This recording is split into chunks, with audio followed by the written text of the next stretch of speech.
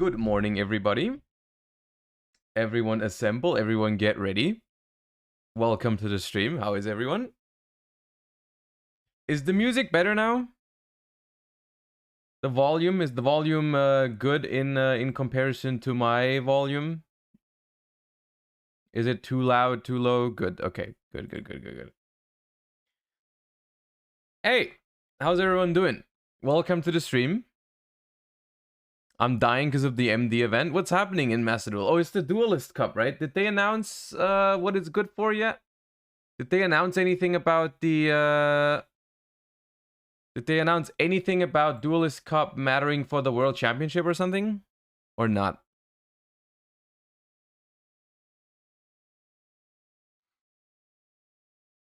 I don't plan on playing this one. I don't plan on playing this one because I don't have time this weekend, so there's no point. I feel like it's stupid to play these when you don't have time for all the days.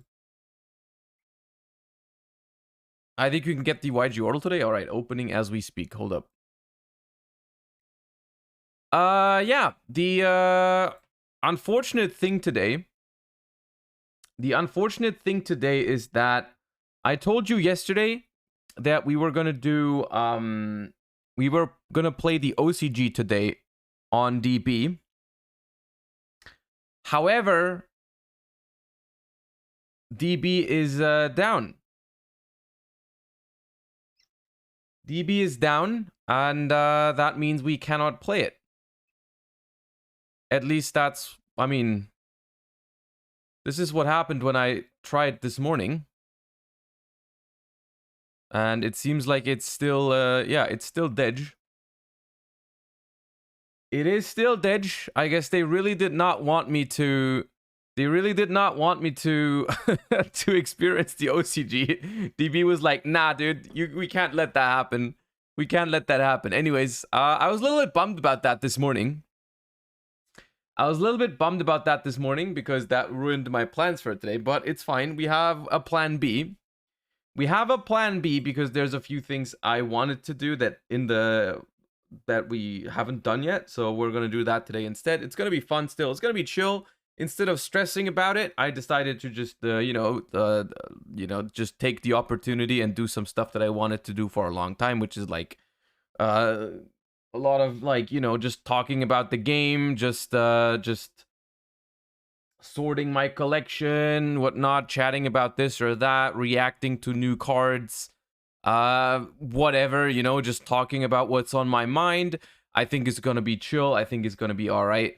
Loomis Online, thank you for the 2 months. Appreciate you. Welcome back. Thank you for the support. And that's what we're gonna do. Hey, that's what I'm gonna do. It's gonna be chill. Let's get the warm-up out of the way. And then let's get into it. Hey, shall we? Do you think the Sky Striker cards will be freed soon in the TCG? Which Sky Striker cards are still on the ban list? It's just Engage and Hornet Drones, right?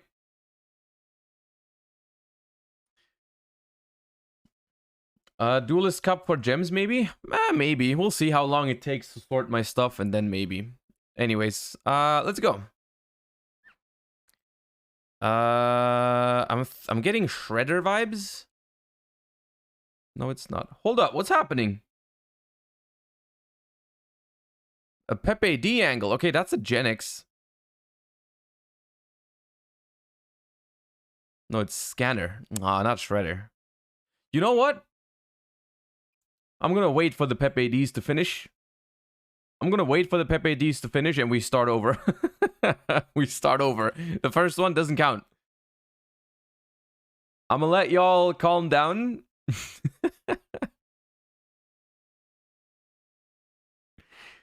Only Pepe Ds, remember.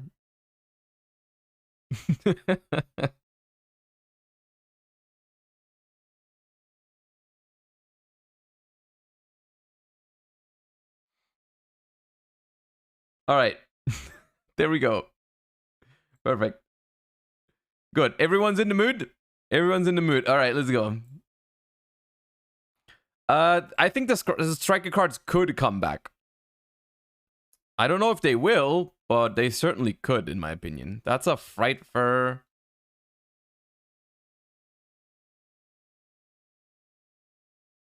something, but I don't know what that is. Mimi, okay. Not what I thought.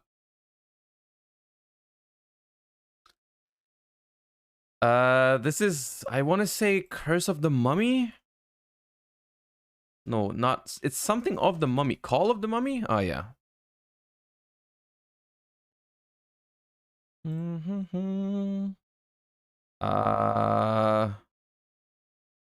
That might be Edgimp, but if it is, I don't really know which one. Like, it's not Chain. Tomahawk? Okay. I'm getting punk vibes with all the colors, but it's not one I recognize. Wagong?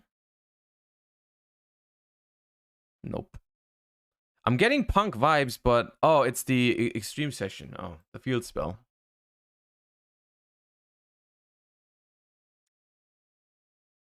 This is Rika, is it not? Is that Konkon? No, it's not. Oh, it's not what I... Oh, that's Magic Girl. Ah.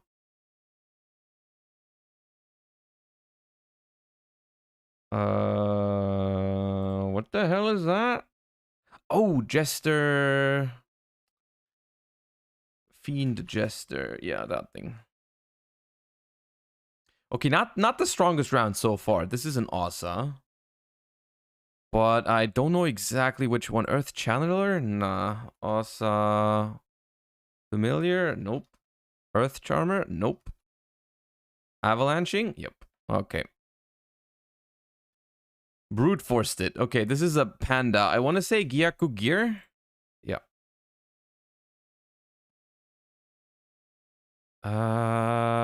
This is, I want to say Divine Lance.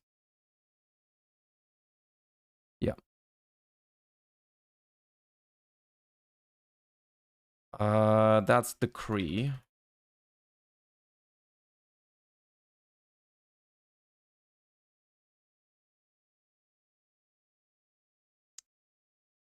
No. Gold Rat.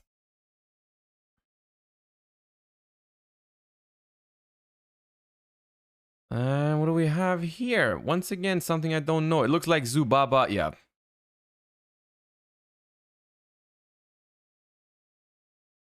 Sphere Karibo. Sphere Karibo.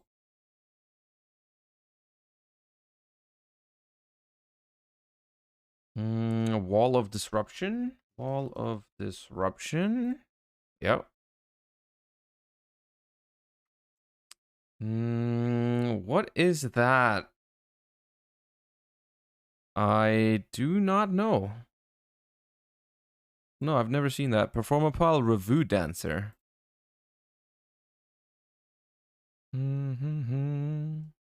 That's Giant Rex.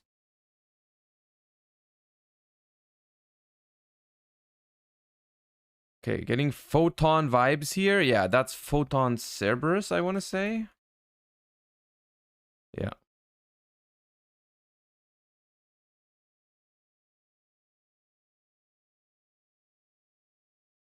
I have no idea. Clear Effector. Okay.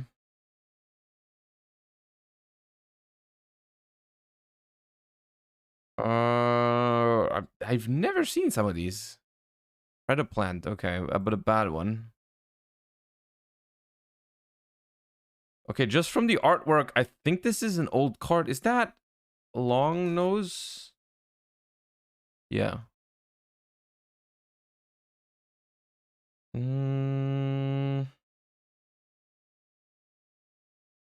This is Samko Kimeru. Laval? Okay, then I don't... Okay, no, I don't know what it is. Laval Miller. Okay.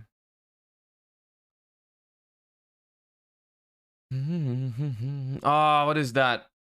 Oh, it's... Oh, God, I know this. It's like Dark Magician Knight. I think that's the one. Yeah.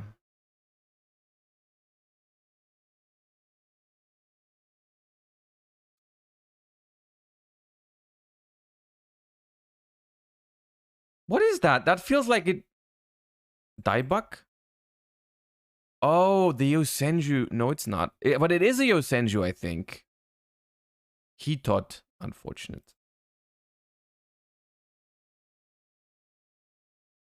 That's a hieratic. Hieratic. It's not Overlord. It's not Su. It might be Eset. No.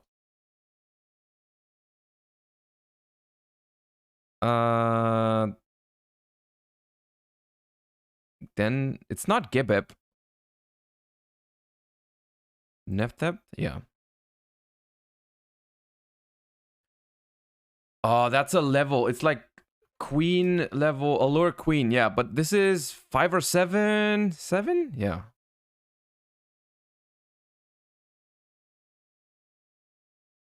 This is Unchained. But I have no idea which one.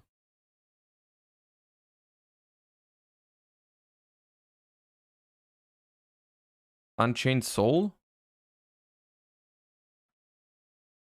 Disaster? Okay.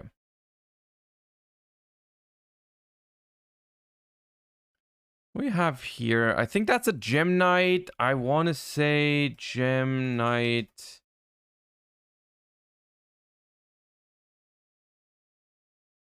Lady Diamond? Lady Diamond. That does not exist. Lady Brilliant Diamond? No. I'm gonna skip. There's too many different answers in chat and I don't know it. Lady Rose Diamond.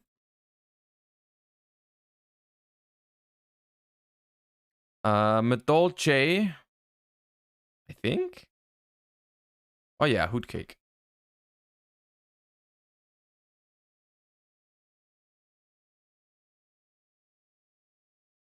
Gotchi.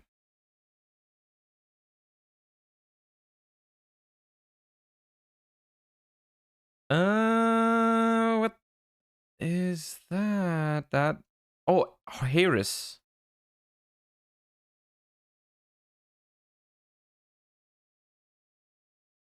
Why is there no music? Oh.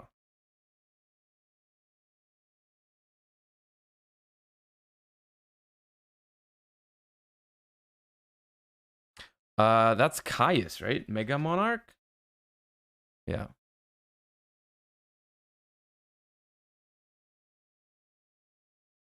We had that yesterday. Oh, it was a Yosenju. What was that? That was here yesterday. Sabu. What? Kama one? Really? Was that not Sabu? Do they look similar? It's some Exodia support, but it's not actual Exodia.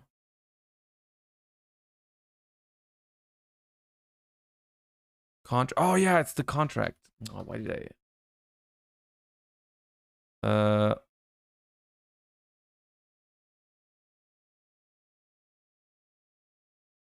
Six Samurai vibes, but Durandama, thank you for the 4 months. Welcome back. Oh, it's Yaichi. Yaichi, the best one. Well, of the OGs. Now this one, I'm not familiar with. Soul Relay, you say? Nope.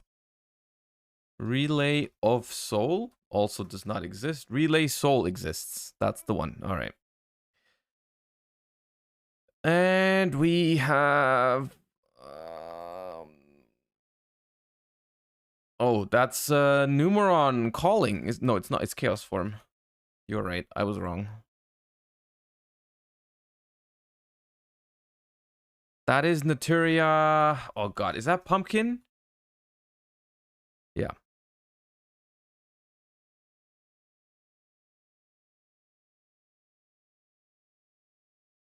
Oh, Levier.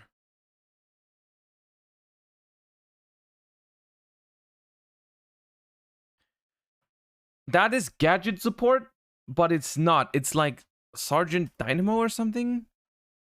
No. Is it Dread Dynamo? Oh, that. Okay. It's like from the... It's from the structure deck, I think, but like it was a bad card always. It's like some mini Utopia shit. Okay, yeah. Hero lives.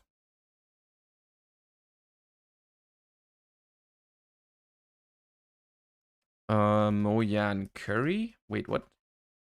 Oh, Muyan Curry.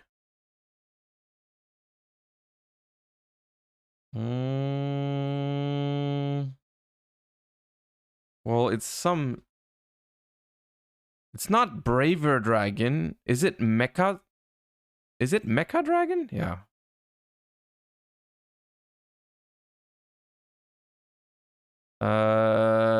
Is that just Lila? No, if anything, it's Kisikil, right? Life Twin Kisikil, where... Yeah. Is that Rhino Heart? You just give me Rhino Heart? No, you didn't. I could have sworn this was Rhino Heart. Vespartu? What the hell is a Vespartu? That does not exist. Magic Key. Vipartu. Oh. That looks awfully like Rhino Heart, at least on the first one or two zooms.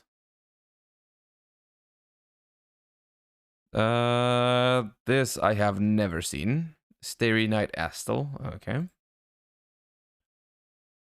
Oh, this I have seen though. This I have seen. Is that a Maju Garzet? Great? No. But is one of them. It's not... Maybe... Yeah.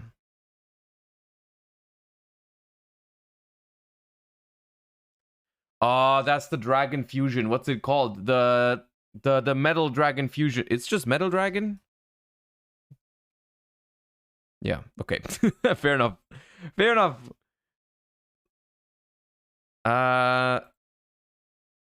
This is Clock Dragon.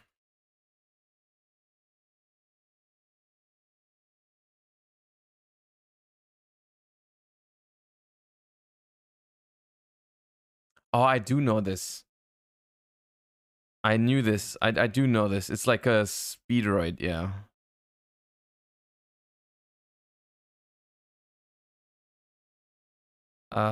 Is this Bear Hug? Yeah.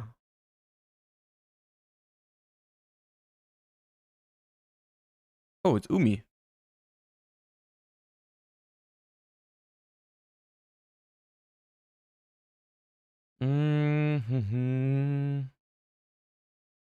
Oh, that's the... Oh god, it's an extra deck monster for Bee Trooper. Giant Atlas? Yeah. Oh, wait, what's happening? Giant Atlas. Invincible Atlas? Okay.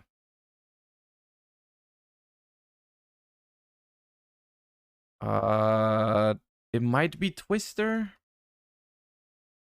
Yeah. This is one of the Joker cards. What is this one called? The Joker shield thingy. What is that called? Knight's Title? Yeah.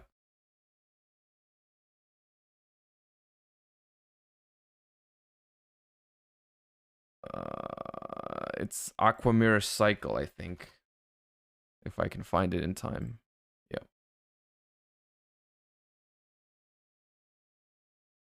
Okay. 763. Average. That's average. That's okay. We can live with that. That's decent. That's decent. He's okay. He's okay. He's okay. All right, let's do the yugioh as well. If you say it's doable today, we have done 1,000 before, but I think only 2 or 3 times. It's very hard, at least I think. Okay, we're looking for not fire, higher than level 3, not a plant, not just an effect monster, higher than 500 attack, higher than 1400 defense, and before 2008. Before 2008. Emote only for this? Nah, we don't do that. Like, the only thing I ask you to do is not to spoiler if you know the answer, like, because you've done it before. But if you're trying to guess along, be my guest. Let's try a Dark Magician of Chaos. Okay. Well, that was wrong. It has to be like flip. It has to be flip or fusion effect, right?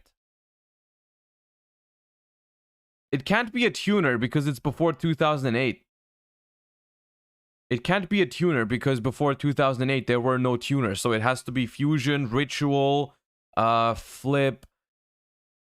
It can't be Gravekeeper because they're all spellcasters, right? It could be a ritual, but I'm trying to think of an early ritual that has an effect. I think it could also be a union monster. Lycanthrope? Lycanthrope. That's an earth monster, though. And Demise is level 8. So it can't be that either. Could it be a hero fusion? I mean, it could absolutely be a hero fusion. What's,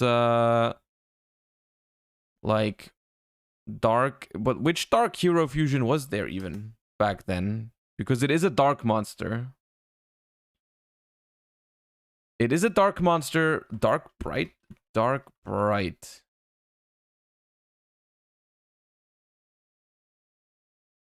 That was awfully close. I thought you had it for a second, dude.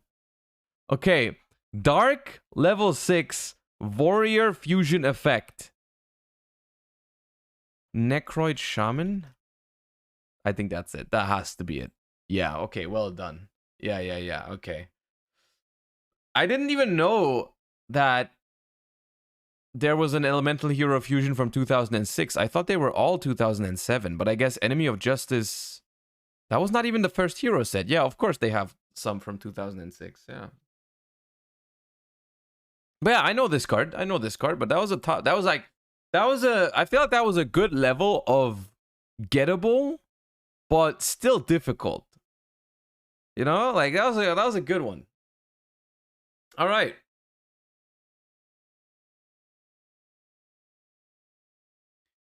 All right, let me close that up. And with the warm-up out of the way, welcome to the stream, everyone.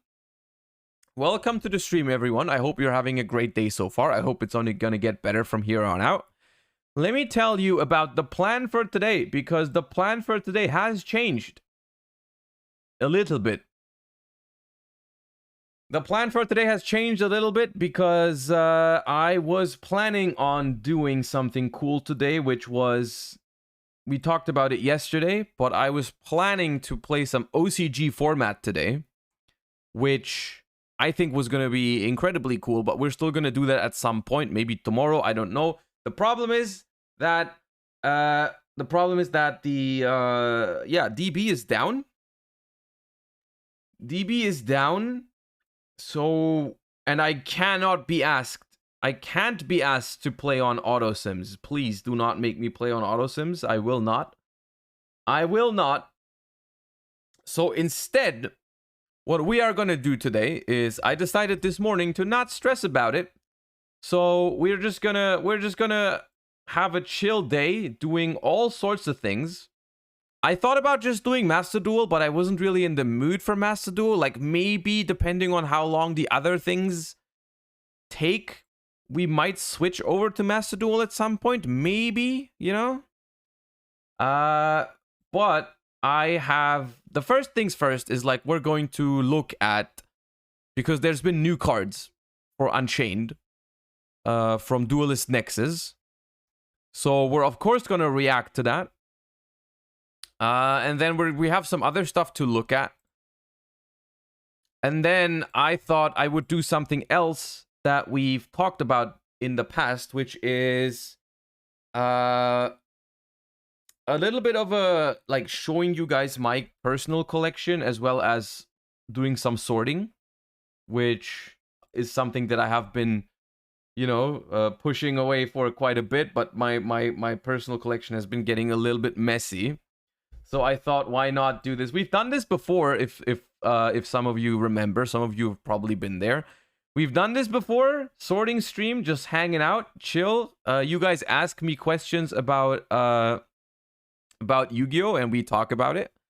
We just do, like, you know, we just do some sorting, and we do some talking about Yu-Gi-Oh! In the meantime, and I think it's going to be fun as well. Yeah. So that's what we're going to do today, and I think it's going to be cool. If for some reason we get done really quickly with the sorting, which I don't think so, because you'll see, but yeah, that's something. Then we might switch over to Master Duel as well.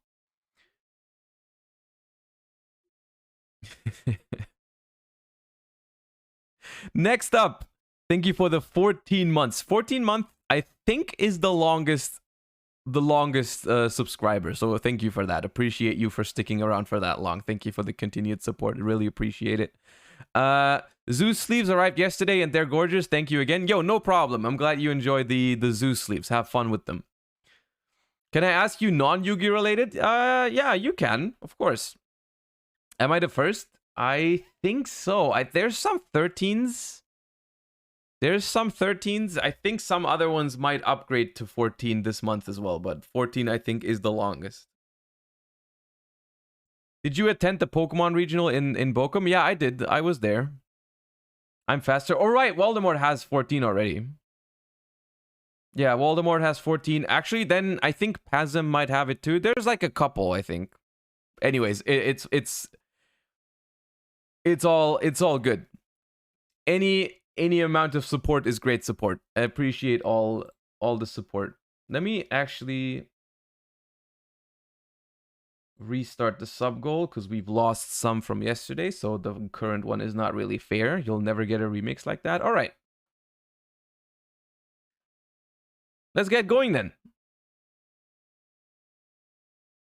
Let's get going then. Unleash greater destruction with new Unchained Souls. Destroy everything, even your own names. Okay. Unchained Soul Sharvara. Level 6 Fire Fiend effect monster. Now, let me just preface this by saying I've never actually played Unchained. Which is kind of unfortunate because I do think, like, whenever I've looked at Unchained or when I've seen them being played, I felt like it looked like a fun deck. You know, like, it looked like a fun deck to play, and it never seemed completely terrible. The reason why I've never tried it is because whenever I've played against it, it never seemed very hard. You know what I mean? It's like there's like some decks where, like, they don't seem terrible and they also seem fun, but like you've never lost to them. You know? VHawks, thank you for the 6 months. Thank you for reminding everyone that their Prime is indeed free and helps the streamer man out a ton. Thank you for that. Thank you for the 6 months. But yeah, maybe those cards change this. Maybe those cards change something about it. You can only use the first and second effect of this card's name each once per turn. During the main phase, if this card is in your hand, quick effect, you can target a fiend monster or a set card you control, destroy it, and if you do, special summon this card. And if you do that, you cannot special summon monsters while it is face up in the monster zone, except fiend monsters. If this card is sent to the graveyard, you can set an Unchained spell trap directly from your deck. Now that just seems like a good card. That just seems like a great card for the archetype. Because, hold up, is... Hold up. TJ Parker, thank you for the 2 months. Thank you for getting us closer to that early hype train. Appreciate that. Are all of them quick effects? Are all of them quick effect to summon from hand? Because I feel like that's unique. I don't think all of them have that. I think they are usually ignition effects, right?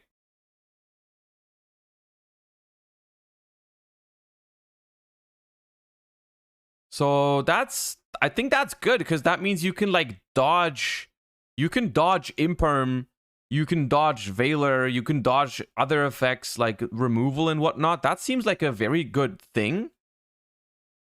And then this is also really neat, because this does not exclusively trigger only when it's destroyed. It also triggers, you know, if you discard it for a card effect, if you foolish burial, if you whatever, you know, you can like link it off and it will trigger. That seems very good.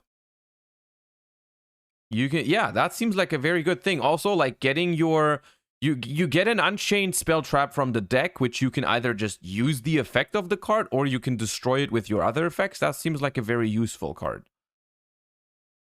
That seems like one of the like ideal support cards that Unchained might want. I don't know if it makes the deck insane or like good even, but that seems like the kind of card that the deck wants.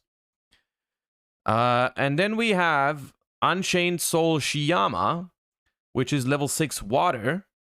You can only use the first and second effect of this card's name each once per turn. You can target a card you control, destroy it, then you can destroy a spell trap on the field.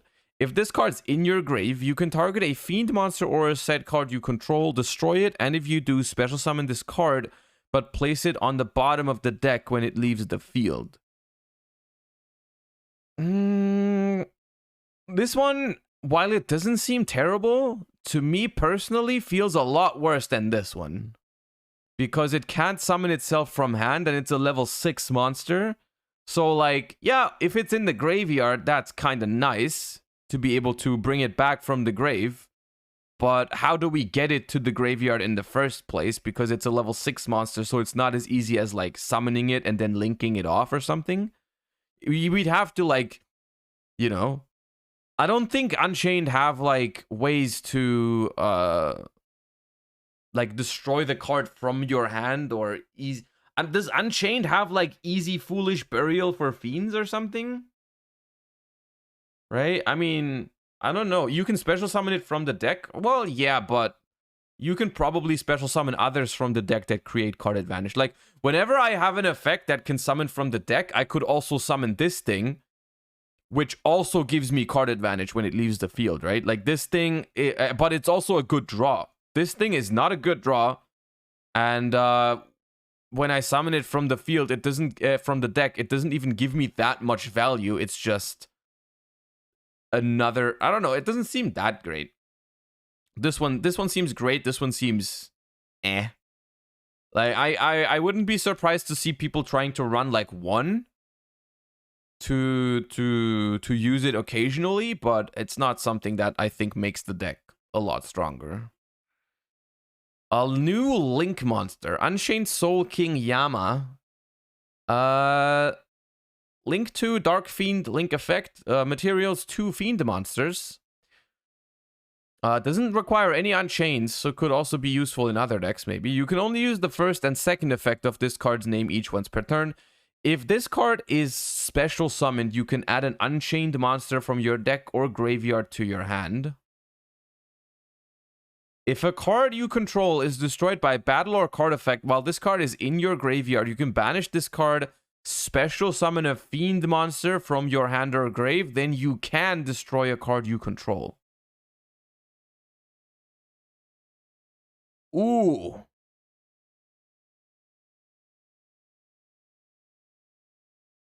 Now that's a card.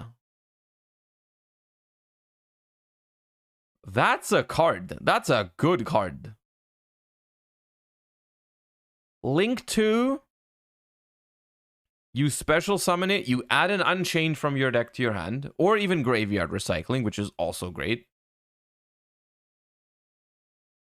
And it has another effect. That's neat.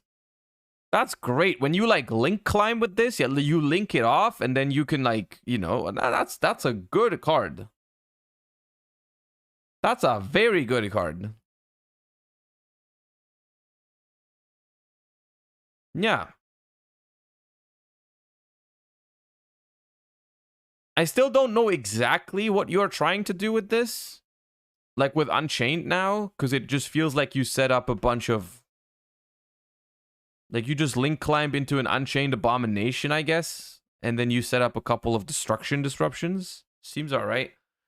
Labyrinth support? I don't think this really... Unless there's an Unchained monster that you can play in other decks that just like is generically good, which I don't think there is. This does not feel very splashable. Because if you play this in any deck that isn't Unchained, if you play this in any deck that's not Unchained, you only get the second effect. You don't get the first effect. And the second effect alone doesn't feel that good. Right?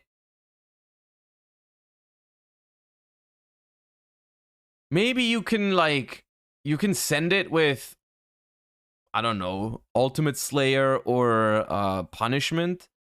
But I doubt that's better than sending Bucephalus, the Tri-Brigade, and then drawing a card with Garura or something, right?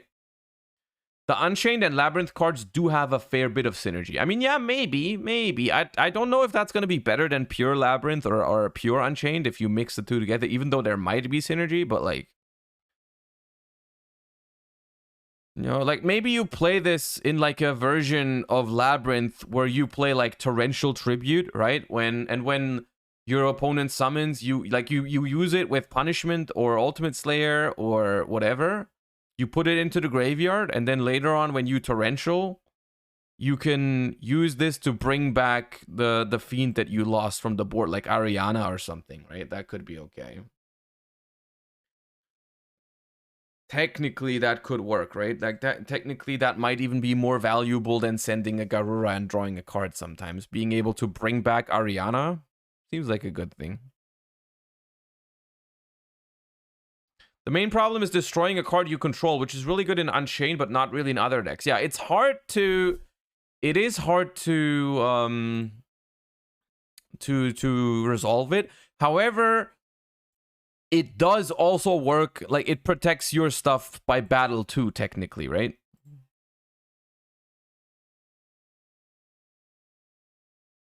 No Duelist Cup today? Maybe. It depends how long we need for the collection sorting. Unchained Life Twin combo using the new cards. Opening hand, any Life Twin monster plus any Unchained spell trap. Normal summon Lila, summon Kisikil from deck, link summon for Lila, bring Kisikil back, link summon Kisikil, set Unchained spell and trap, bring back Lila to use that to pop your own Unchained spell trap with the Lila. The Unchained spell trap summons Sharvara from the deck. Sharvara and Lila go into King Yama. King Yama adds Aruha, Sharvara sets Unchained trap of choice. Aruha pop the newly set Unchained trap. Trap summons Sarama from the deck. Which one is Sarama? An old one, apparently. Sarama reset that trap and pop Aruha. Aruha summons Shiyama from the deck. Link summon Trouble Sunny with Kisikil and King Yama. Link summon for Unchained Soul of Rage with Sarama and Shiyama. End board, Trouble Sunny for a draw and a pop. Unchained Soul of Rage to link off, potentially into Unicorn for a second disruption. Escape or Chamber, additional pop or reborn. King Yama in the grave, life of a card you control gets destroyed, plus 3 cards left in hand. Soul of Rage. I am Komani. Thank you for the 4 months. Appreciate that. Thank you so much.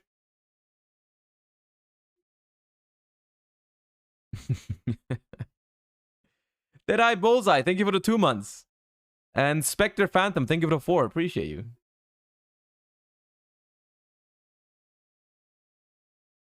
Rage is Masquerena with enemy card? Really? During your opponent's main phase quick effect, you can target a face-up special summon monster your opponent controls. Immediately after this effect resolves, Link summon a Dark Link monster except Soul of Rage by using only that opponent's monster and this card you control as material. If this card on the field is destroyed by battle or card effect, you can target a fiend, add it to your hand. Okay, that's good.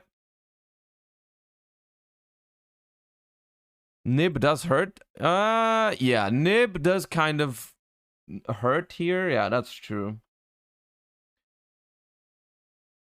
I mean, the thing is, once again, it's a 2-card combo that is relatively easy to pull off, I feel like. You know, like you have a any life twin plus any unchained spell and trap. That doesn't seem like it's that hard to pull off.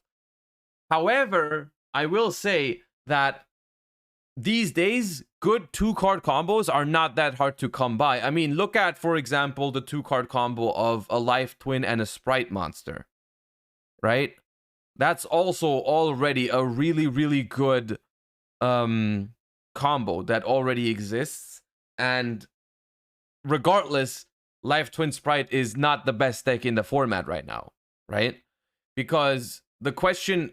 You have to look beyond what the 2-card combos can do. You have to ask yourself the question of what happens if I'm missing one of the combo pieces, right? Like, and this is where also Life Twin Sprite falls apart, is when you don't have the Sprite card or you don't have the Life Twin card, suddenly the deck becomes a whole like dimension worse. Like it's a lot worse. And so what happens if you play this deck like Life Twin Unchained? What happens if you don't draw an Unchained card?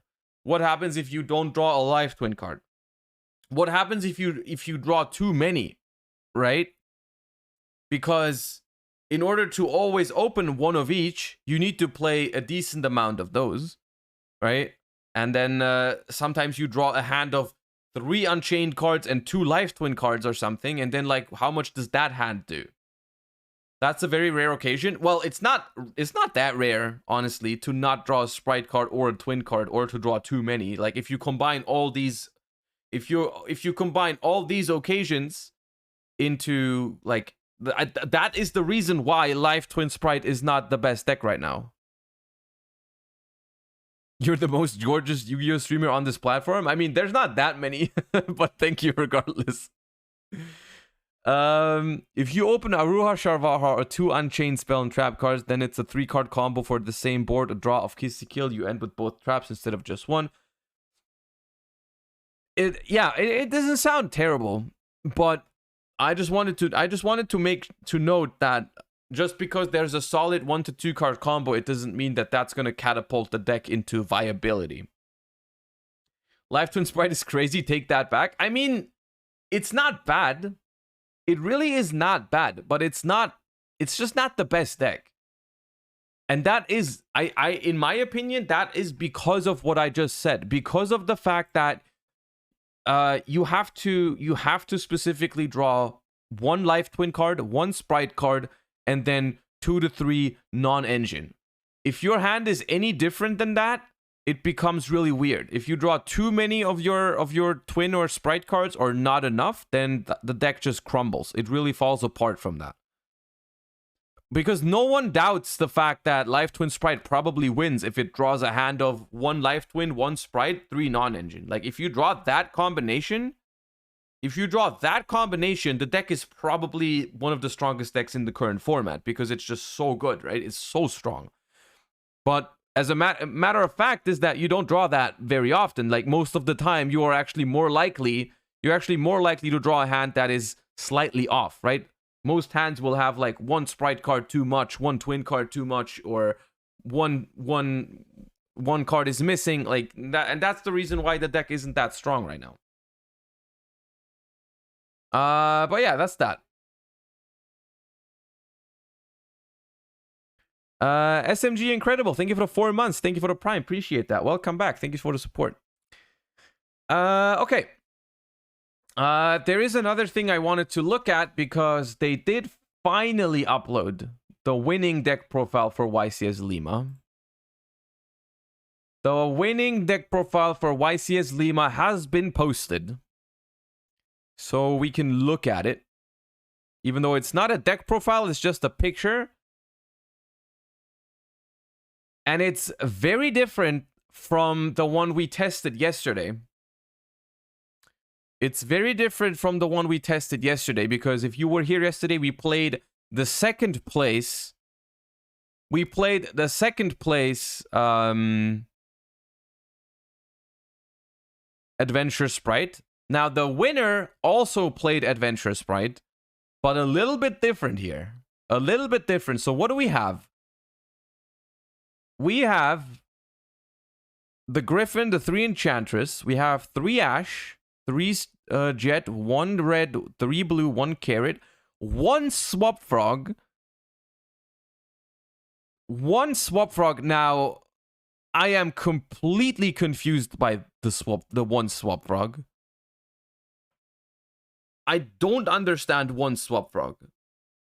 I genuinely have no idea why. I don't understand Swap Frog.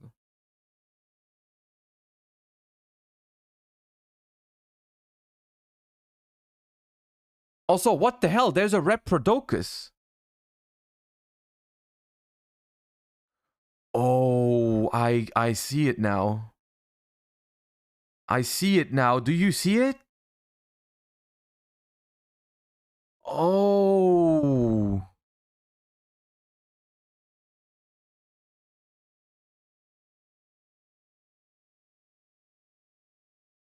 We don't play Ahashima. We don't play Ahashima.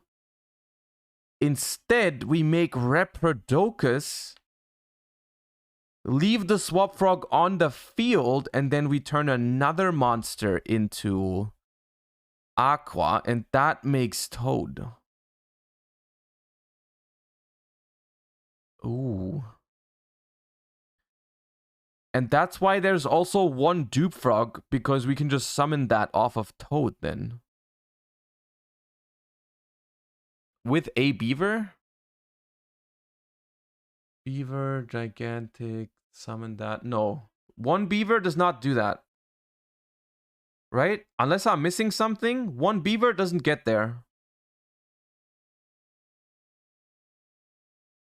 Because you go Beaver, summon an Angler, make Sprint, summon 2 more Beavers. So you have Sprint plus 2 monsters.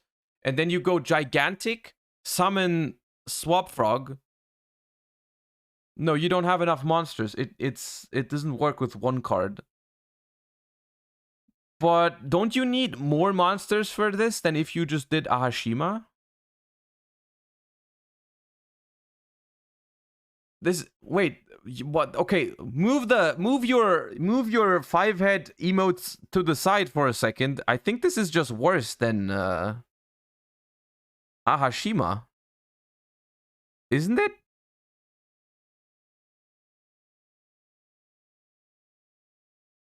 Starter is a 1-card combo, not Beaver? How? How is it any different, though?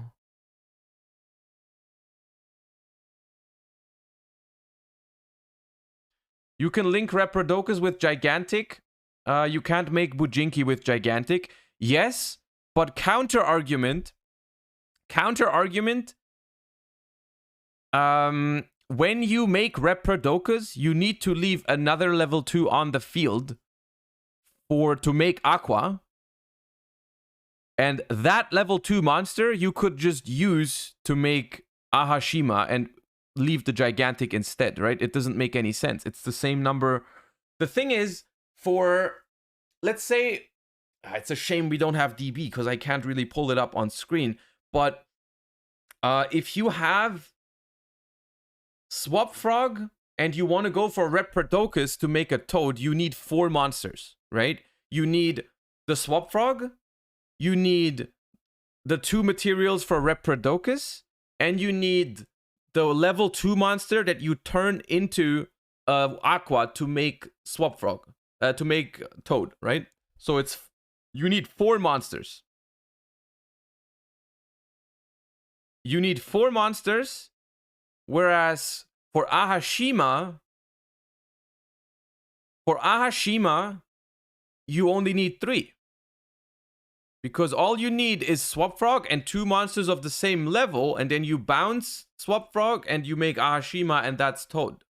So instead of 4 monsters, you need 3.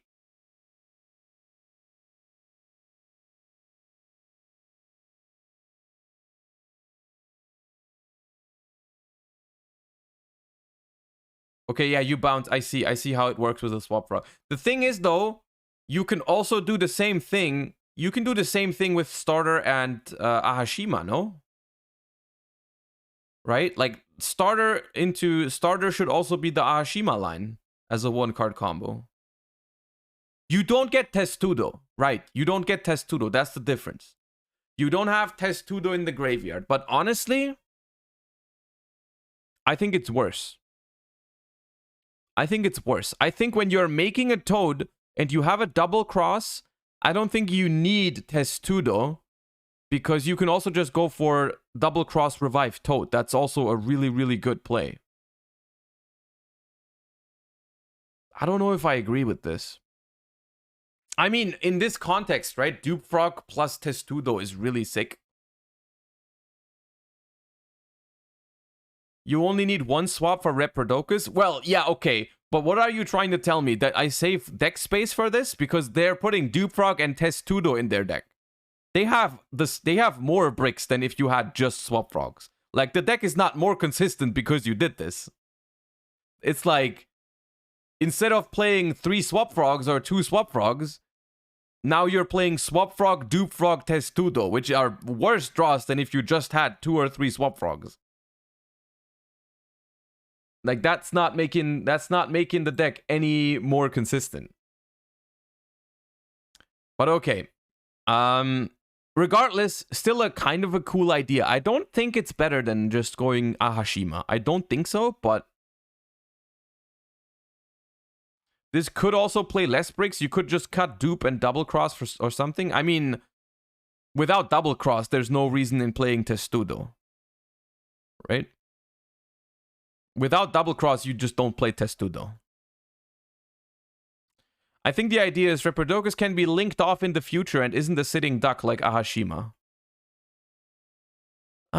I mean, yeah, I guess. But the thing is, at the point where you've done this, you've already gone through Sprint. So what are you linking off the Reprodocus into? Because you can't make a Masquerena with it. They're not even playing Masquerena. Like, they're not playing anything to link into. The only cool thing I see with this is that Reprodocus points down. So if you ever make a Phoenix or a Cerberus, you get to draw a card. That's cool. But look at this list. There's nothing here that we can make that really makes sense. We can only make a second Sprint to get the bounce from detaching from Toad or something. That's something we could do. But overall, yeah. Still, cool idea. I want to say that. I'm not convinced it's better, but that's a cool idea.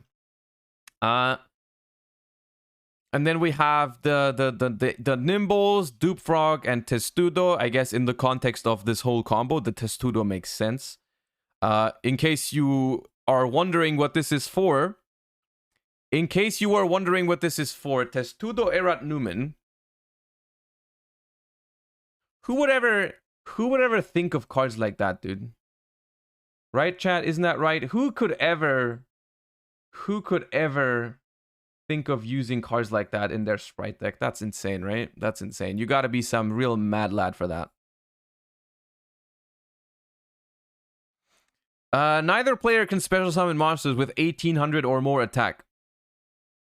The idea is, this is an Aqua monster. It's not a level 2, it's a level 1.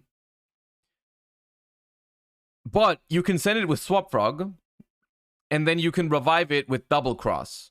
In this case, you can revive it with Double Cross, and then you can bring it back. The bot just posted. Oh my god, they're an hour late. It's insane, dude. Okay. Anyways, that's what you do with Testudo, and then we have 2 Rite of Aramisirs. Dos. Talents and Tasking. 1 each. Foolish. 3 starters. 1 Smashers, 1 Adventure, Fateful Adventure, 1 Draco back, 3 Imperm, 3 Evenly, and a double cross. And this makes how many? 4, 8, 11 per row, 33, 41 cards. 41 instead of 50. 41 instead of 50 feels good, man. We have only 6 hand traps. The other list had 12. However, we are playing less cards, so we are more likely to see Ash or Imperm in this rather than in 50. So that is worth something. And also we have 3 evenly matched as well in 41. I will say, though, I'm not a huge fan of the idea of having Griffin, Angler, Dupe Frog, Testudo, Smashers, Fateful, Dracoback. That's 8 cards that I don't really want to see in 41 cards. That's like a fifth of the deck. It's like a fifth of the deck that you don't love drawing. And then depending on whether you're going first or second, there's more, right? Going second, you don't want to see double cross. Going first, you don't want to see evenly matched. So I don't know. I don't love... I mean, it's high risk, high reward at the end of the day. Jay Brainless, thank you for the 4 months. Appreciate that. Thank you for the support. It's... I mean, it clearly worked. It clearly worked. But I am still not super happy about it. I quite frankly, I don't know, or I don't think that the Testudo is necessary. Because think about it that way.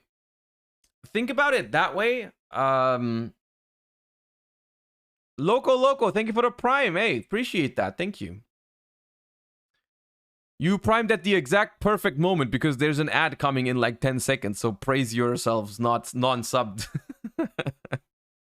You dodged that ad real easy. Okay. Think about it that way. The Testudo, only comes into effect when you pull off your full combo, basically. Like, Testudo only matters when you go first and you pull off everything, right?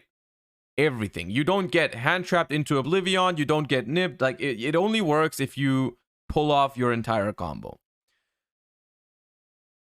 So, and you're already playing Adventure Sprite. Now, I'm asking the question, if I'm resolving my full combo going first, right, in this deck, do I need Testudo Erat Numen? Because I could just end on Griffin, Toad, double cross. Dude, that's 3 negates. What do you need Numen for? What do you need? Do you really need Numen? I don't feel like you do. I really don't think so. I really don't think you need Numen on top of all that. I see the use against Lava Golem. Fair point. Lava Golem could be a concern for this deck, depending if that card is popular, which it arguably is right now. Okay, I see you.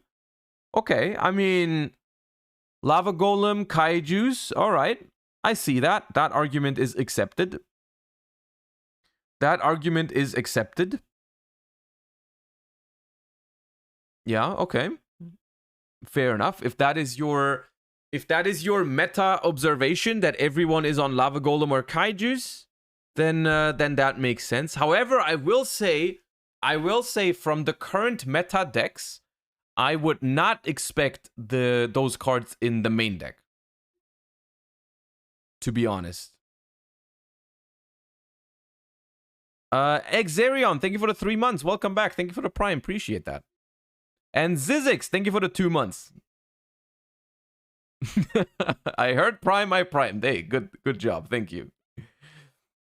I think currently, at least my current impression was that there is not that many Lava Golems in the main deck right now. Ogre was taken. Thank you for the 8 months. Welcome back. There's not that many Kaijus and Lava Golems in the main deck. And I think that would lead me to I think that is a side deck card. I think Newman, if you want to do it, is a side deck card. Like how I did it with Runic Sprite and Mannequin Cat. I think that's a side deck card. Chat, is there a good Mannequin Cat target against Cash Tira? Is there some really, really pog Mannequin Cat target against from Psychic type? Not really, right? You can summon your own Fenrir or something. I'm a little shocked by the fact that no one is playing Fenrir, by the way, in Sprite. Krebons. Summon Krebons, dude. They can't beat it.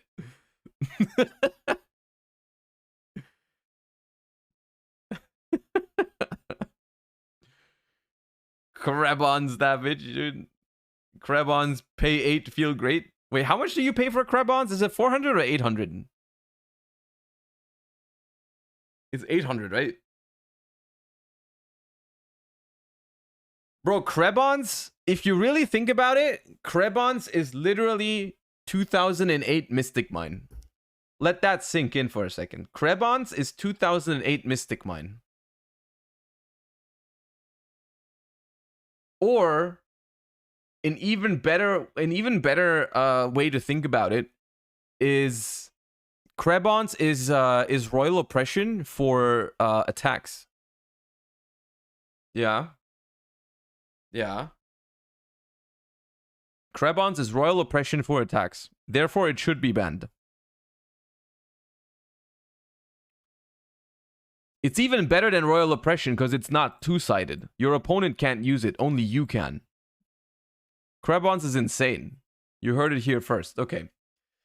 Jokes aside, what is that? What is that? There's a yugioh, I guess, Mannequin Cat against Labyrinth. Kind of hype. Kind of hype. I'm not gonna lie. Labyrinth, they are in shambles. If you Mannequin Cat out a yugioh against Labyrinth, that is kind of cool. He said he never used Jinzo. I mean, there's not that much Labyrinth, right? I mean, I'm looking at this. I see not many Labyrinth. Oh, we have a breakdown now. Okay. I mean, Cash Tira, whatever it's worth, people were like, oh my god, Sprite dominated the YCS and whatnot. Cash Tira was still the most represented deck in Top Cut, right? Of course, there was a lot of other. But Cash Tira still by far the, biggest, the strongest force, I suppose.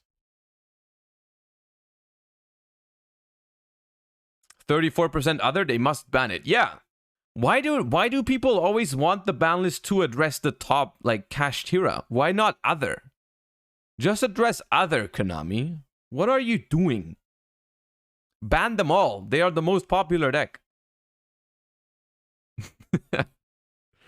I feel like the other section is just a given at Latin American YCSs for the other section to be the best. The other section is just the strongest deck at LATAM.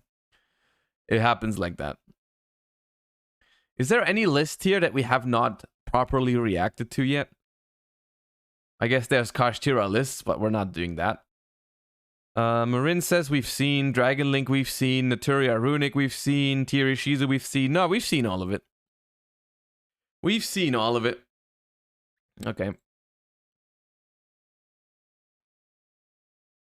I mean, I like this list. I'll be honest with you. I like this list. I don't think it's optimal, but I like the fact that it plays around with some cool ideas. I've never seen Reprodokas.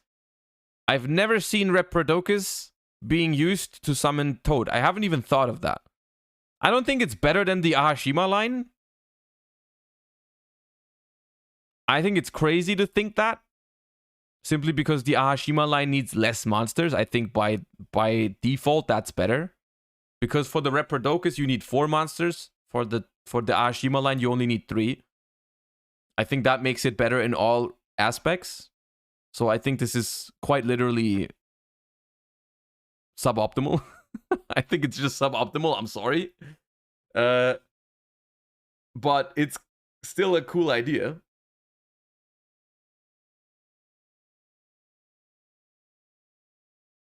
Ahashima also has that secret effect. I've never managed to use it, but you are right. Ahashima technically has that. What's the benefit of running the adventure package in Sprite? I mean, it's... Well, I mean, first of all, the adventure cards are just good, right? The adventure cards are just good, but in Sprite specifically, the advantage I would say currently is there's two real advantages. The first one is that you get to play Foolish Burial, which is a really good card sometimes in Sprite, because you can send Angler and it gives you like insane extension. But in pure Sprite, you don't want to run it because if you already have your sprint line assembled, you don't really have a good target for Foolish. So if you have another good target for Foolish, in this case Enchantress, you get to play this like really good card that whenever you draw it gets you the option of either I get Right of Aramesir or I get the Nimbles online, which is really cool. But then the more important thing is that I feel like without Elf, the grind game of Sprite has gotten a little bit worse. The grind game of Sprite has gotten worse, and so using the adventure engine to make your boards quote unquote even more unbreakable than before is good, right? For whatever it's worth. You can make your board auto win even harder, and that means you don't have to worry about the grind game so much. Right? You don't have to worry about the grind game when you're just like winning because they can't break through Toad, Griffin, Newman in this case, right? And that's that. And then of course it helps you break boards. It is...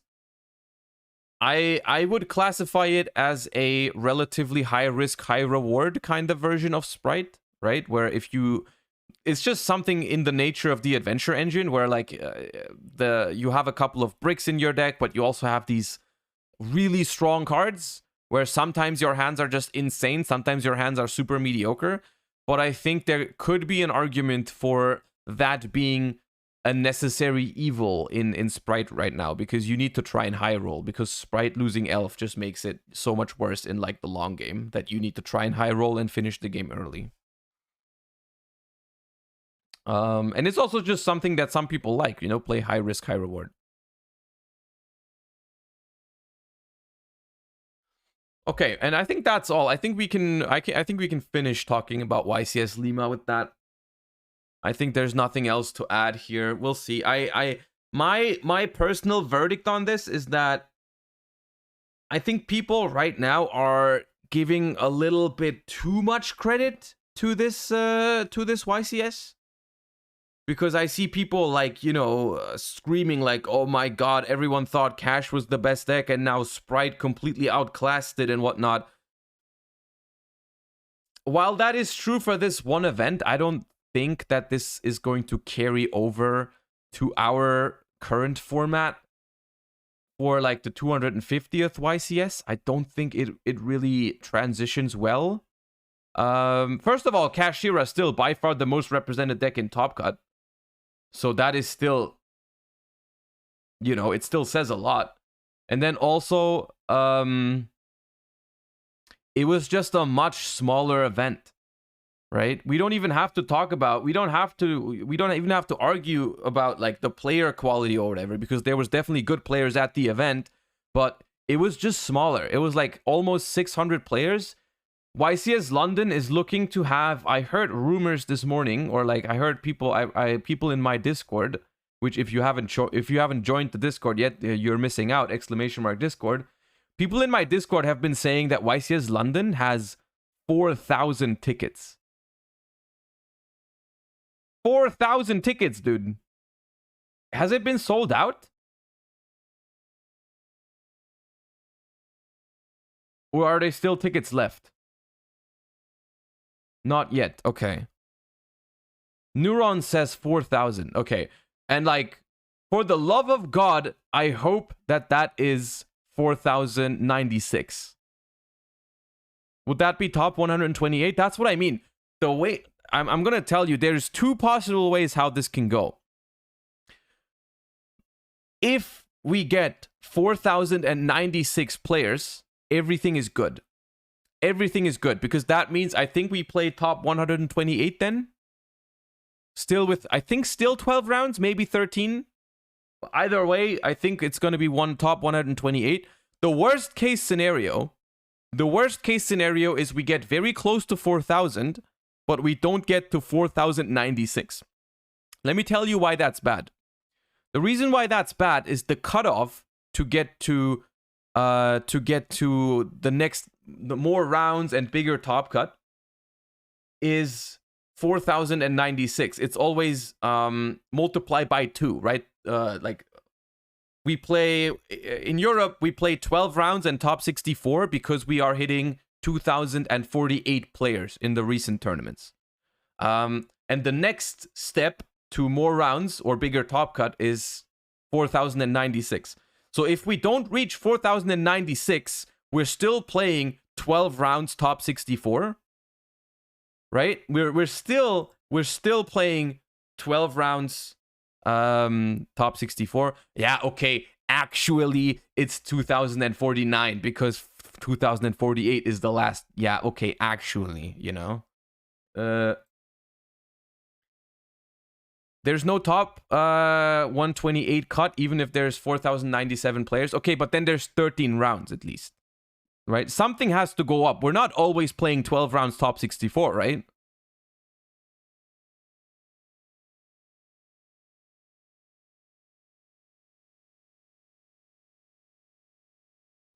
Anyways, what I was trying to say is if we have like 4,000 players, I don't even have to say it. I can show you. Top cut calculator. Very cool tool, by the way, in case you ever enter a tournament and you wonder what record you need for topping. Just Google top cut calculator. You'll find this thing. Let's say we have the worst case scenario, 4,095 players, which means 12 rounds, 64 top cut.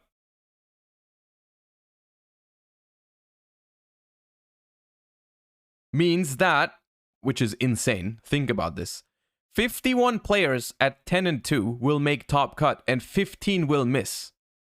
All better records should be safe. And this is without calculating in any draws.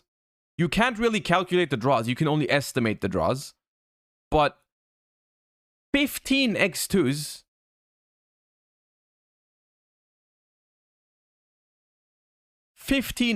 miss. Going 10 and 2. Wait, how is this the best case? Why is this the best case? What do you mean? It gets worse if you go with a small number above the limit? Wait, but then we play 13 rounds, don't we? Like this?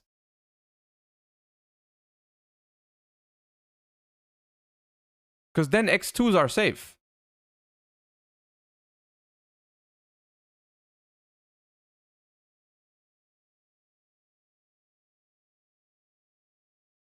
Did you see the Vanquish spell card revealed 10 minutes ago? No, I haven't. We'll look at that in a second.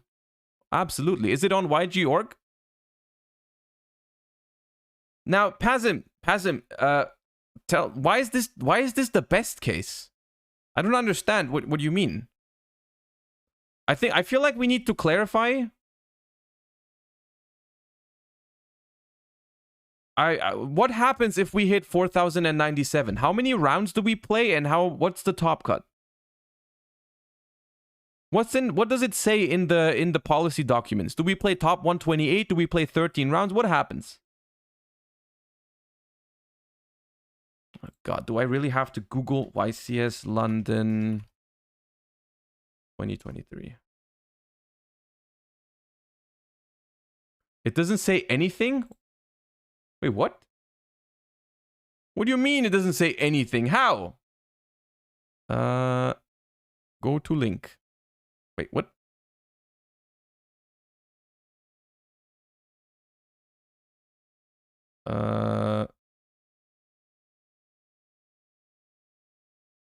Okay, Europe. Bro, I just want... Bro, I want to see about the YCS. What is this? Hello? I want info on the YCS. Why am I in a labyrinth? What happened?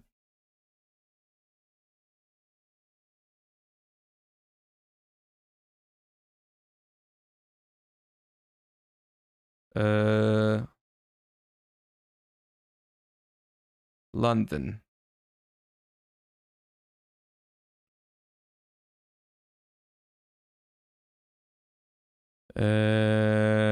This is, let me do it in English. Oh, god damn it. Europe, UK. Oh, stop. Events.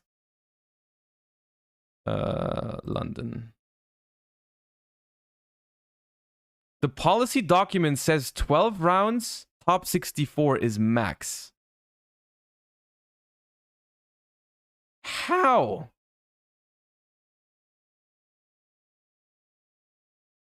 Really? That's so bad, dude.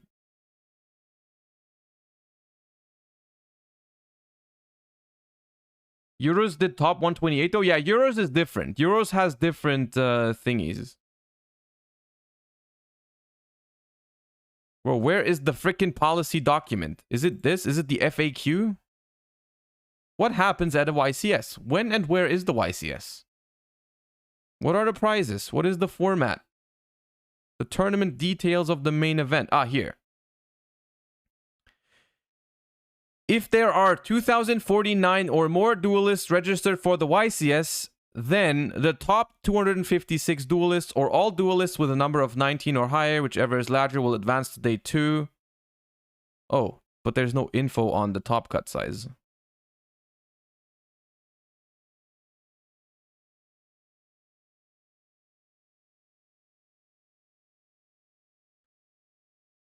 This is subject to change. An announcement will be made by the head judge at the start of the tournament, informing duelists how many rounds will be played during each day. Does it say anything about top cut?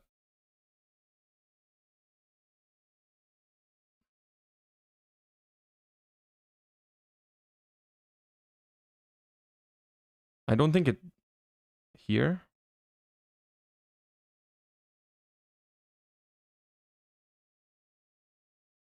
Oh, God. It says... Oh, no, dude. Oh,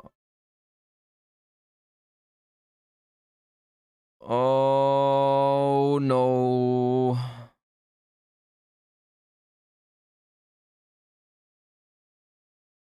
Uh-oh. Uh-oh. I mean... that is not good if that's actually how they're gonna do it. That's not good because that means the more players we get, the worse it becomes.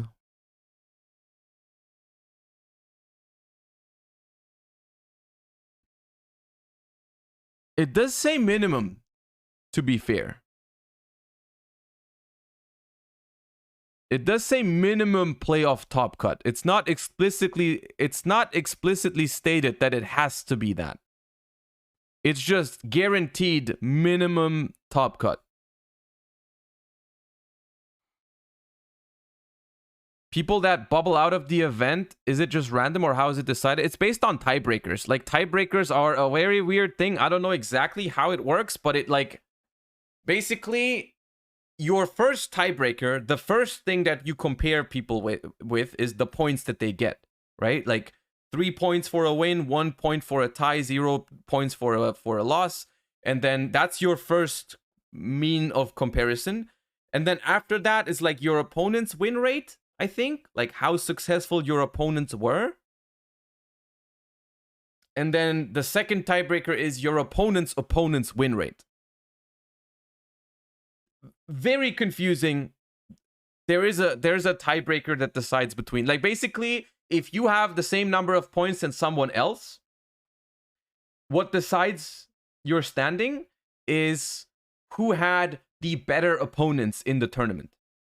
which kind of makes sense, but still annoying, right? It's still stupid to not make top cut with 10 wins and 2 losses because there was someone else whose opponents were better in the tournament.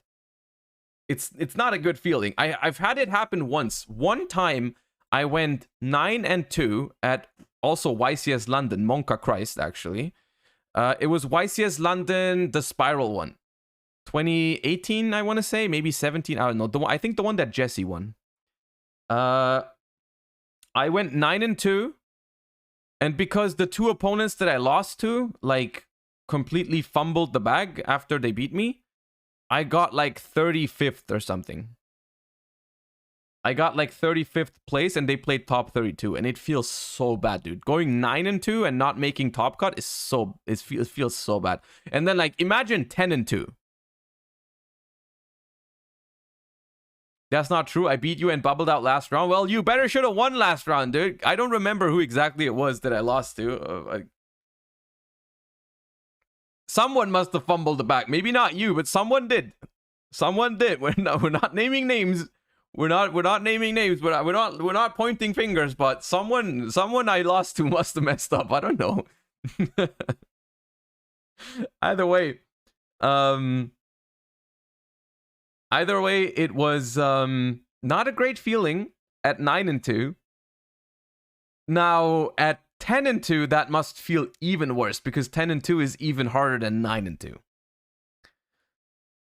There's of course 2 things. Well, there's technically 3 things we can do about it. The first thing is we can hope that they increase the top cut to 128 if we hit 4,096 players, or 97 for the nerds in chat. They could do that, right? They could increase the size of top cut. The second solution is just go X1, dude. Just go X1 or better. Just go 11-1. Just like like yeah, no problem. Or the third option is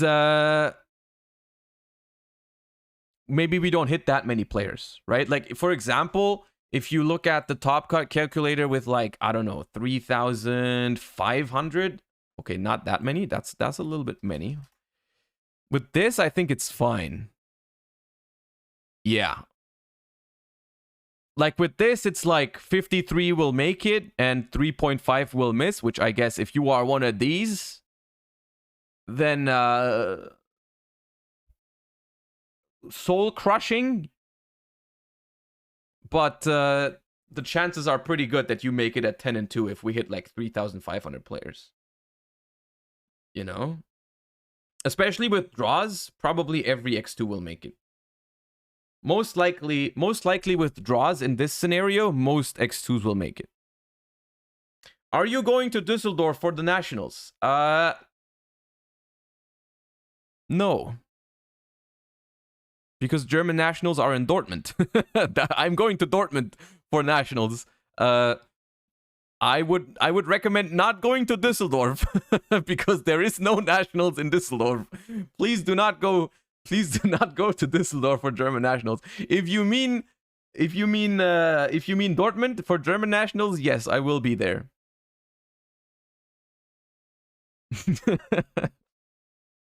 Anyways, I mean, we'll just see how much the turnout is for YCS London. You go to German Open in Karlsruhe? I cannot go because I'm on vacation that week. I will not be home. There's Nationals 2 in this. Okay, fair enough. Okay. Anyways, Monka Christ, I hope there's not exactly 4,000 or more players showing up to YCS London. That would be so cringe that you don't make top cut guaranteed at 10-2. That is annoying. Muir, thank you for the 11 months. Welcome back. Appreciate that. German Nationals are in June, middle of June. In Dortmund. I believe it's the same location as we had for YCS Dortmund. Pretty much. Yeah, okay. We've looked at Unchained. Someone said something about... Is this Vanquish Soul? Ooh. Stake Your Soul. The new Vanquish Soul spell. It's not a field spell. I'm excited for your Edison event next month. Gonna be there. Nice. Hey, everyone, we've already sold almost half of the tickets for the Edison event, which is, I'm very happy about that. I don't know if that's a good rate of sales or not. I think it's good. I think I'm happy about it. We have room for 200 players and we've almost sold half of the tickets. So go ahead, and if you are from Germany, type !Edison right now and come to the tournament. Have you made it to Worlds? I'm fairly new to the game. I have made it to Worlds 4 times. Four times. Vanquish Soul, normal spell card. You can only activate a card with this card's name once per turn. Reveal a monster in your hand. Special summon a Vanquish Soul monster from your deck with a different name but the same attribute, but return it to the owner's hand during the end phase.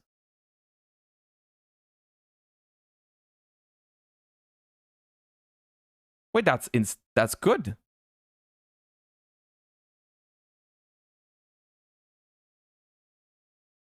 You cannot search that. You cannot search that, but that still is a good card. I mean, okay. There is one thing about Vanquish Soul. Hold up. There is one thing about Vanquish Soul that I wanted to say. Where is...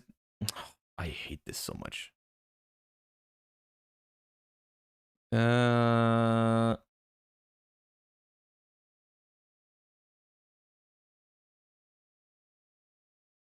Bro, why the organization be spamming? There's so many posts on here.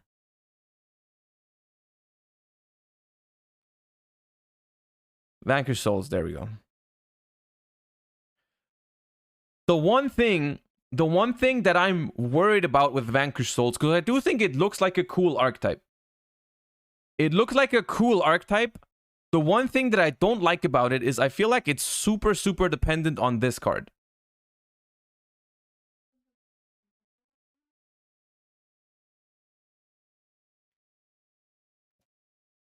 I feel like it's super dependent on this card.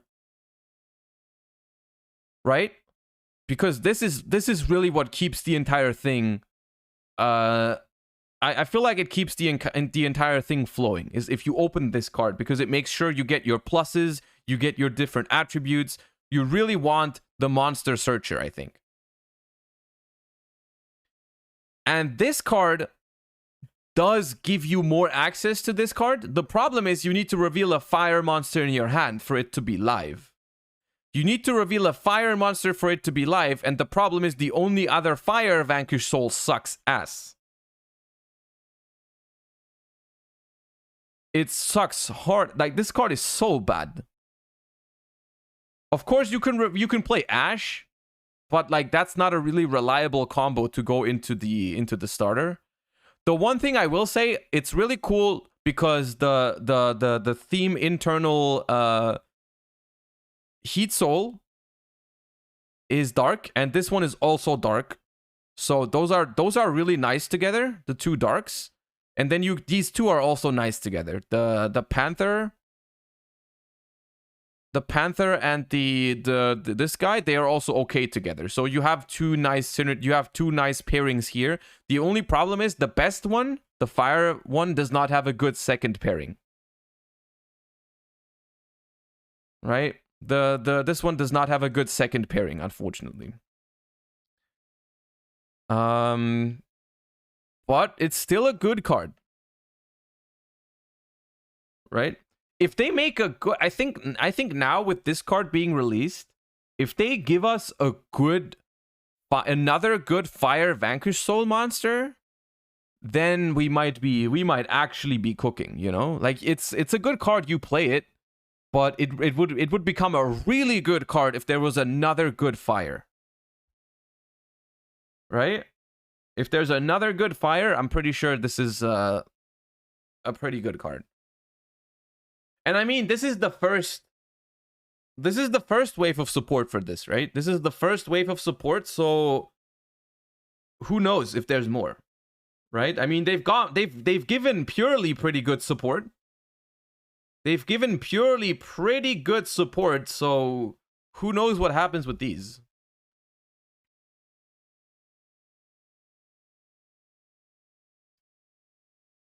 So there's that. Also, one other thing that I was confronted with yesterday for the first time. It's not Yu-Gi-Oh related, but it had me thinking. Did y'all see this? Did y'all see what Magic is doing right now? Who saw this?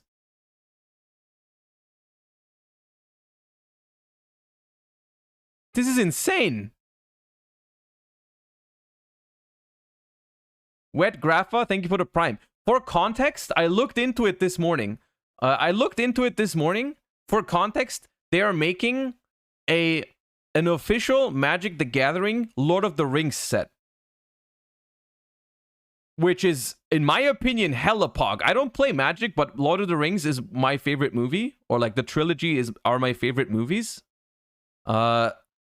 And I would love this if they did this in Yu-Gi-Oh! But like, this crossover is insane. They get like all the cards. They get like the One Ring dude. They get Frodo, Samwise, Gollum, Mount Doom is a land, Gandalf, You Cannot Pass, even Tom Bombadil is here. It's like, it's insane, dude. It's like Craigasm. It's Craigasm. Imagine if I could play freaking Gimli control in Yu-Gi-Oh or something, or like imagine Runic Sauron deck, dude. Insane. But that's not all. That's not all, dude. They're doing they're doing something where there's a special alternate art of the ring, and they are literally, now let that sink in, they are literally printing one, actually one. There is only one copy of this version of the ring in the entire world that you can pull from a random booster pack. One. Like, holy shit, what the hell is that? Like, what the hell is that? Sir Doodles, thank you for the 10 months. Welcome back. Appreciate that. Like, what the hell is that? What do y'all think how much do you think that card would cost? How much do you think that card would cost?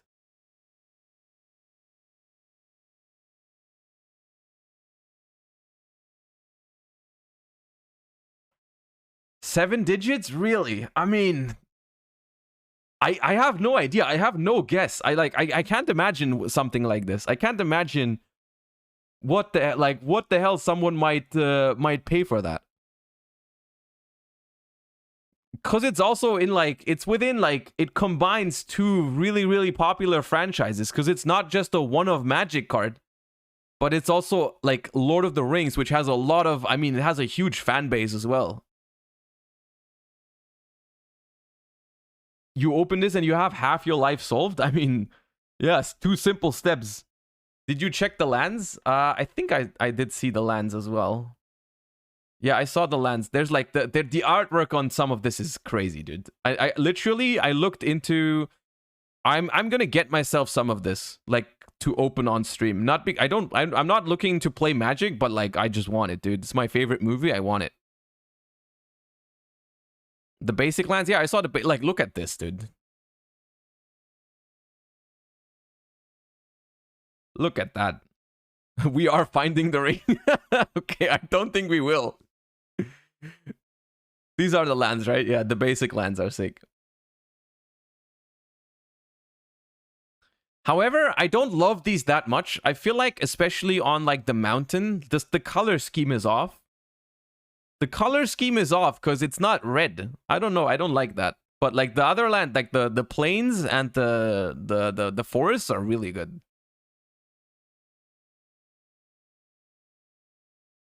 So they all look very similar to each other, which I don't like. Also, they do not combine into the entire map. Imagine if they did that. That would be sick. If you could combine them all into the Middle Earth map, that'd be sick. But you can't do that. They don't actually belong together. Wasted opportunity. Bro, it's so cool. It's so cool. They're doing this, by the way, they do this with like the elven rings, the dwarven rings, and the human rings as well. But there's like a couple hundreds of each. Right? There's like a couple hundreds of each. But with this one, there's just one, dude. The one ring serialized, one of one. That's so insane. Imagine if just like no one pulls it. Imagine if no one pulls it. Imagine if it's like in a pack that just gets lost in transit or something. It's like it gets thrown away by accident. Like no one just finds it. No one finds it. Or like some kid like they go to a freaking store, the mom buys them one pack and they just open it and it like it gets like freaking put in their pockets and they throw it in the washing machine or some shit. Like what the hell, dude? What if that happens? It's just like they'd leave it in their jeans and they throw it in the washing machine. I mean, we've all done that. At some point in your life as a TCG player, as a kid, you forget cards in your jeans and they get washed. I've done that. So what if they do that with the freaking one-off ring, dude? How? Tim, thank you for the 5 months. Welcome back. Appreciate that. That's crazy. Anyways, I'm gonna buy some of this and open it just because I want to. Just because I want to. And we're definitely pulling the one ring, trust. All of the pack luck, all of the bad pack luck that I've had throughout my life, you know how bad it was. You've been here when we opened one Magnamut in 3 boxes. You've been here when we opened only 5 ultis out of 100 OTSs. You were here. So surely it's all the build-up. It's just the build-up to pull the one ring from...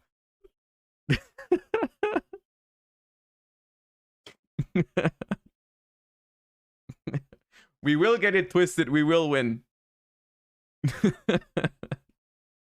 Surely we can't. We cannot miss. Surely we will pull the ring.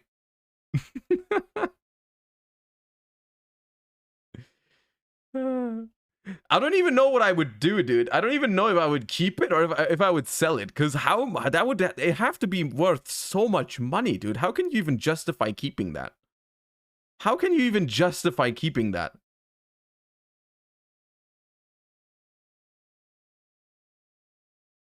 How would you? I mean, it's so cool to have, though.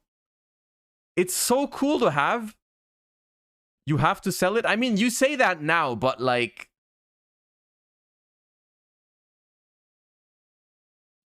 You have to... You know what? You know what you do? You cast it into the fire, dude. You cast it into the fire. And you live stream it. Biggest live streaming event in all of Twitch history. You throw the ring into the fire, the entire Magic community is in shambles. The entire Magic community just like sends you death threats the next day. Like you're literally dead 2 days after because they just like destroy you. But you get like the most clicked TCG clip of all time on the internet. Make it a sub goal not to burn it. That's insane. That's better than selling it. You go to the Magic community, you're like, I'm gonna need you guys to hit 500,000 subs on Twitch by next week, or I'm casting the ring into the fire. That's insane. You hold the entire community hostage. You do a ringathon. You do a ringathon where you stream until you go under if you ever fall under 500,000 subs, you burn the ring. It's called the Ringathon. It's the biggest event in Twitch history. And the Magic community will literally feed you until the rest of your life. You don't even have to be there. You just put a camera in front of the ring, you let your computer run, and you leave. And if the number ever drops under 500,000, you burn the ring. And you are set for life. You're set for life because they will always keep that sub number up. You don't have to do anything. And you just like, you know, yeah, easy clap. Easy clap.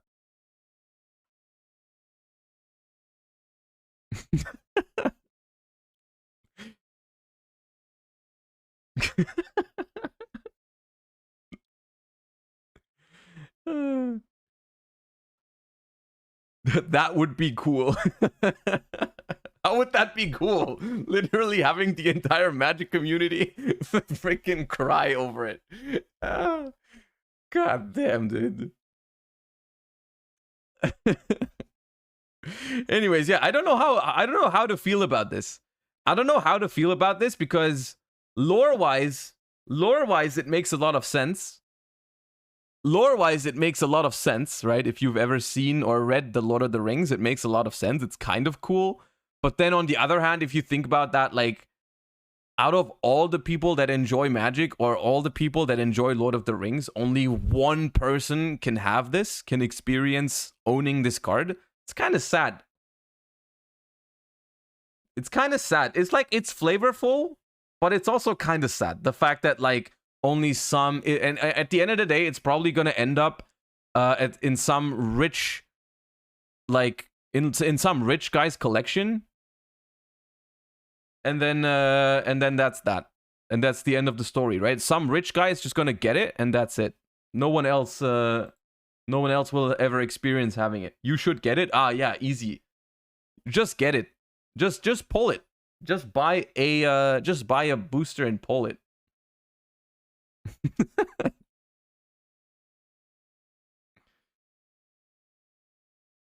Anyways, I think even without this, the entire crossover is kind of cool, and I do think I'm gonna get myself some of those cards. I am going to get myself some of those cards. We're probably gonna open like a box of this on stream just for fun because I love Lord of the Rings. All right.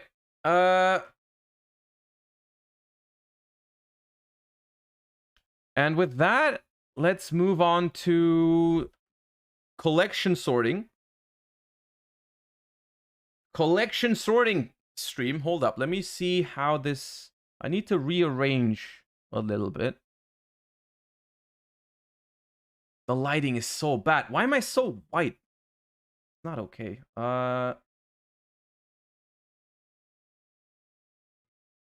We have a lot of stuff to do.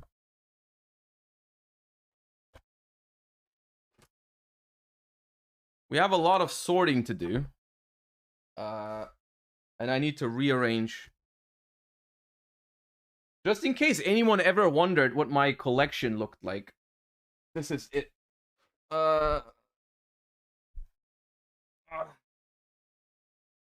Also, disclaimer.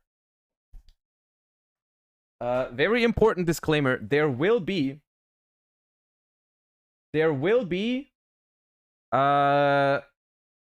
holos, maybe even expensive holos, without sleeves. I know people are sensitive about that, so I just thought I might give you a disclaimer, but there's a lot of cards in here. There's a lot of cards in here that are not sleeved. because I roll like that. Yeah. So the way we're gonna do this, at least the way we did it last time, which was kind of chill, I feel like. Well, first of all, we're gonna get food. Okay, so we're gonna postpone it. Nee. All right, well. Okay, that messed me up. Now I have to undo everything so I can eat in peace. Okay,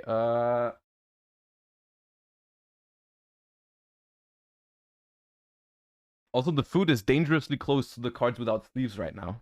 Just telling you guys that in case it bothers you. Hold up. All right, then. quick change of plans.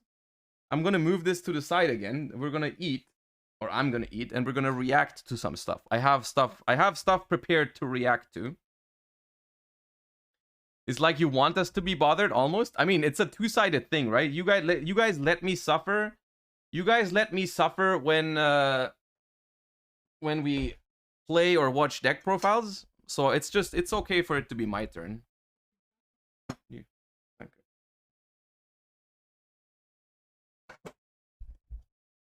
All right. I am vegan, yes. It is not salmon. It is not salmon.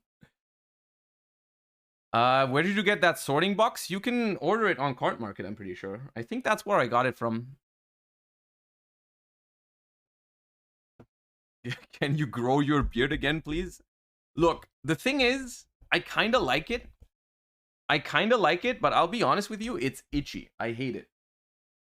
I kind of like it, but I also kind of hate it.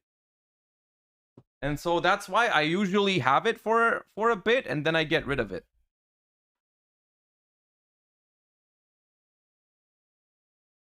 All right.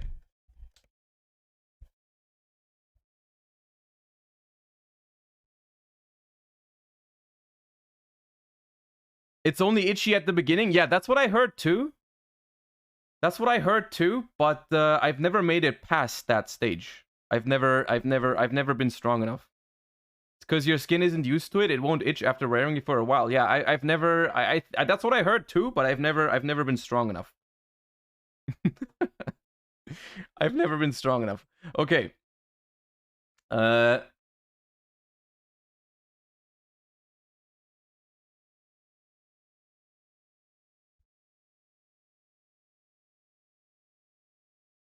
This is what I have prepared for React Andy today for lunch. I don't know if I'm gonna like it. I don't know if I'm gonna like it. But there's a deck. The video is called Infinite Negates, the first place undefeated OTS Championship New Gate Guardian Fusion deck. The thing is, let's just watch it. Let's just watch it, dude. Sam, I can't believe this video, guys. We just finished our OTS tournament here, Ancient Fairy Legal, and Sam just did the unthinkable. Sam, tell them what you did. I can't believe it. First and foremost, I was just to say, I'm sorry, Steven, for having to knock you out. You know what I'm saying? Undefeated 4-0 today with, of course, Maze of Memories. Ancient Fairy Dragon is absolutely insane. One of the best cards to ever touch the game. I don't know why they unbanned that card. Konami should have never unbanned that. That card is just really problematic. And today we're playing, of course, Gate Guardians. And I've been just in the lab cooking. You know, I've been labbing. The issue is, if you guys give me time to cook, you feel what I'm saying? It becomes very dangerous, you know? Guys, be sure to get your best sleeves in the game. Guys, aren't those the ones that I use? Man, it's one everybody uses.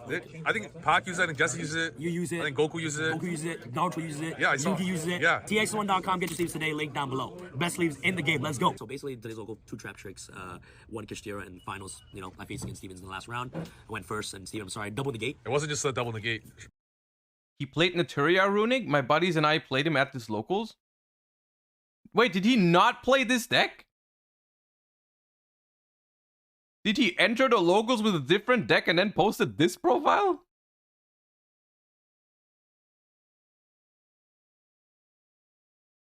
Really?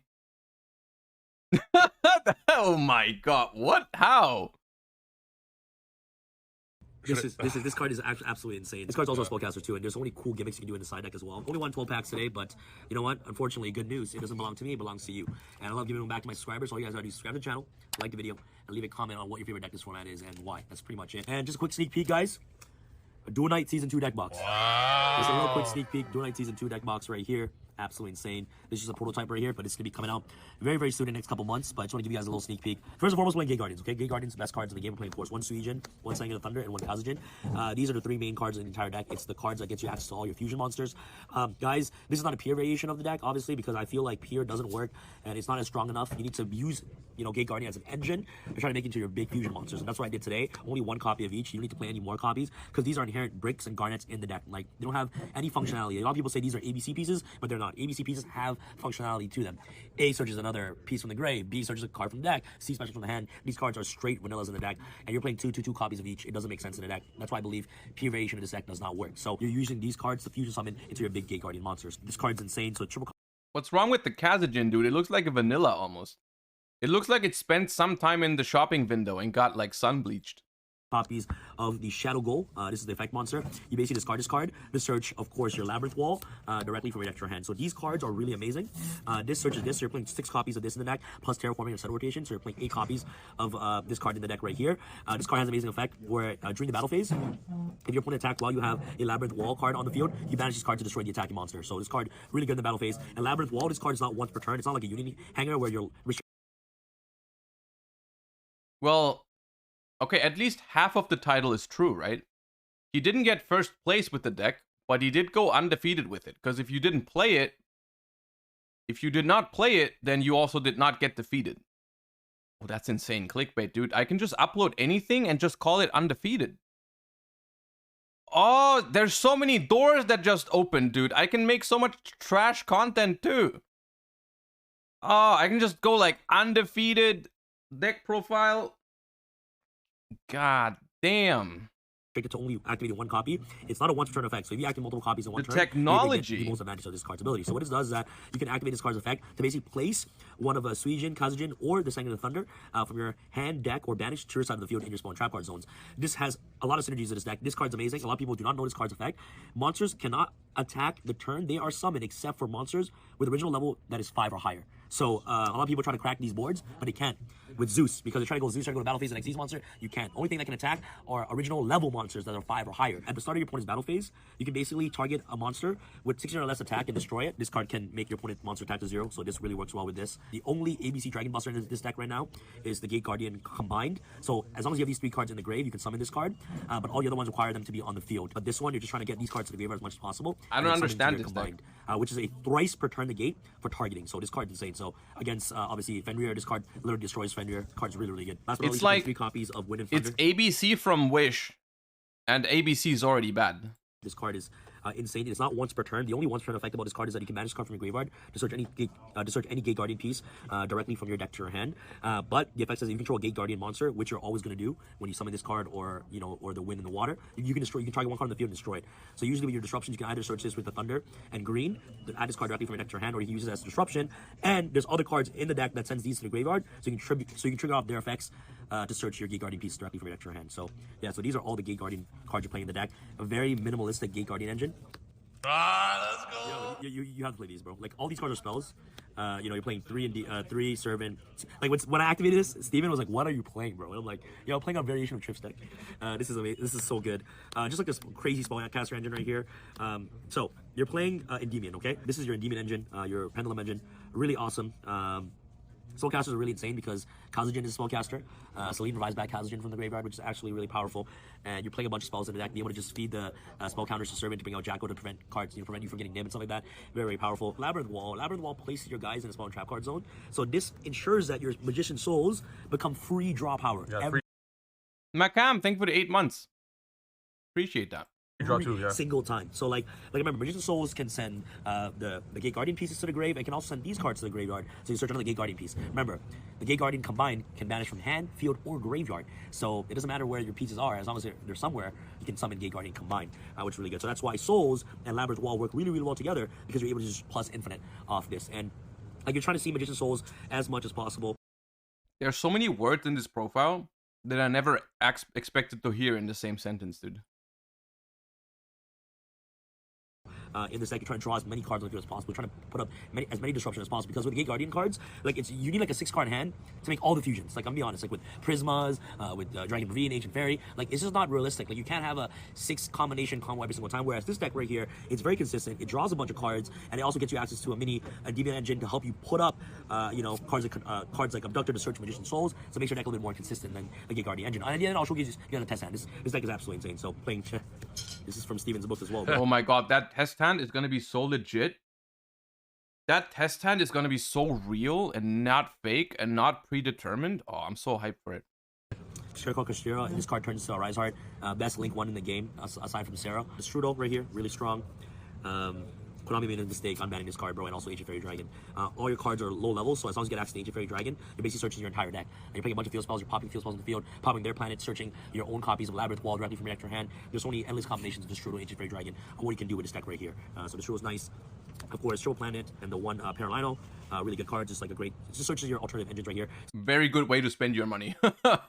Buy 3 Wraith Sauce and then play ABC, play Endymion Gate Guardians, dude. Circle is kind of like a mini 1.5 card Skull Come on. on. Like, Skull I believe, connects all Pendulum decks together.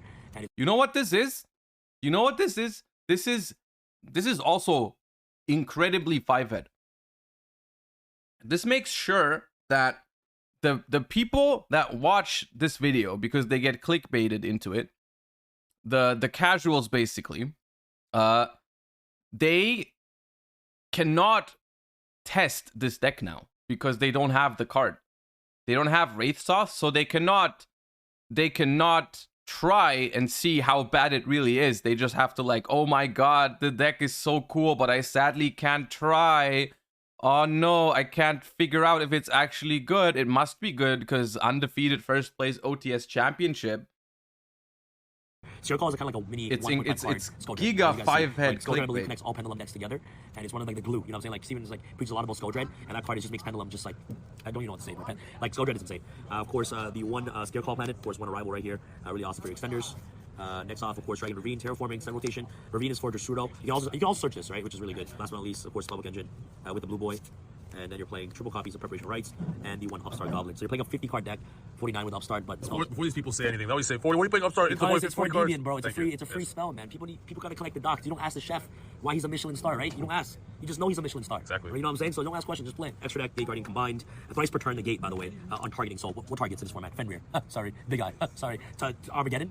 Sorry. You're not resolving effect. I can use 3 times in one turn. Of course, this is the main one I go into a lot. Sorry, Steven. I had to beat him in the finals by using this. Double the Gate. Every turn, bro. This card right here really works well with the Wall, Thunder, and Wind. On summon, so I can search any of your Gate Guardian cards directly for an extra hand. But usually, if you're going to this, you're either going to search the Interruption, and the other fusion, Vortex Dragon, Ancient Fairy Dragon, the best one in the deck. Card's really, really powerful. Konami should never unban this card. Absolute Dragon, all level 7s. Apollosa, Skull Dread, Selene, Cross Sheep. This card's insane, because you go Cross Sheep, you banish all 3 Gate Guardians from the graveyard, and you summon this, combined on Cross Sheep Zone. This rewards back Magician Souls. Magician Souls go to Selene, run back to Deviant. Congratulations, you win the duel. Card's insane. Cross Sheep is ridiculous. 1 Crowley, 1 Beyond, and 1, of course, Lightheart. For your side deck, double Secret Village. This is Spellcaster, so you can make this, you can activate spells. GG. Double Evening Negate as well. Evening Negate. You know what I'm saying? Ancient Fairy Dragon, Rotation, Terraforming. Like, don't ask questions. You can search this. Okay? Harpies, Change, Mind. Just great coin second cards to break boards. You know what I'm saying? This is literally Steven's. Like, I literally got this aside from Steven. Literally it. You draw, like, how many times your turn? Like 8, 9? 9 times. Skull Dread draws you even more cards. I can't complain, bro. Deck is insane. Alright, guys, let's do a quick test hand real quick. I'll show you guys how crazy the synergy that this deck has. I'll show you guys here. Steven, shuffle the deck. Okay, Steven. Lucky cut. You're gonna put up a billion thousand negate? Yeah, Trifonowski, yes. I will. I'll show you.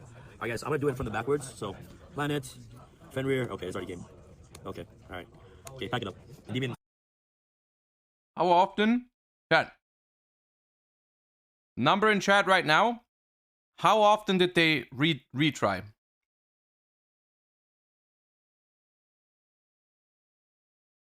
Give me a guess. How often did they reshuffle, start recording again? Scale. You're gonna activate Planet, to search Fenrir. So now what you're gonna do is you're gonna special on Fenrir, and activate Fenrir's effect. So this is a 1 counter. Okay. Now what you're gonna do next is that you are going to activate Set Rotation. This is gonna get you Dragon Ravine. There's 2 counters. And now you're gonna use your activate Dragon Ravine. This is 3 counters now. Absolutely amazing. What you're gonna do now is you're gonna activate Servant's effect. And make sure this zone is free because of your Scare Claw. So now you're going to do your Dragon's Wings effects and Fender to the grave. You're going to dump the Strudo. And this is when Ancient Fairy is literally cracked. Now we have the Strudo grave. We're going to use the Strudo's effect. Target the Endymion. You're going to synchro these cards. Now you're going to activate Ancient Fairy's Dragon's effect. You destroy both the field spell. So destroy this. And this will get destroyed as well that you gave to your opponent. Okay, you're going to add your Labyrinth Wall directly from your turn hand. Now what you do is very simple. You're going to activate this. Jack will get counters. You're going to put Suijin to your spawn trap card zone. Now you have your Scare Claw play. You're going to activate your Scare Claw's effect. You banish your Fender from the grave. Now you go into your Light Heart. You're going to use Light Heart's effect. You're going to search planet. You can activate planet because your opponent no longer controls the field spell because you popped through Ancient Fairy Dragon. You activate field spell, search this. Then I'm going to special summon this in defense. This will get its effect to search. You also draw one. So you search the rival. Look at this. And then this is your hand right now, right? And this is your spawn trap zone. This is your extra deck. So Steven, cut. Alright. So cut. You're going to draw. I say Image of Souls. Well. The boy. The boy, okay. So now what you're going to do is very simple. Now we're going to use these 4 right here for Yugioh. And Jack at the moment has 5 counters. 5 counters. Okay, cool. Next Yugioh, draw 4. 1, 2, 3. Wow. This is cracked. So put back 1. Wow, this is so good. I don't even know what to do. 2. Probably this. Yeah, 3. And we haven't even pen summoned. We haven't pen summoned. Rodel USA, thank you for the 4 months. Appreciate that. We're activating Mastery. So Servant. Okay, I mean, We're gonna activate Servant and Scale. No, here, I'll just put the extra deck over here. Okay, this is Scale. Now you're gonna activate your Illusion. Where's the top of your deck? Okay, now you're gonna activate your Bowl. Search. how are you stopping this? Okay, I'll tell you the ideal strategy how you can never lose to this. You simply, all you need to do is win round 1. Win round 1. Never have to worry about it again. Write that down, okay? You just win round 1. Even a draw is enough. You need a draw is enough. A draw works. It's fine. A draw is enough. If you have a point, if you get a point at any point in the tournament, you don't have to worry about it. Okay? Because if you have a point, you can't face it. Okay? Easy. People G. Okay. We should have watched the other one because what I had lined up, we talked about this yesterday. What I had lined up is I told you yesterday we probably had to wait like 3 hours for the Lithium Earth Arctic combo video. Turns out I was a little bit wrong. It was like 6 hours. It was like 6 hours and not 3. I was slightly off. I miscalculated. Like, here, look at this. You're telling your opponent to basically not play the game. Your opponent is not able to play the game with this new synchro. You're level 7. It blocks them completely from the duel. I love not playing the game, Lithium. Tell me how. Yo, what's up, guys? Welcome back. So, new Earth Arctic cards, well, Drytron cards basically as well, but I'm more interested in this particular archetype. Well, no, I'm honest. I was like when these 2 cards were revealed earlier today, I was like, oh, Earth Arctic. But I gave it a try, and I'm actually starstruck. I'm mind-blown. I'm mind-blown. Like, my mind is blown away, or was blown away by, when I was playtesting this. These new cards, and second, I overlooked that Earth Arctic got a continuous spell that kind of basically lets you draw 7 cards during 1 turn. I overlooked that. It's very similar to Utopia. Which card is it? Like Exceed Tactics? Again, very similar to that one. And it kind of helps Earth Arctic's, like, a superb way. So the 2 new cards. First one is kind of like a level 7 one, a Drytron card, which, like, for this archetype is superb, simply because it does not force yourself to, like, sacrifice a higher level from your hand. It's a free special summon. Plus, it's a searcher for spells. That's cool. That's something that they lacked. While on the other hand, the new Synchro level 1 kind of is superb. We'll come back to those R2 deaths in a couple of moments. So I still prefer lefty righty driver because of this. It's a 1 card, Polari search your field spell, and your field spell is basically a once per turn free summon, for your Earth Arctic from hand. You kind of don't need to sacrifice a higher level from the hand. Just banish an Earth Arctic from your graveyard. So this new support, the advantage is there with, again, the new level 7 that searches one of your spells, preferably it's Radiation, the continuous spell that, lets you draw cards, or their searcher. Why do they draw a card every time? Earth Arctic Radiation.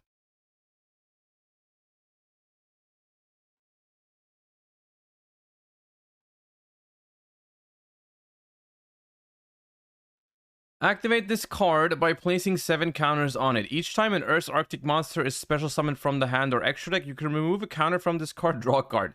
Once per turn during the end phase, you can target an Earth's Arctic card in your grave, except Earth's Arctic Radiation, shuffle it into the deck. You can only control one Earth's Arctic Radiation. Wait, what?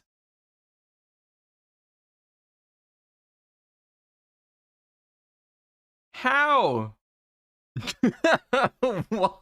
What? What do you mean? And why did they limit it to 7?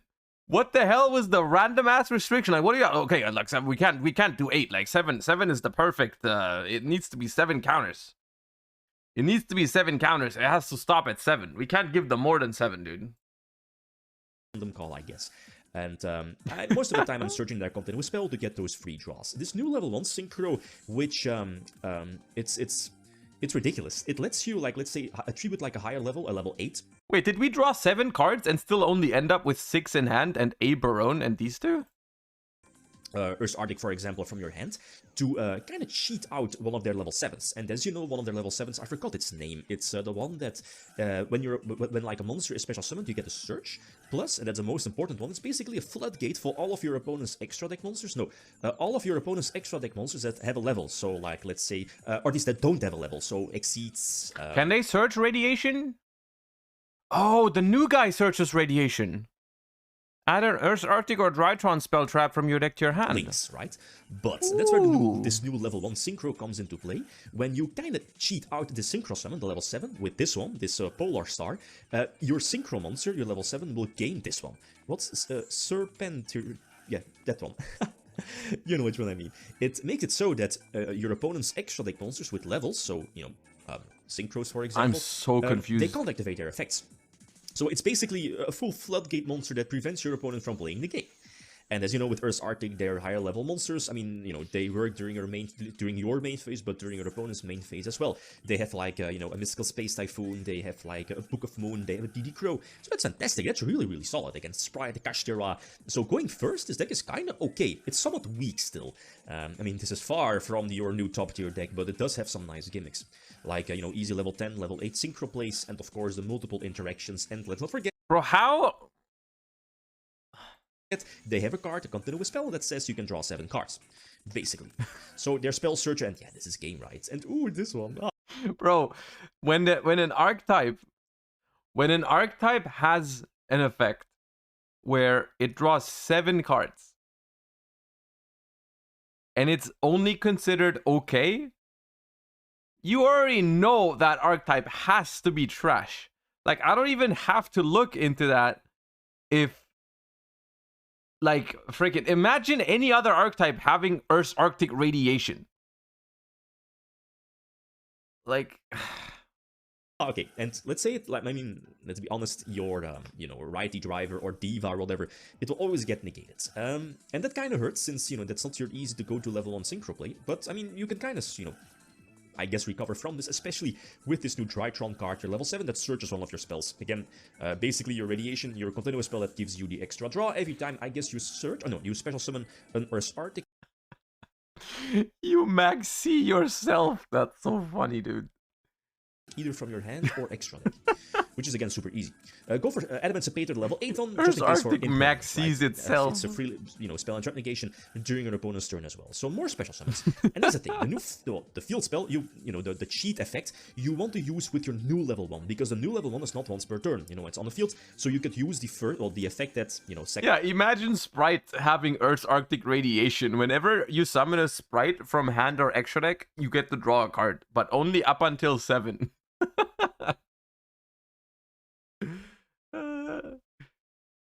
Sacrifice level 8, use a field spell for that to, you know, not... And Jet can search it. Jet can grab it. Force yourself to tribute itself at the level 8, and then if you still have a level 8, you could potentially go for the other level 7, the one that I think here is in the middle that prevents your opponent from targeting your Earth's Arctic cards, you know, for something like Impermanence, right? To again protect your Septentrion, again, basically your big floodgate. Like here, look. I'm gonna be honest, everything looks the same. Look at this. You're telling your opponent to basically not play the game. Your opponent is not able to play the game with this new synchro. Your level 7, it blocks them completely from the duel. Must be nice. Ah, sweet, sweet. And yeah, this is my duel, right?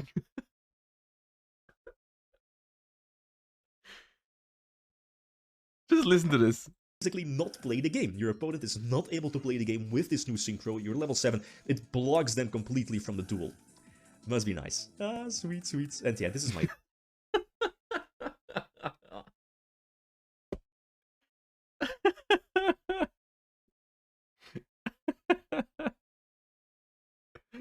You lock your opponent from completely playing the game. Ah, sweet, sweet.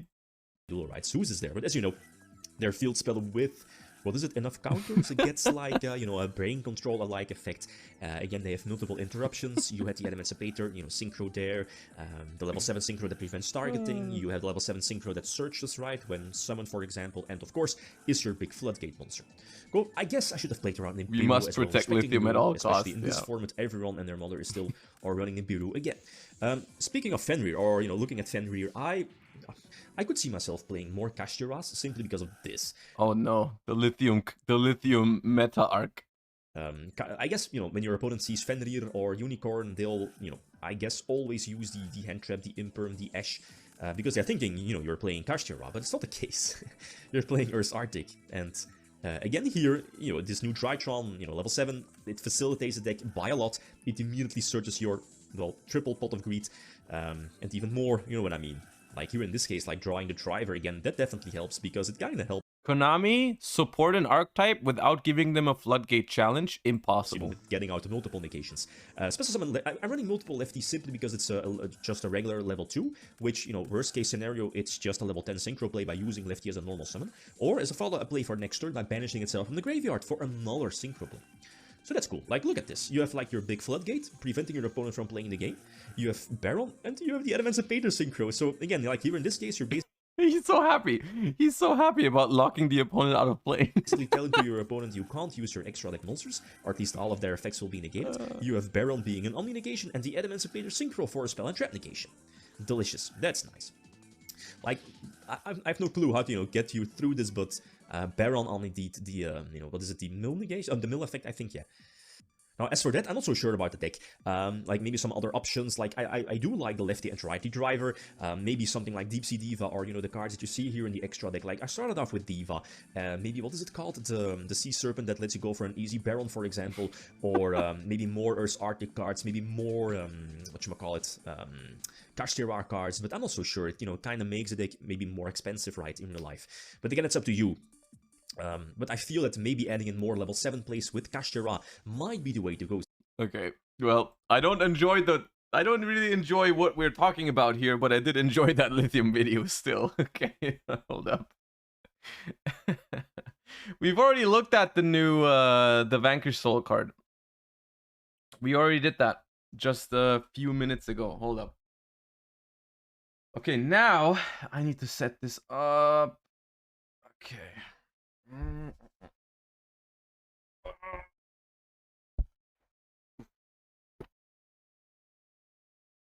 All right.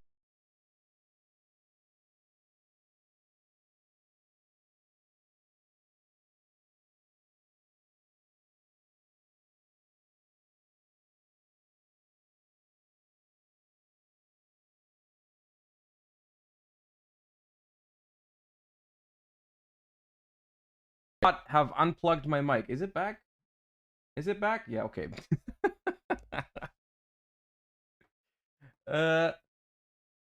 Unplugging your mic makes it not work. Write that down, chat. Write that down. Okay. Okay, how the remainder of the stream is going to go. How the remainder of the stream is going to go is I need to sort my cards. I'm sure you guys have questions. We've done this before. It was fun. So what we're going to do is I'm going to go through my collection, do the sorting I need to do. You guys can either just watch my collection or you can ask me questions about life, about Yu-Gi-Oh, whatever. It's going to be chill. And that's what we do. You know. Or even better, you can sort along, because I'm sure most people need to do some sorting every once in a while, and I haven't done it in quite a while. Why even sort? Okay, I'm gonna ignore that question because look at this mess that I have over here. We do need music. There we go.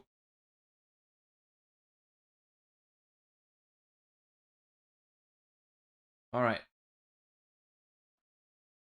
Let me write this. Also this.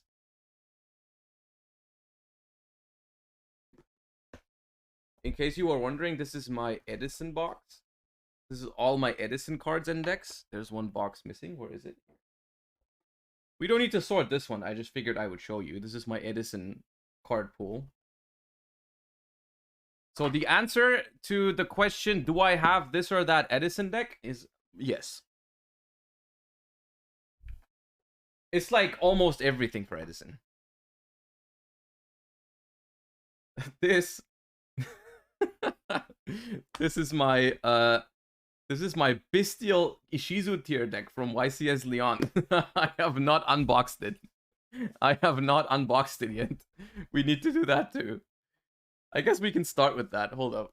Let me do that first. So oh god. Okay, I've already dropped cards.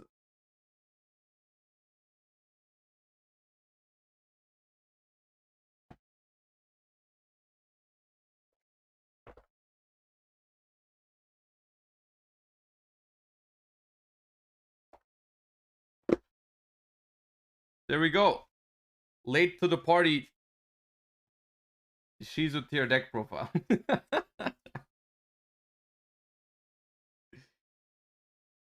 All right, hit me with your questions.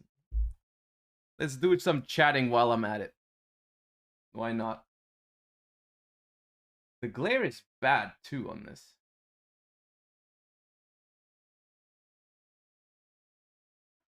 Where do I put this so that the glare is not that bad? Okay, here the glare is not that bad. Is the glare better if I turn off this light? Hold up. Is that better? Nah, this is better, right? Surely this is better. Oh.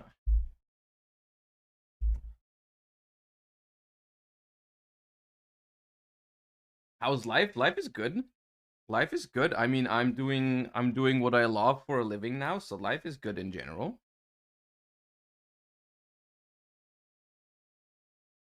What's the worst deck you've taken to a YCS? That is in 2012, I want to say. In 2012, there was a YCS in France, which was my, I think, second or third YCS ever. This is during Dino Rabbit wind-up format.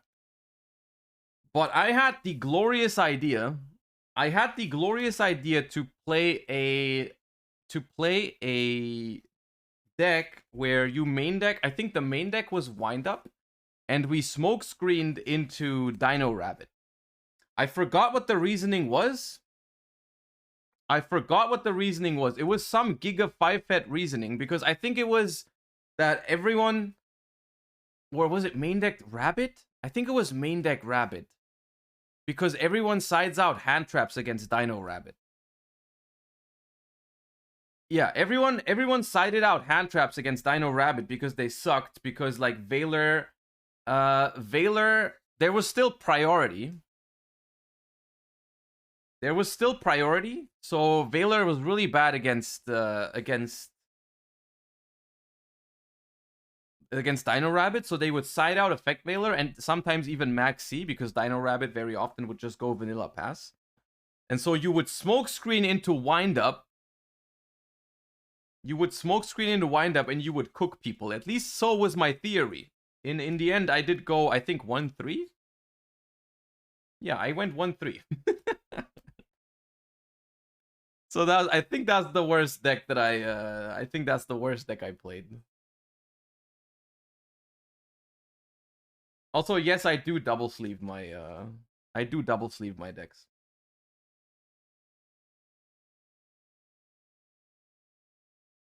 What's your most expensive card in your collection? What is your favorite card of all time? My most expensive card is probably my... Where is it? I cannot show you how my room looks right now. Why do you double sleeve your deck, Josh? Did something happen? No, it's because I don't have a funny answer. Where is it?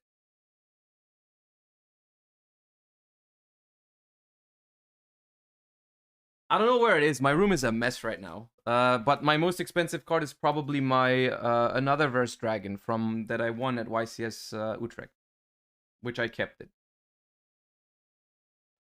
What are the best sleeves? For my main deck, I've been using just like for years now. I've been using KMC Hyper Mats, and I double sleeve with Dragon Shields,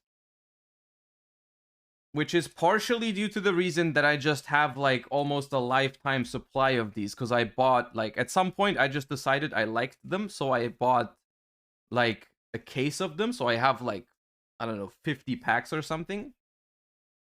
So I never really change. For my extra deck and whatnot, I use sleeve chief OCG sleeves.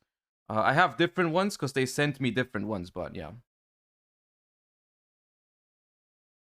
KMC Hypermats are the best, but I wouldn't double sleeve them. Kind of defeats the point. I would agree with you, although I'm pretty sure you know why I do it. So yeah.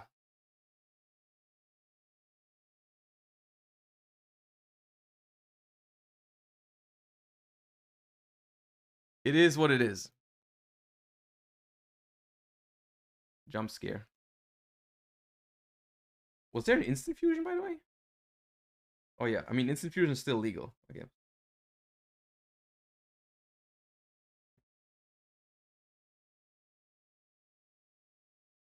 Did you get offers for the Anotherverse? There was like people messaging me and asking if I sell it, and I just said no. So they did not offer me anything. I would be interested in theoretically knowing how much it's worth because I have no idea.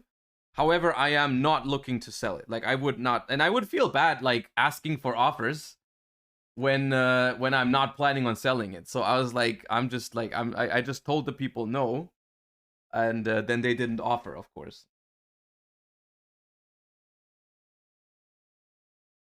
I'll start the bidding at 1 Twitch Prime. All right. Pay up and then I'll think about it. I do wonder what it's worth because because it's actually, let me find it so I can talk about it better. Where is it? Where did I throw it? I had it. I put it somewhere this morning.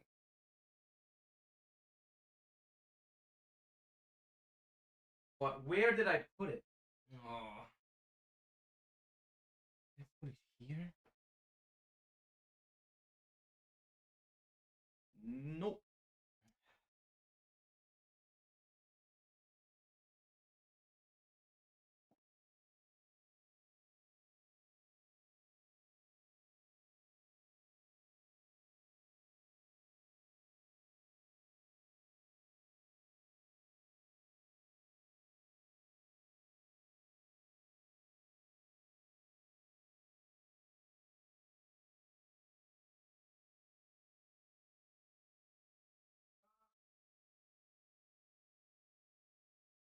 Well, I don't know where it is. It's been lost. It's been lost. It's okay. I'll find it at some point. But what I was trying to say, I wonder how much it is because they are more special now because they say which YCS they are from now, which I would love to show you, but once again, I really put it in a bar. It bothers me that I don't know where it is.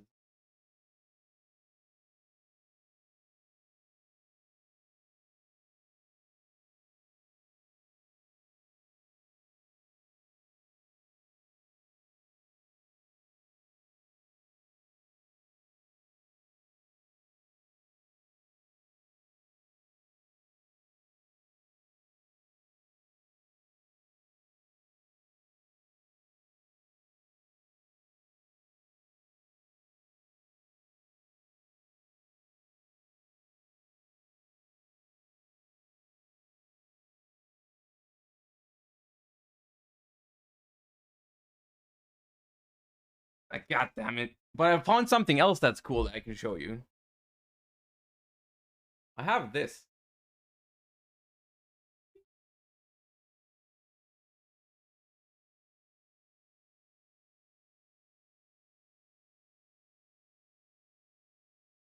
I like him.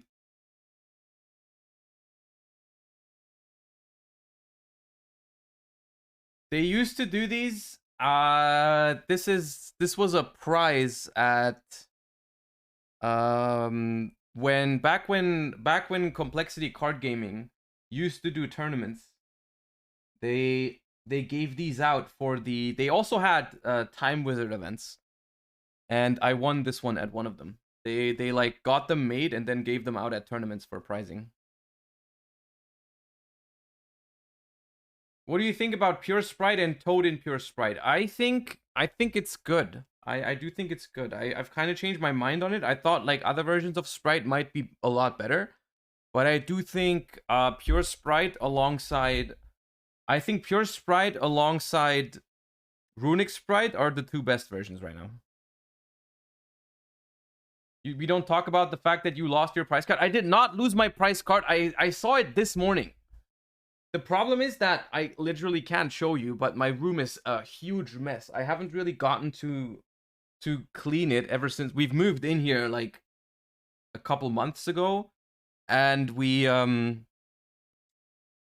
I've just kind of thrown a lot of my stuff just in the back of the room,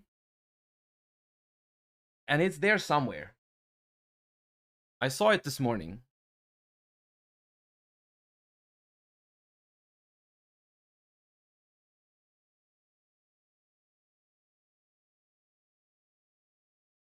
I paid 240 euros for these. Do with that information whatever you want.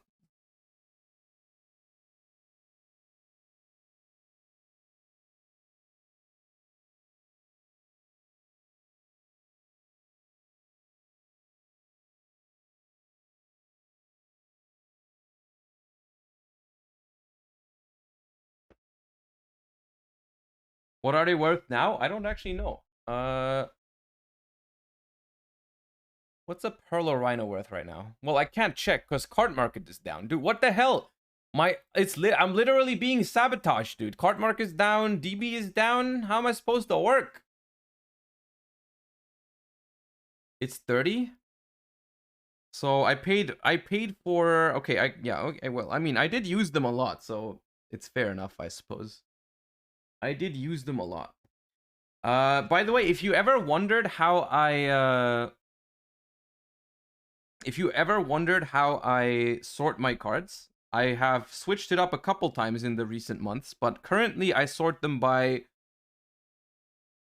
any useful card goes into this box, and I sort them by monster spell traps and non-holo and holo between the two. So if I look for a specific card, I know where to look.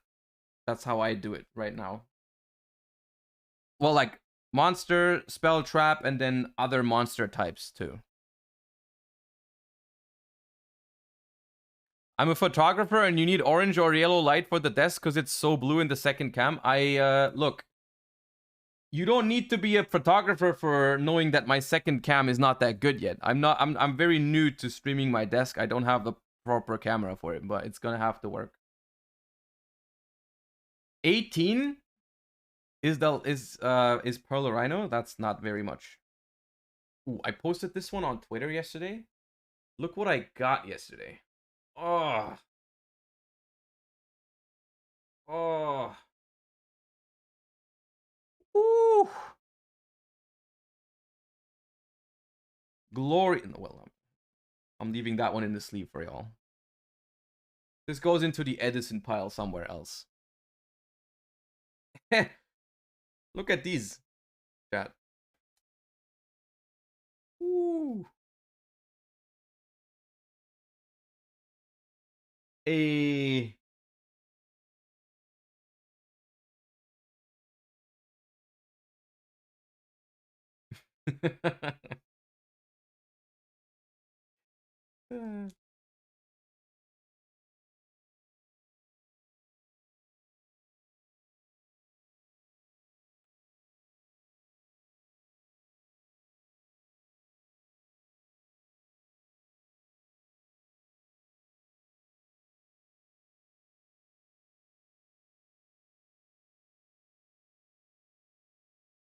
Also, another beautiful card I got.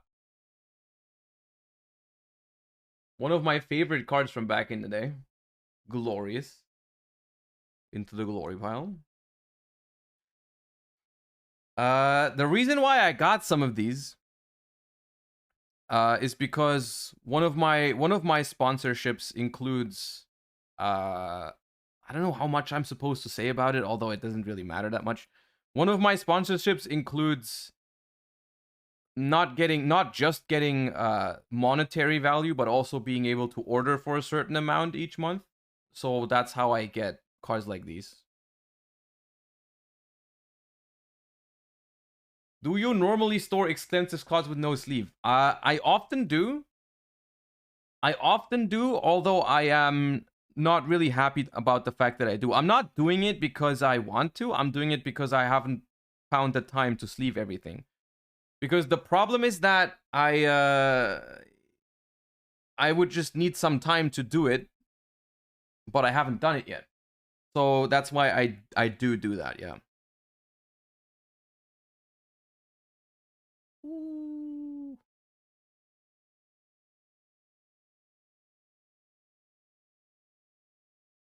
I also ordered random shit after seeing the last Edison tournament. I ordered stuff like that. I'm probably never gonna use it, but I have it. You're currently unsleeving them? Yeah, because they're in these, in these. I'm not leaving them in these. I'd rather get them destroyed. Heck.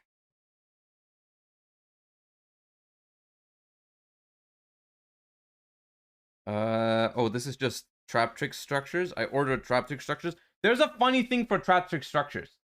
There's a funny story about trap trick structures. You guys know how I have a sponsorship with SmartGuard, right? Where they send me, whenever a new Yu-Gi-Oh product releases, they send me a box of it, right? And then I open it on stream and I give some of it away, right? We've done this with, what was the last one we did? Amazing Defenders. So they do that, right? But I thought it was only for booster boxes, right? I thought it was only for booster boxes. Turns out it also included the Trap Trick structure deck. But they sent out the structure decks to me. Their idea was they sent me an entire case of structure decks. They sent me an entire case of structure decks. I get to keep 3 for myself, and I can give the remaining ones away to you guys, which was a pog idea, to be honest. I would have loved to do that. But then they the package didn't arrive, and I didn't even know. I didn't expect the package, so I didn't tell them that it didn't arrive because I didn't know it was included in my sponsorship. So it went missing, but no one noticed because I didn't expect it. But we've now found it out, so I think I'm still gonna get them. And so I can still give away some structure decks at some point. I hope it arrives at some point. And the funny part is I ordered 3 structure decks for myself because I didn't know that was a thing. I just bought them on Card Market from someone. I was like, let me just get some structures because I kind of want the Trap Tricks cards for some reason. And then but I guess what that means is when the case arrives from SmartGuard, we can actually give away all of them. Right? We can actually give away all of them, which I guess is also a good thing. So if that arrives at some point, I'm gonna give away the entire thing, right? I don't know how many structures are in a case. How many structures is that? 8? 12? I don't know how many structure decks. We all can have it. 8? Okay.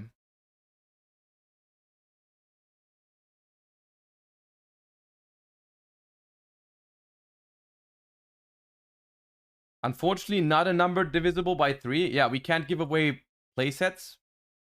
But, I guess still.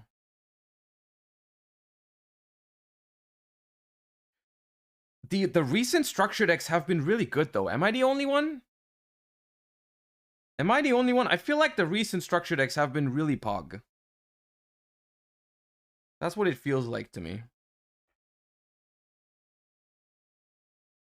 I felt like the I felt like the recent structure having. I'm laughing because this is the nimble era. We've just arrived at the nimble era. Let me tell you about these. Let me tell you why I have these real quick. Now, when I figured out a couple weeks ago, when I figured out the sunfish thing, I was really hyped for a second because I thought that if you play Nimble Momonga, you can crash even more often because one Nimble Momonga splits up into even more Nimble Momongas, and it even gives you life points in the process, so you can like crash more often. However, when I read that, I kind of ignored the fact that it's summoned in face down defense position. I didn't realize. I thought they would just summon them in attack and you could crash with more, and that's why I ordered Nimble Momongas. And I ordered 6 from different sellers because I thought I wanted to play them at the regional and I wanted to make sure they arrive in time. So I ordered a playset from 2 different sellers. So now I have 6 Nimble Momongas. And I will keep it because it will remind me of that story. I also ordered Nimble Mantas, which is awful. Well, yeah, that's that. Every once in a while, I do cope as well. Speaking of cope, I have a Nephthys core. Because I thought, hey, these are level 2. These are level 2 cards.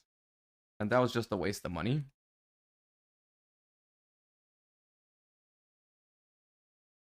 Well, they are in fact level 2. But yeah, that's all about it.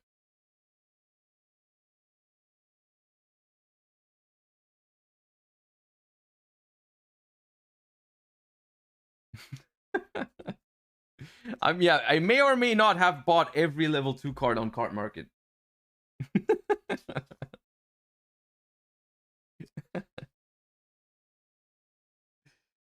Yeah.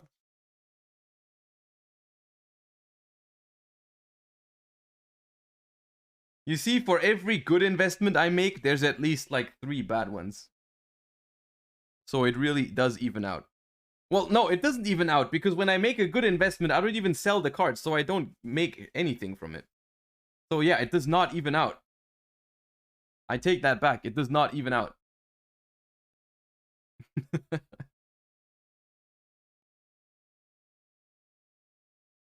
Ooh, this one is special to me. Well, it's not that special, but I've told you about this, right? I've told you about this before, the sad story of the legendary magician of dark. Who was here when I told it? Should I retell it? I don't know. I've told it before. But this is the well, not this is not the one, but this card, Legendary Magician of Dark, was originally printed as a World Championship promo card in 2012. Which, if you check the 2012 World Championships, it's the year that I got 3rd place. So I won this card. I won this card in 2012 as an ultra rare World Championship prize card.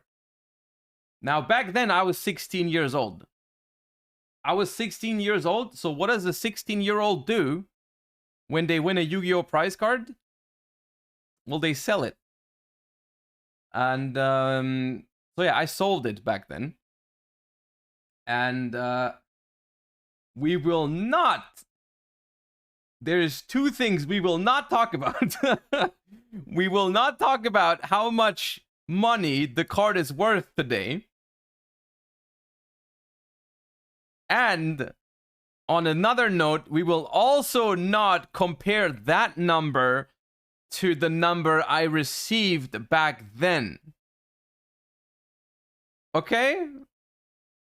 And the 2 numbers are very different from each other. That's all I'm saying. The 2 numbers that were the 2 hypothetical made up numbers that we're talking right now are not the same numbers. Okay? They are not the same numbers. But yeah, eventually I decided to get back the reprint of the card just for the sake of it, because I'm sad about the fact that I don't have the card anymore, so I got this one for whatever it's worth. I have it. Why do I have a Mist Valley Baby Rock? Oh yeah, this is Pack's fault. This one is Pack's fault. This is Pack telling me at some point last format, Pack told me to play this in Sprite with it's funny because every level 2 is because of Sprite. It's because of what's it called? Harpy's Featherstorm. He told me to play Harpy's Featherstorm in Sprite and summon this from Gigantic. What's happening? Why is there happy birthday in chat? It's not my birthday. Thank you for the raid, Trishula. Oh, these are good. These are good. Chat, if you ever wondered about what the best, the nicest looking rarity of Destiny Draw and Militias is this. It's this. And there is no debate about it. We will not have a debate about it. We will not have a debate about it. Dark Legends, Militias, and Destiny Draw? Craigasm. Let me put all of these into one sleeve.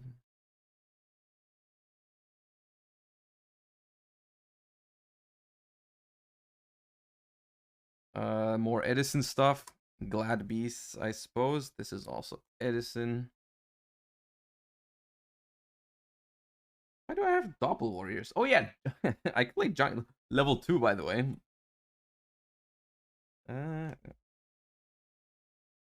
What was this hype? What the hell was this hype? Like, why did I buy these a couple weeks ago or months ago? Why did I buy this thing? I don't even remember. It was like, oh, it was Cartesia. Does anyone ever play that? No, right? No one plays it, right? Well, I have it.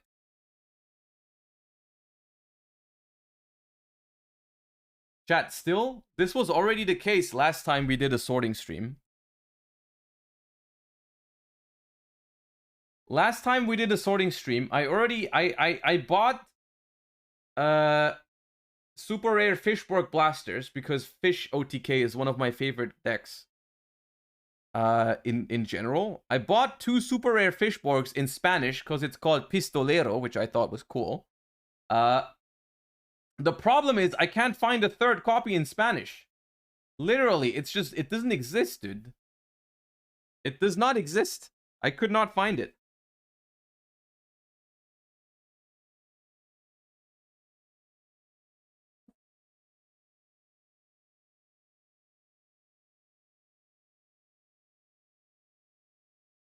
Unsleeved into the pile.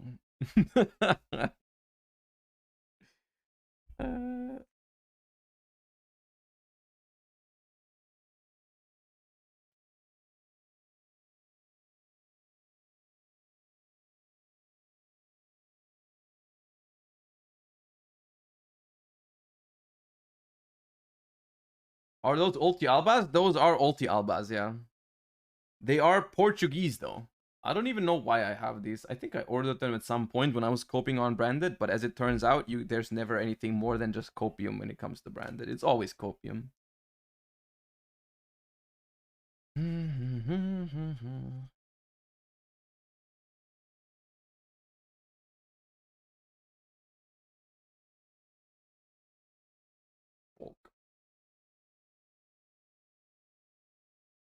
Oh yeah, I have like 5 Rhino Hearts or some shit because I pulled a bunch and I never bothered selling it. I don't really sell these days because it just stresses me out. Selling cards just stresses me out. So I'm left with a lot of leftovers from like past formats and whatnot every time. Kind of annoying.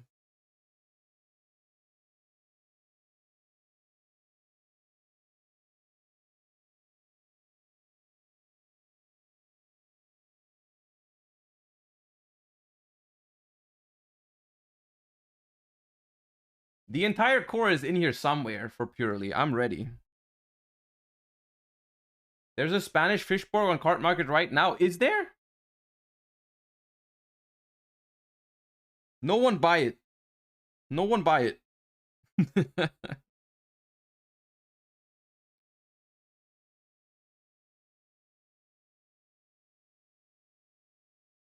Please, chat. No one. Nah, no one dare buy it.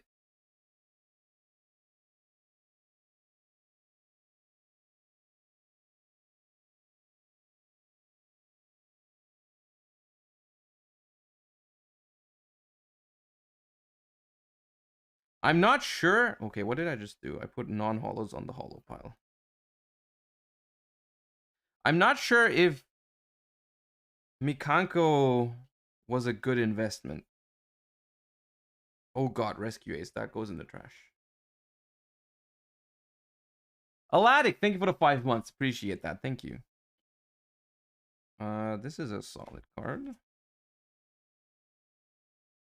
And this is all bulk. Okay.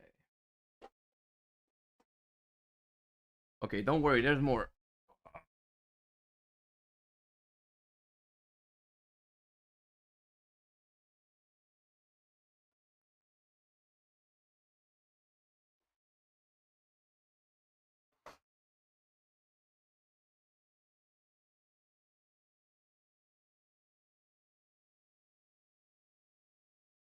Wonka Christ, I have too many cards, dude. This is the downside. This is the downside of actually owning your own cards. I used to never do this, by the way. In case you ever wondered, I used to always borrow my cards. Almost all of them. Back in the day, I would always borrow the cards I needed for a tournament. Or get them from sponsors and give them back after and whatnot. But at some point I decided that I didn't want to do that anymore. Because I hated like there's nothing wrong, I think, with borrowing cards every once in a while, but like in general, I didn't like not going to a tournament and having to worry about finding like 30 cards or something. Now you just ask Pazim and he'll buy 30 of them and make bank. Sometimes that happens. I'm pretty sure he did that with Testudo. I'm pretty sure I asked him if he had a Testudo Erat Newman and he just bought like 30 of them or something. Are you able to live off of Yu-Gi-Oh with sponsors and Twitch right now? I am, yes. I am. And I'm very grateful for that. It's like I'm probably making less than if I was doing what I studied, because I did finish university last year.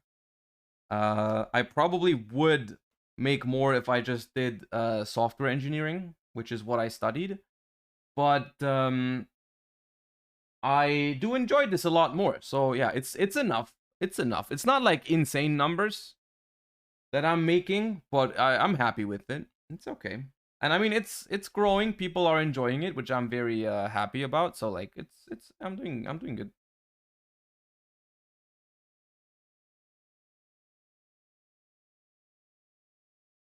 The only card I picked up at YCS Lyon, by the way.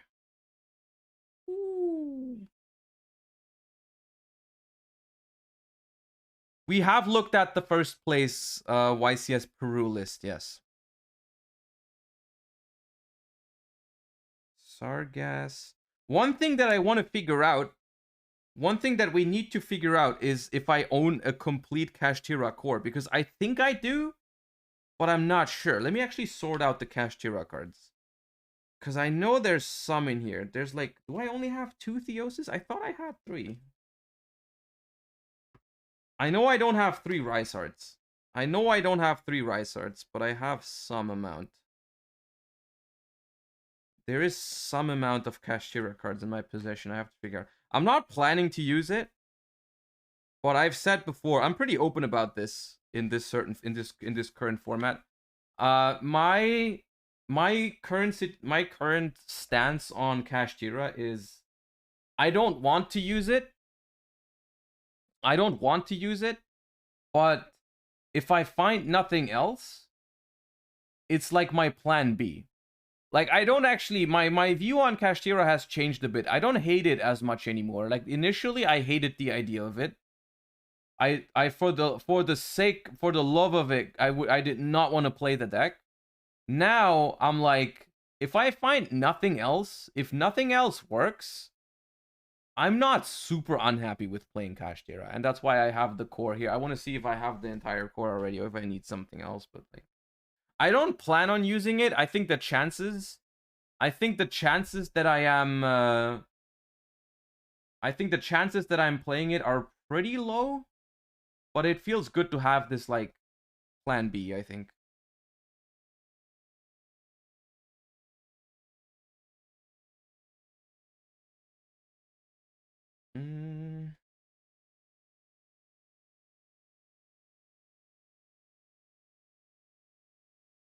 Who had the biggest influence on you regarding deck building? I don't know the answer to that question. I don't really know what the answer to that would be.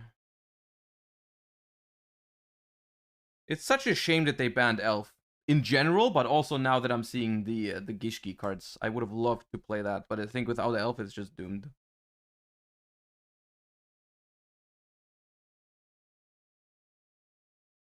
Oh, here comes the Labyrinth core, I think. Maybe? Maybe not?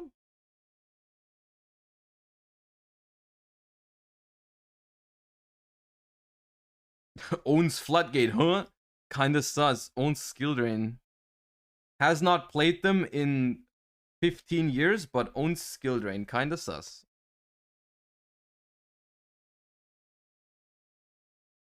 What do you have? Playsets of Floodgates? I have playsets of almost all the relevant stuff. Just in case. Just in case. All it takes, chat. All it takes is one bad day. And then you need it. You never know. Just one bad day and you might need it. You know how it be.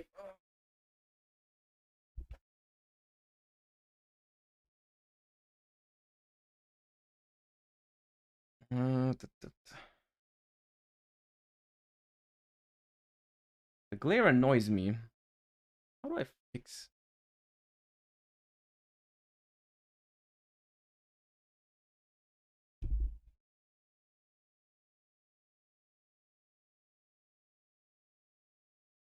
Well, it's still there. How? Is it this light, maybe? Oh! That's better.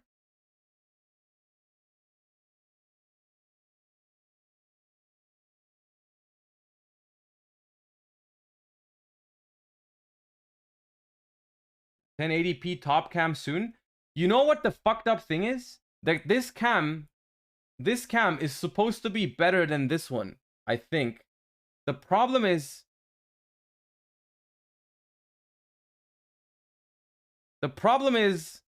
that this one needs USB-C. No, it needs a USB-C port, and I don't have a USB-C port, so I'm using an adapter. And I think that's what makes it awful. Because it loses so much quality for that. But it's on the agenda. It is on the agenda for me to get another one. I'm just gonna throw Gold Pride and Ninja into bulk. I also don't need more of that. I feel like this is all bulk now. Is it? Nope, nope. But this is. If you go close with the card, it's not. Yeah, it's not that bad. Like up front, it's fine. Like the cam is not awful. Like I could use it if we were doing a pack opening. I could like pull it all the way down and then it would be okay. But I thought for sorting it'd be kind of whack if it's too close. I kind of feel like in a sorting process it would make sense for. But I'm getting another cam at some point. What do I have? Gold prides.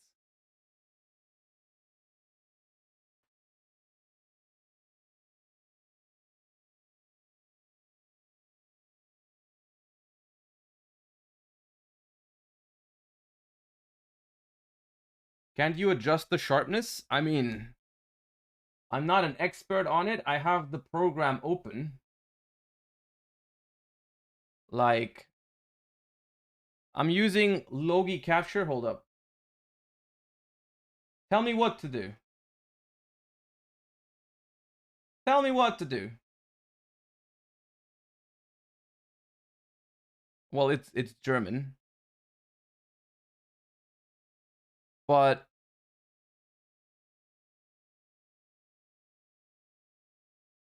holy shit, that's so much better. Oh, that's so much better. I did one click.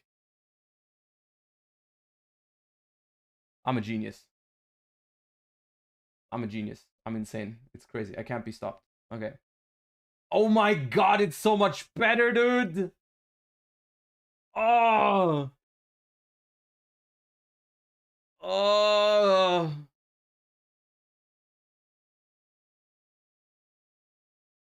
God damn, I'm a genius. Okay. Then Mighty, thank you for the 12.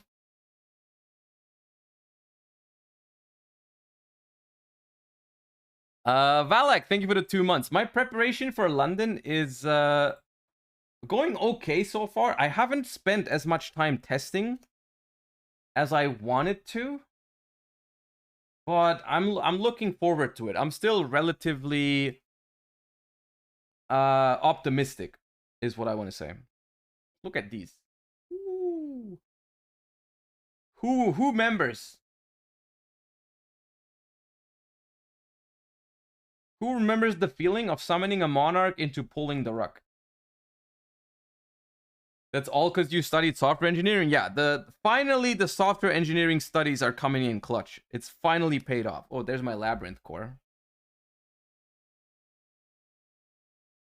Which I also, once again, I picked this up way before this got expensive. And I told you guys about it. Is all I'm trying to say. As much as you make fun of me for that, I did tell you about it. Rare market W. The thing is, it's not even a W because I'm not going to sell it. So it's just going to be here until it's not expensive anymore, which is kind of my destiny as someone who really likes to have. There's like people that have like one deck and always sell it before they get a new one. But I'm not that type of person. I prefer to have all the options available, which usually is the more cost intensive and more money losing approach.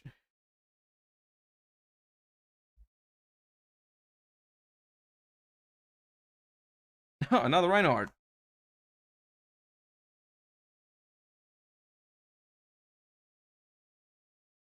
Yeah, this is the problem. It's like you own everything until it's worthless. Even if you could technically, right? The problem with it is technically, if you buy a card, it still has value, right? You could always resell it. The problem is I never resell cards unless they become useless, right? If they become useless, I'm willing to get rid of it, but then they're not worth it anymore. They're not worth anything anymore. But as long as they're useful, I'm not selling them. This one was the worst. This one was the worst regional in my life. I pulled a Ghost Reaper and Winter Cherries at last year's Frankfurt regionals. Worst thing to ever happen to me. I'm still mad about it. Because you know what happens? You know what happens? I pull an ulti Winter Cherries and I'm forced to buy 2 more because, bro, if Destiny tells you you're supposed to own a playset of Winter Cherries, you go for it. But I probably never used them. So it literally, I pulled the winter cherries. I had to buy 2 more, minus 80 bucks. Thank you for nothing, dude. Despise, thank you for the 5 months. Why is there a supply squad? Ooh, Edison. And bulk. Bulk.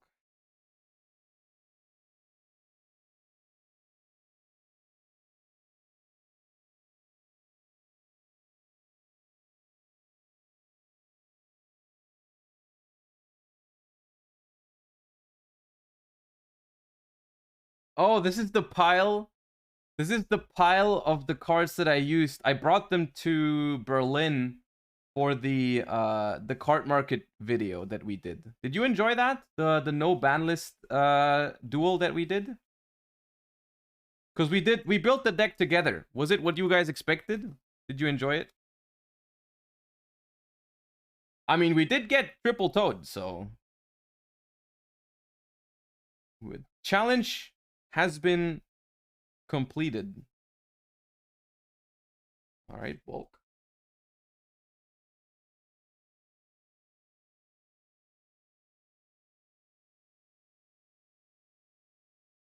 The magic thing was honestly the most fun out of them all. The magic thing was really fun.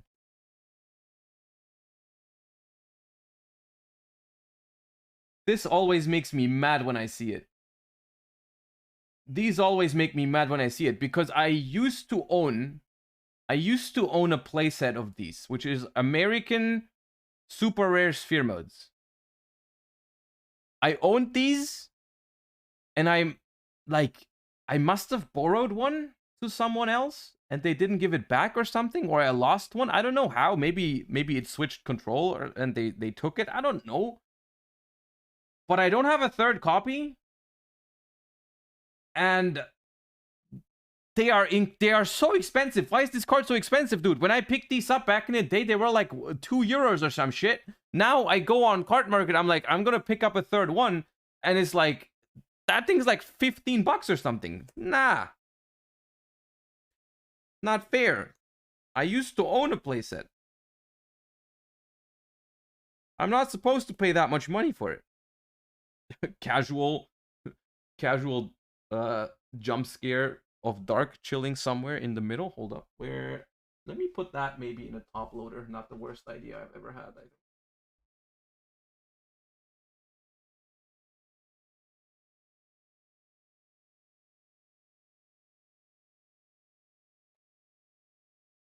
Sell them then? Well, like, I mean, yeah, but then I have 0 sphere modes.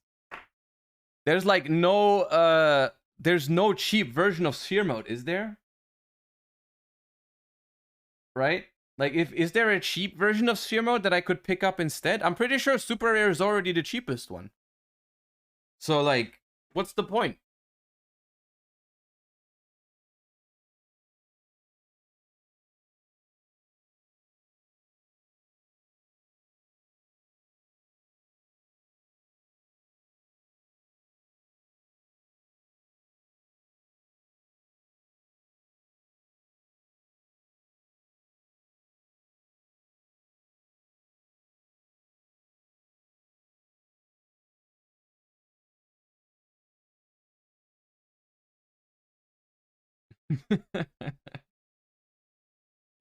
No sleeves.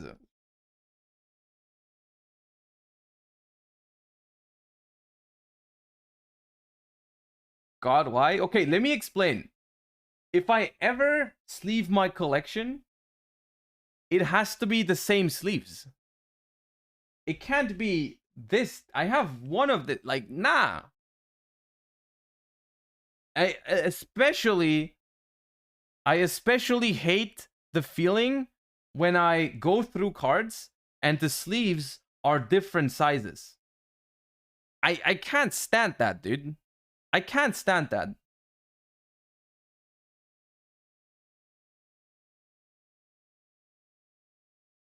It will never be done like that.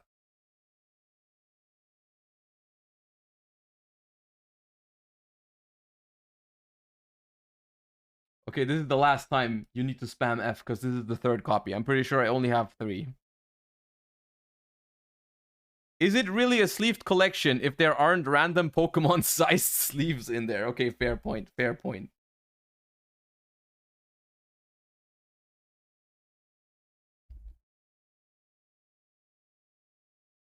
Does anyone have a spare F for this fallen angel? Probably not.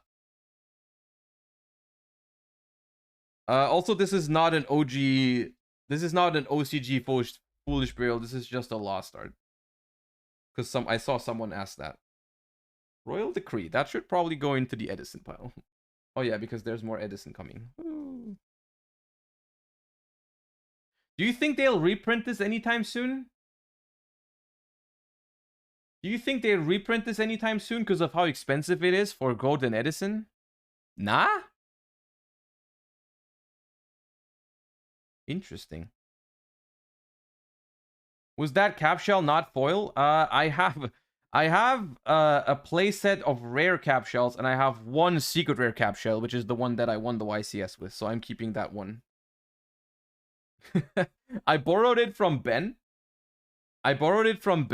The secret rare cap shell, because I forgot mine at home or something. I didn't have a cap shell for Utrecht.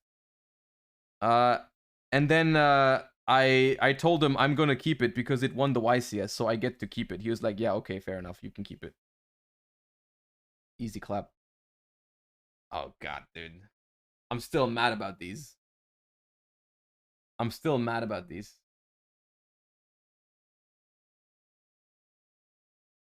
Who was it that forced me to do this? It was Bergic. Yeah, it was Bergic. Bergic forced me to do this on stream. It was... I don't know how... It was a terrible deal for me. I don't remember what it was. We were looking at it, wondering why it was so expensive. One of these was super expensive. Was it cursed or was it golden? Which one is expensive? Cursed, right? I think it's cursed. And like we looked at it, it was like 5 euros each or something, or even more. I think it was like 20 for the playset or something. And someone said, so I don't know who said it. Either I said it or someone in chat said like 5 gifteds if you buy them right now. And I was like, okay, bet. And so I did it, but then I realized, bro, 5 gifteds, that's not even close to what I'm paying for these. And now I'm stuck with these. I'm never going to use them. I literally got robbed. Alex Pendragon, thank you for the 5 months. Appreciate you. Making up for that loss that I've experienced.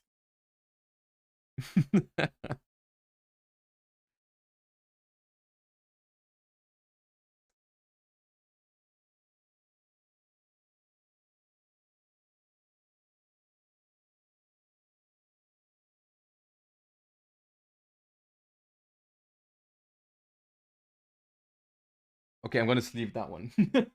I'll sleeve the Cephalus. At least once.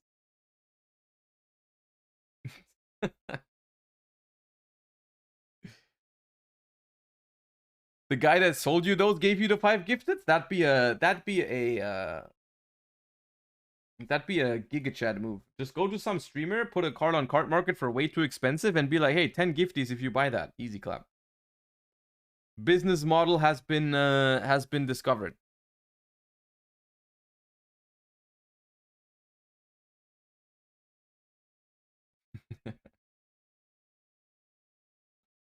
Yep, that's how it goes.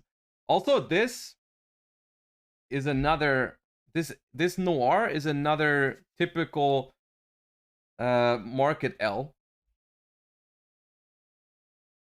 So if you were here, you might remember that we pulled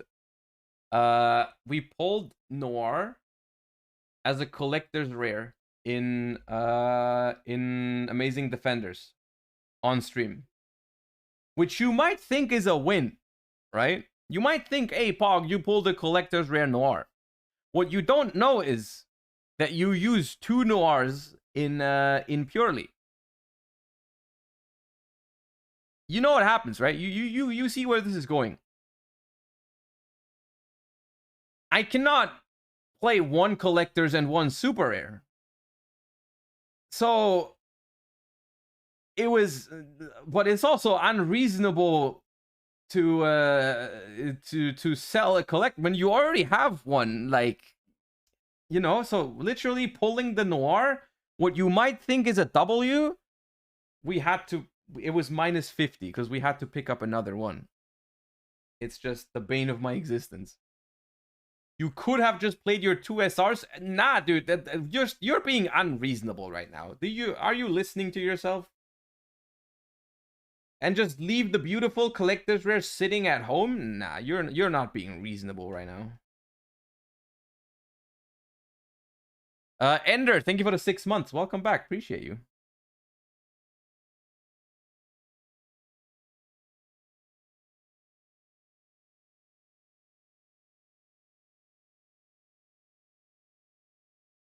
Is this a holo or not, chat?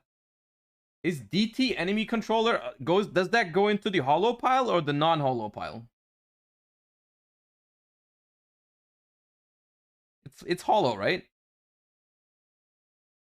But there was one already. Did I put the first one? Where did I put the first one? I think there was. I have 3.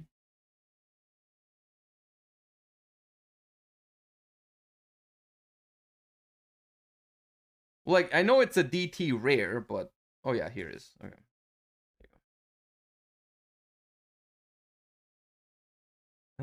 Pit Knight. This is another Josh Market L. I pulled 2 Zeuses. You remember YCS, not YCS. There was a regional that I won with Sprite. It was Dreieich, I think. And we got 100, or I got 100 OTS packs.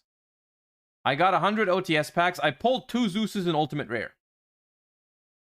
And so what I did, like any reasonable human being would do, I sold 1 Zeus, dude. Because what am I gonna do with 2 ulti Zeuses?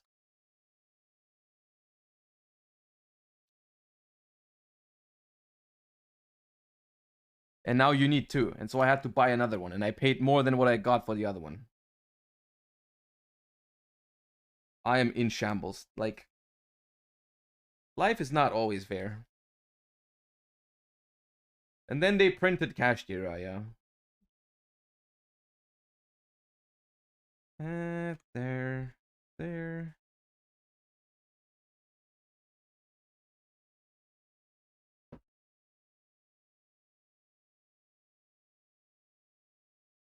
I guess we'll unsleeve this. This is the runic sprite that I uploaded. Let's unsleeve it for now, because it's in the green sleeves too. I don't like that. I have opened 1 ulti Fenrir, and it's my only one. What should I do? Well, I hate to inform you, but if the universe wants you to own ulti Fenrirs,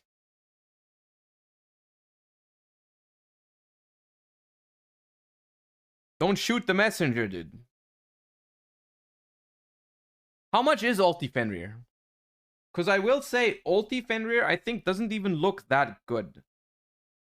At least from what I've seen. I don't have any, but I feel like ulti Fenrir is not that crazy. And how much is ultra rare? How much is ultra rare Fenrir right now? 35? 40?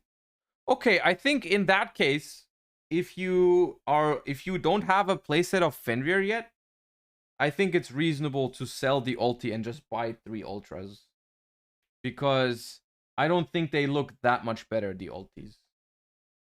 Because in my case with the Ghost Reaper earlier, I think the Ghost Reapers that I had before that were like very old secret rare mega pack ones that I don't feel like look that great, so I felt okay getting rid of them.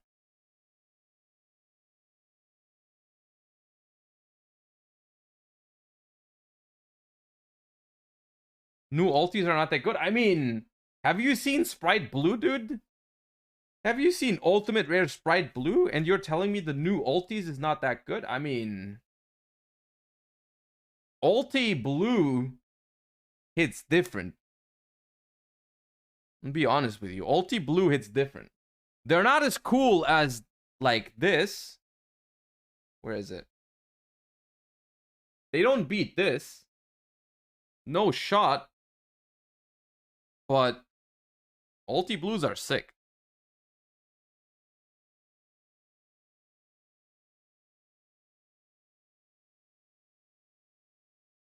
How do you sort your collection, by the way? Because I'm, like, right now, what I'm doing, I told you earlier, I do Monster, Spell, Trap, and then, you know, extra deck and ritual monsters here. And I split them by non-holo and holo. And I plan to eventually sleeve up all the holos. Right? And then the problem with that is, for example, I am noticing this right now. I'm splitting up the holo runics from the rare runics right now, which is kind of annoying. It's a downside of this method of sorting. Staple binder. I think staple binders. I had a staple binder for a while. I used it for approximately 1 month. And then I gave up on it. Dude, staple binder is the worst thing ever. A staple binder is the worst thing ever because it's so hard to keep it sorted. It's messy after one event, and it's limited in space. It's so nah. Staple binder is a crucial mistake. Binders is only good for, like, if you actually are still trading, which I don't remember the last time I've traded a card, which is kind of sad. I remember quite liking that, but oh yeah, here's the YCS champion cap shell. I mean, most of this is YCS champion cards because it's runic sprites. I think staple deck box beats out staple binder by a lot. Staple box better than staple binder easily. Okay, that was a comment.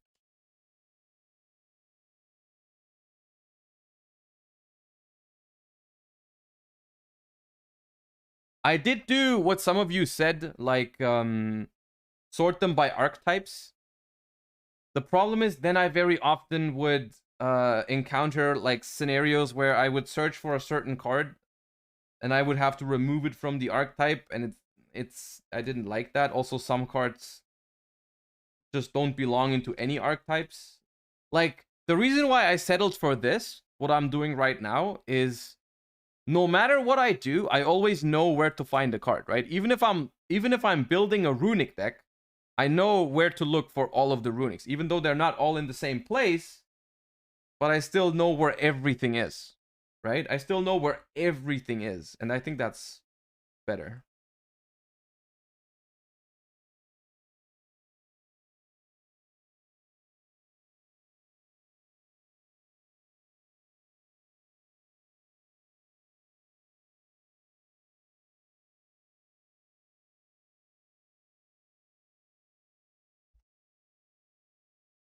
I think that's better.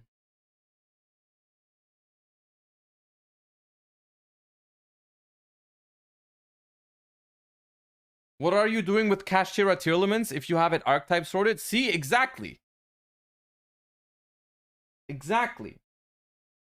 What's the reason for box over binder?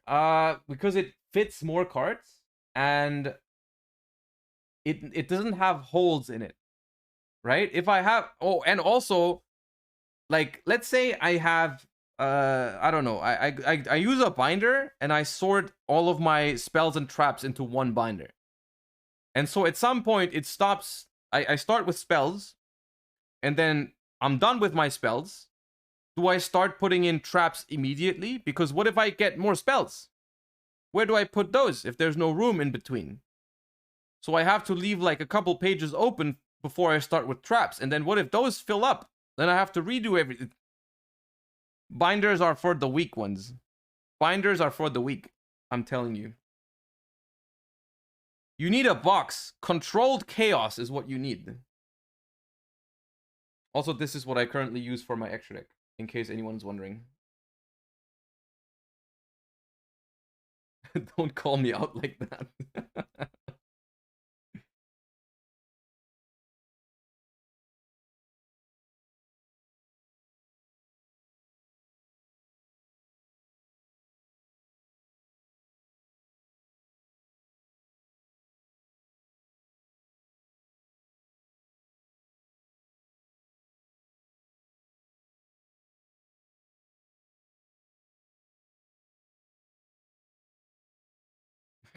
Haufenprinzip.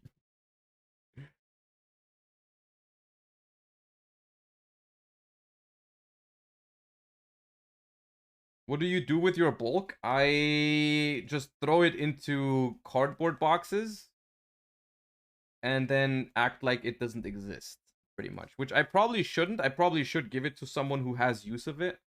But yeah, maybe I'll do it at some point.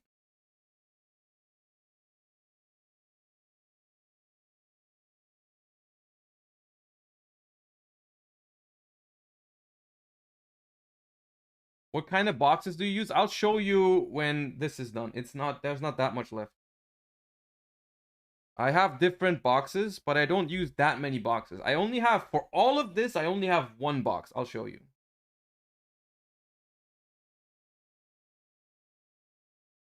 Are you going to Dutch Open this Sunday? I am not. I'm not going to that many tournaments currently, which is kind of a bummer, but kind of not a bummer. Because I last month was super busy for me.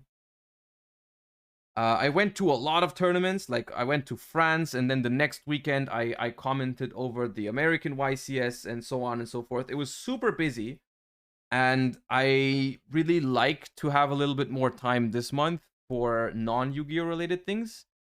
And the thing is, I really don't need the points from the regional. Like, if I was still worried about my position in the world's points race, I would probably go, because I mean then I'd have no choice. But I'm not worried about it. Like I'm pretty sure I have enough points already to not do. Even if I didn't play, I would probably be in the playoffs. So I'm only going to the tournaments that are like really easy for me to reach.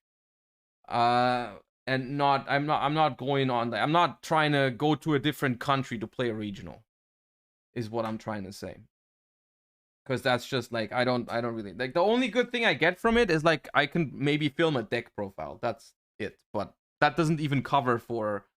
That would not even cover for my travel expenses and whatnot. So like, I will just instead use the time for testing at home or doing something with the fiance and whatnot. That's like feels like a better use of my time.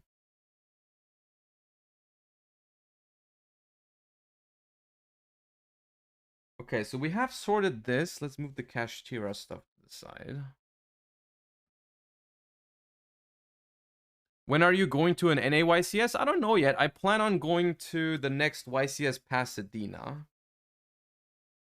I don't know when that is yet, but I do plan on going to that if the date is something that suits me. When is the fiance reveal stream? I don't know if she wants to. I don't know if she wants to be here. I've never asked her.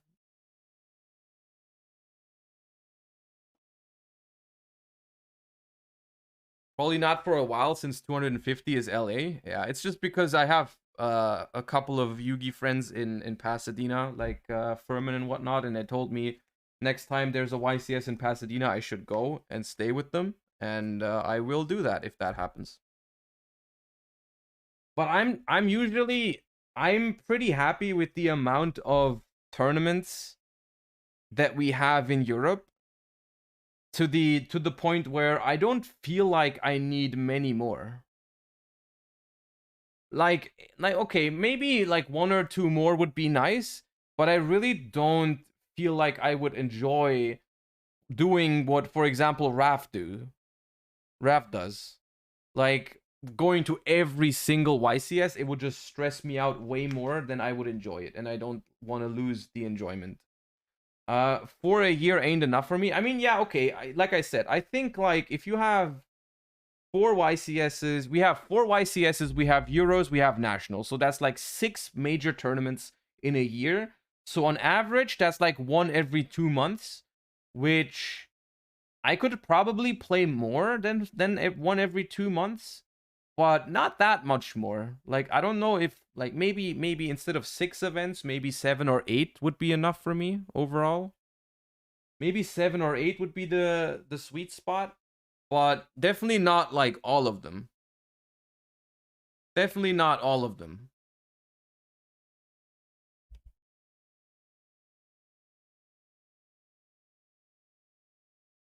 It's the first 5 months where we usually only have like 1, which is bad. That is true. That is true because like between the first YCS of the year and then Nationals, there's usually a big downtime. I mean, but this time it's not even that, right? But maybe only because of London.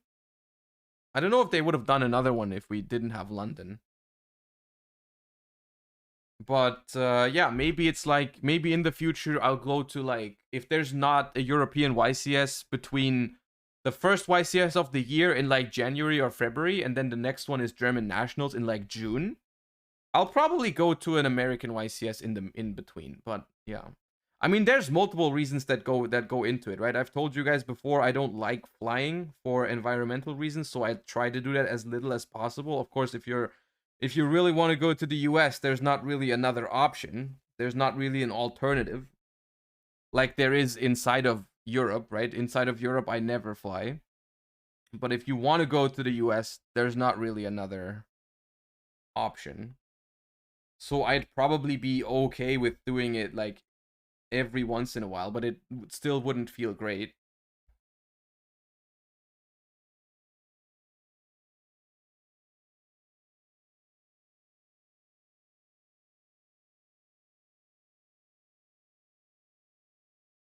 Any infos was wrong with DB? I assume it's just server issues, and I don't know when they're gonna fix it. How do you get to London? By train. I booked the train to London. It's not that bad for me. I'm taking, it's like 7 hours or something overall, which is not that bad.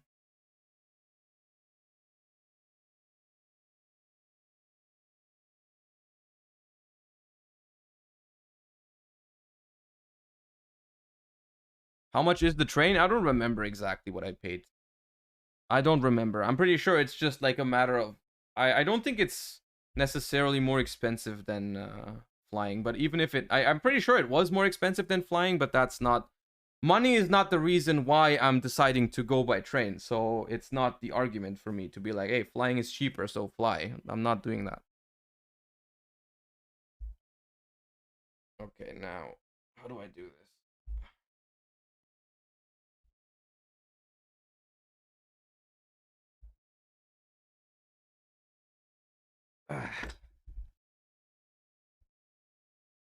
It certainly is faster. It's not even that much faster. Like the pure flying time, yes. But for me, it's like I need to travel to the airport, which is almost an hour. You need to wait at the airport. You need to go through customs, security, whatnot. You wait for you have to be like 1.5 hours early to your flight.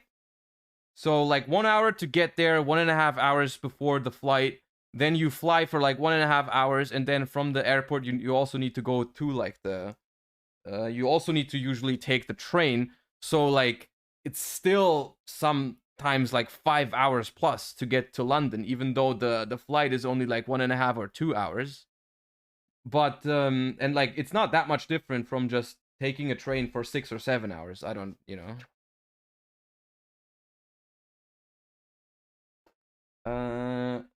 This is what I call my box of friends, by the way.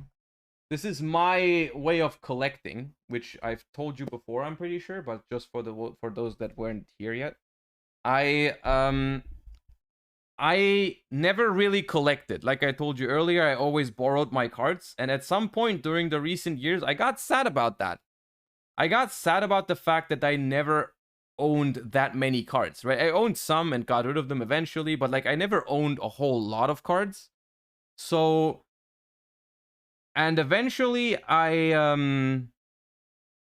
I decided to get into that a little bit, but I really didn't want to like get into it too much where I'm starting to like bling out all my decks and whatnot and have like everything, which is technically, you know, collecting, you know. And the way I defined it for myself is I'm currently just collecting cards that mean something to me throughout my history of the game, which is basically, I mean, I've been playing the game since forever, so like literally every single format, I have certain cards that mean something to me, and I decided to just pick up one copy of each, right? That way I don't have to worry about like spending infinite amounts of money. Some of the stuff is still expensive, even though I haven't picked up the really expensive stuff yet. The really expensive stuff that I eventually still want to pick up, I haven't picked up yet, but maybe I will at some point. But this is more of like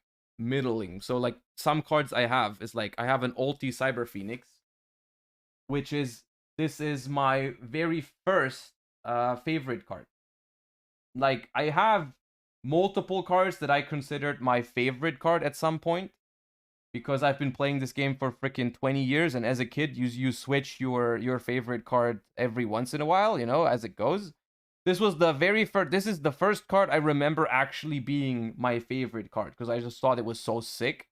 And as a kid, I could never afford an ultimate.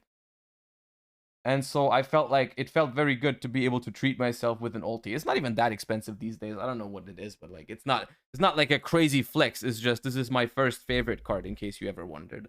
Nate plays well. Thank you for the 3 months. So this is the first card in my box of friends.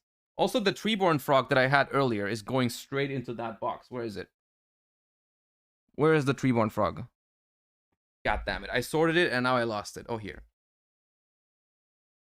The Treeborn Frog goes into that box. And anything else? Oh, there already is a Crystal Seer. So yeah, Treeborn goes into it. This is in it. Coelacanth, one of my favorite decks of all time, is 2011 Fish OTK, I think. Or no, it's 2010. And then I have, there's even stuff in here that isn't that expensive, like windups. Like there's a windup rabbit in first edition. There's a Zen Mains and a windup Zen Mighty. This one I actually didn't have to re-pick up. This one I still had from 2012. This deck is the reason why I got so competitive. Because it is the deck that I qualified for Worlds with in 2012. When I wasn't actually that competitive in 2012 because, I don't know, I was 16 and we just played mostly for fun, and we went to Euros mostly for fun, I suppose. Like, I wasn't bad, but I wasn't like as good or as dedicated as I am now. We went to Euros by train. It was in Italy, and I got top 4 with windups. And it was mostly, I think it was mostly luck. Like, I mean, I wasn't, like I said, I wasn't bad, but I also was nowhere near as good as I am today. So I had a very lucky day, and I qualified for Worlds. And then that is the moment that really, like, you know, sucked me into competitive Yu-Gi-Oh! Like ever since then, it was done basically. Like before that, there was like a chance that I maybe could have stopped playing the game, but like after that, nah, I've been dedicated forever. So this is like, even though the deck was not very healthy for the game, this is like one of the most important decks to me. Cyber Valley is my second favorite card. After Cyber Phoenix, Cyber Valley was my favorite card. When Cyber Valley came out, it was friendship with Cyber Phoenix was ended. Cyber Valley is now my favorite card. That's quite literally what happened. Was it the hand loop version? Yes, it was. Yes, it was. And then if you've ever seen me play an Edison deck, you know why these two are here. You know why these two are here. Raiko Hamster. Those are cool. So it's like, as you can see, it's not about all of these cards being expensive. Some of them are, but like it's just like some of them are not worth a lot. They just mean something to me in other ways. It's not about collecting for the purpose of, you know, having a huge investment or whatever. And then there is also an Aaron. I do plan on picking up some more of the Lightsworns, because Lightsworn is, together with Gladiator Beasts, Lightsworn is the first type of deck that got me into actual competitive Yu-Gi-Oh! Like I said, Wind Up is the deck that made sure I was never able to quit, because I started to become successful with that deck. But Lightsworn and Gladiator Beasts, and I feel like it's the same for a lot of people, is in 2008 or 2009, when it was like Teledad and Lightsworn, I was not able to afford anything, because I was, how old was I? 13, 14. I was around 13, 14 years old, and I could not afford Teledad. I could not afford Lightsworn. I could not play those decks. I played, when everyone was playing Teledad, I literally played plants with like Lone Fire into Titania like 3 years before it was good. Lightsworn was not that expensive? What the hell do you mean Lightsworn was not that expensive? JD, Honest, Charge of the Light Brigade, Solar Recharge, Lila, that deck was like thousands. Like the playset of JD was like $1,000. That deck, you could not pay for that deck. People are complaining today. This is boomer speech, I already know. I'm sorry. But like, it's still not okay for decks to be as expensive as they are today, but freaking Teledad and Lightsworn, those decks were like way more than $1,000. Maybe even 2,000 easily. Those decks were so expensive. Like, you needed a playset of Judgment Dragon. That card was like 250. You needed a playset of Honest. That card was like 50. You needed Charge of the Light Brigade. When that card released, it was an easy 100, I think, at minimum. You needed Lilas, which were like 15s or something, even for the ultra rares. You needed like, I think, was there a Crush card? Crush card was, I think, a gold rare already, but that was still like 200. You cannot fathom how expensive those decks were. Those decks were so expensive, okay? And then Teledad, same thing. Dark Armed Dragon, I think 200. Allure were like 40s or something for the ultra rares. You needed Teleport, which were also around 40s, I think, for the ultras. Malicious D-Draw, also expensive ultras.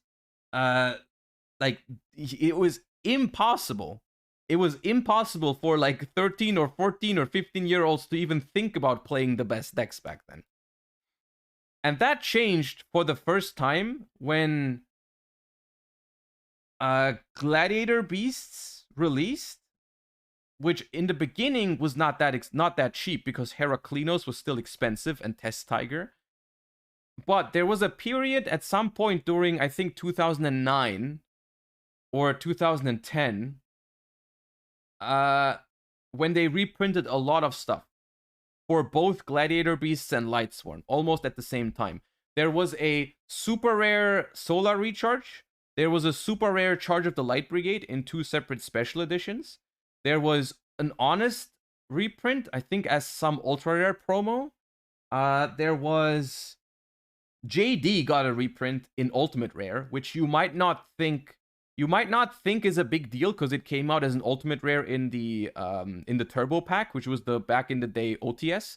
But that basically meant that the card was cheaper, which is something that from today's perspective you cannot understand, why an Ultimate Rare reprint in a tournament pack makes a card cheaper. But back in the day it was like that. JD and Ultimate Rare was, back in the day, I want to say 30 euros. Am I remembering that right, chat? Anyone here old enough to remember? I think 30 euros was Ultimate Rare JD at release. Like, when Ultimate Rare JD released, the price plummeted. Maybe 40, I don't know. It was something around that. Yeah, it was that cheap. It was that cheap. It was nothing compared to the secret rare. It was nothing compared to the secret rare. And so, funnily enough, JD getting an ultimate rare reprint is what made the deck like accessible for me, right? With super rare charges, super rare recharges, reprint honest, reprint JD. I think that was all the relevant reprints. I think Allure got a reprint too in some special edition. There's like super rare Allure, I'm pretty sure. So like around that time, Heraklinos also got a special edition reprint. So around that time, I could actually play meta decks, right? Because I could now play Lightsworn and Gladiator Beasts. So those are the two decks I remember for being my first like actual competitive decks. Before then, I was playing locals and whatnot, but I never had like something you would ever consider like the best deck. But then after Gladiator Beasts and Lightsworns, I could finally play like good decks, right? And so that's what I consider my, you know, start to competitive Yu-Gi-Oh. And then after that, it really wasn't that bad, right? Then after that, 2010, 2011, whatnot, there came like Cat Synchro, which was a relatively cheap deck, I think, if I remember correctly. You needed like Gold Sarcophagus, which was expensive, but it wasn't that bad. But yeah, I mean, all the way until 2011 or 2012, really, budget was a thing for me. Like, I remember playing 2011 German Nationals. I played, at the main event, I played Gravekeepers because I didn't have X-Saber. And then at side events, I played X-Saber, but I didn't have Emmer's Blade because Emmer's Blade was expensive. So I played Giant Rat instead. Which is, yeah. Anyways, that's why Aaron is here. Long story short. This is the Gores I had since day one. One of the two. I had two Gorses. I only have one left, but... Also, one of the cards that shapes the way I attack in the battle phase until today. I still attack lower attack first. Until 2023. Did you ever play Inzektor? I played Inzektor at Worlds. I got third at Worlds with Inzektor. Also, one of my favorite cards of all time. I need that playmat. Light and Darkness Dragon. That card's insane. Like Perfect Circle, which is why these are here. Perfect Circle is a deck from like 2007, I think. Maybe 2008. Perfect Circle is like... It was such a cool deck. Once again, another deck that I never actually owned because it was quite expensive, I think, at the time. Like, you needed... I'm pretty sure Perfect Circle needs some amount of Destiny draw, some amount of Malicious. Crystal Seer was not cheap. But it has, like, Apprentice Magician, Crystal Seer, Destiny Heroes, Raise Us. It's a really cool deck. Eventually, I'm gonna build it, I think, but I was never able to back in the day.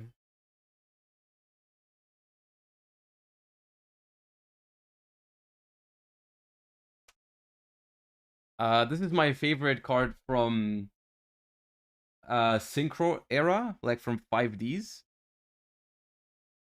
The Colossal Fighter, my favorite Synchro monster, or like my favorite card from that time period as well. And then I have a Bryanek because it's iconic. That's all. That's the current state of the box of friends. There's a lot of cards I still need that I haven't really been able to justify spending the money on yet. You know, there's like cards like... There's cards like Reza in Ulti that I really want. Dark Arm Dragon, JD, and Charge of the Light Brigade. I want secret rares, but it's really hard to find. It's really hard to find those in good condition without paying a fortune. Because I mean, like I said earlier, I'm happy with the amount of money I make, but it doesn't really justify spending like hundreds of bucks on like Dark Arms, JDs, and Charge of the Light Brigades and whatnot. Which I can live with. I can live with the fact that it might take a while until I can finish this project, but yeah. And that's what it is. No Shadalts from your YCS Madrid win? I mean, yeah, maybe I should. I don't know. For some reason, that one Doesn't feel that great. Maybe it's because it's that long ago, or maybe because of the top 4 super poly thing. I don't know. Somehow, yeah. Maybe an ulti construct? Yeah, maybe. Maybe.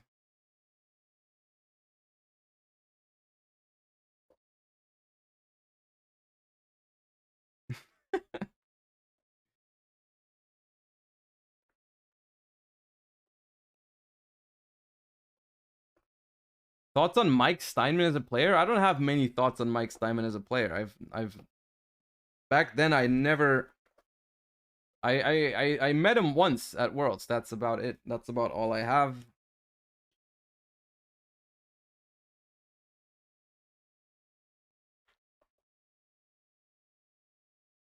Oh, there's the purely core. I found it. Oh, and there's unicorn. I guess I need unicorns. Whee. Oh, I need to unsleeve all of this.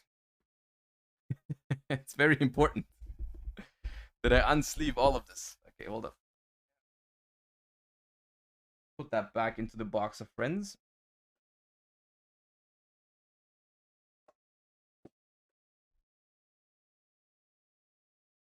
It is crazy, by the way. Just a random thought while I'm unsleeving my cards that are all holos and expensive, just to make y'all mad.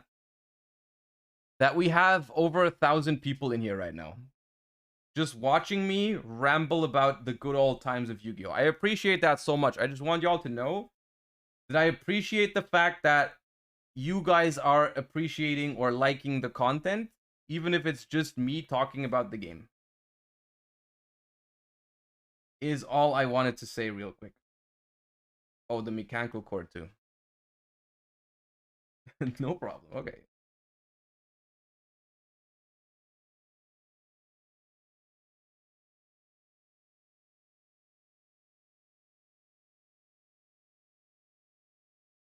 What's one of your more memorable mistakes? There's multiples, but there's like the one I've told you about before is the one where I played in top 8 at YCS Brussels, and it was the Battle Pack YCS. Yeah, the Windstorm incident.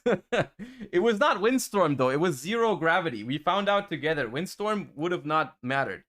It was zero gravity. There was a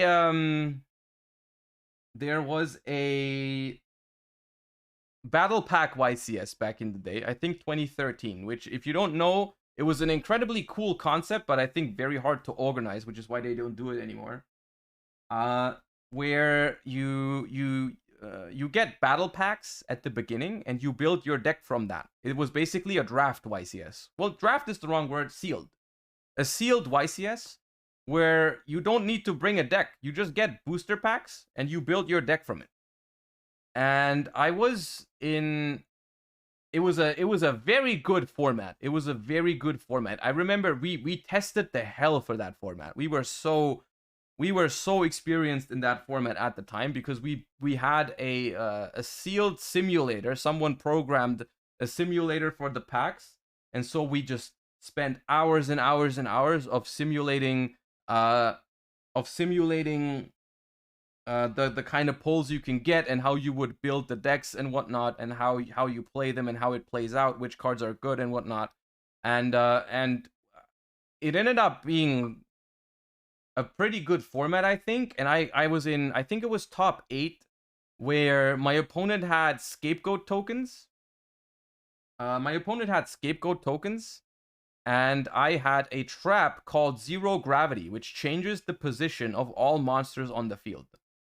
And he was at like 2,000 life points. I had one monster on the field already with like 1,500, and I drew into another monster. And I was super excited because they had no back row. And I was just like, okay, I'm just going to turn their tokens into attack. And attack over both. The problem is I summoned first because I got so excited. I summoned my monster, activated Zero Gravity, and then I switched my own monster into defense position. Because the problem is, I think, was there was a card called Zero Gravity, which switched the position of all monsters on the field. And then there was another card called Windstorm of Etaqua, which only changes your opponent's monsters. And I think I had both in the deck, and I might have just thought I had Windstorm, but I had Zero Gravity, and so it switched my own monster back to defense. And then I lost because they top decked, I think it was Graceful Charity into like very good draws, and then I lost from that. Yeah. So that happened. Anyways, what is all of this, dude?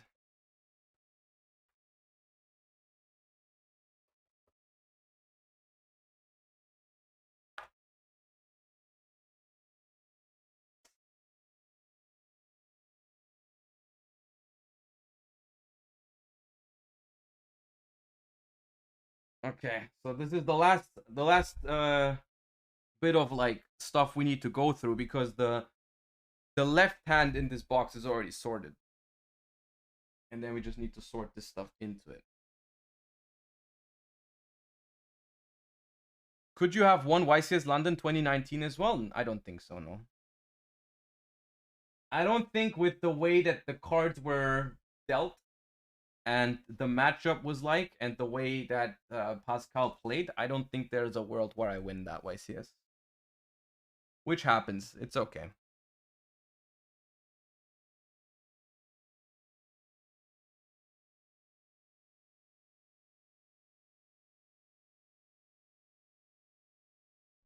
Okay, so the way I have it right now was I have basically, this is monsters not hollow. This is monsters hollow. I should have maybe put a divider in the middle. Do I have a divider left? There's one here.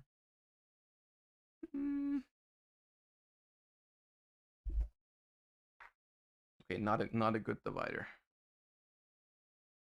The dark is not a good divider. It's whatever. So that's that, and then here I have all the extra deck and ritual monsters sorted from hollow and non-hollow. There's not that much non-hollow. Is there? No, the non-hollows are in here. The non-hollows are in here. So that's the rituals and extra deck stuff. And then here we have trap cards sorted by hollow and non-hollow, and spell cards sorted by hollow and non-hollow. So that's where we're going to sort this in later. I'm pretty sure we're going to have to go one... I'm pretty sure we're going to have to go like this. Move the traps over here so there's more space.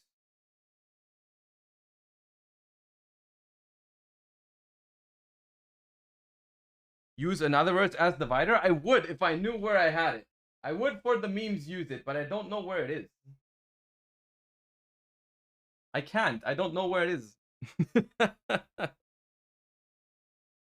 Smart guards fit perfectly. Oh, I have smart guards. Of course I do. Ooh. That's crisp.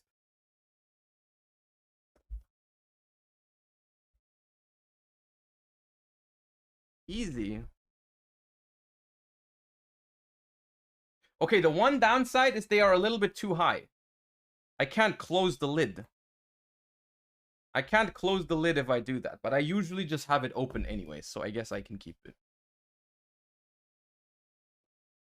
Yes, okay, and then... But this stuff still needs to be sorted.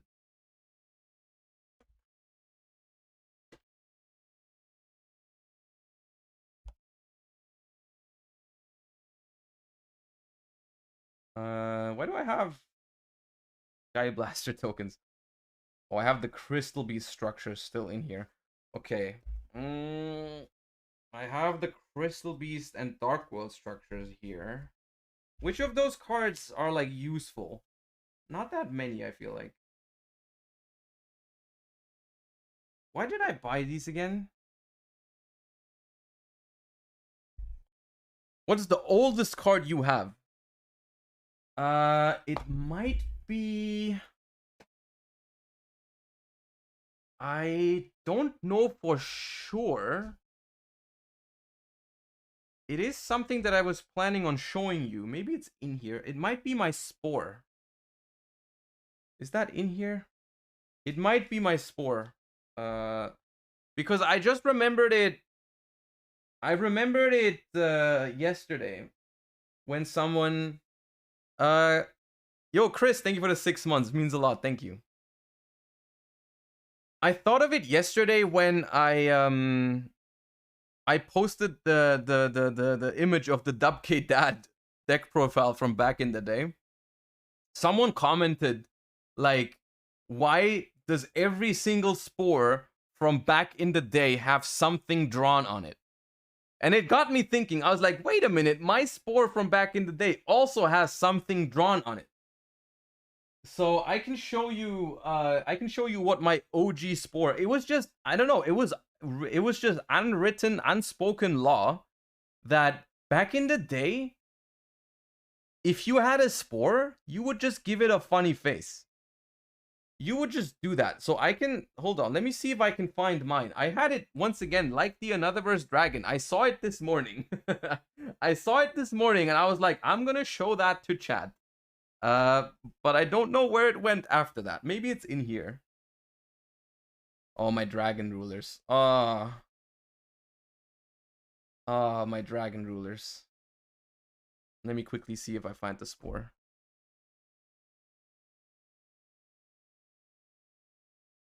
What?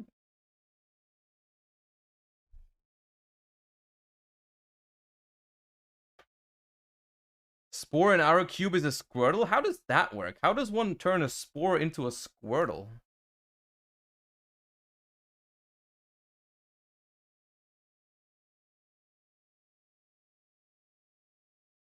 I have another Zeus.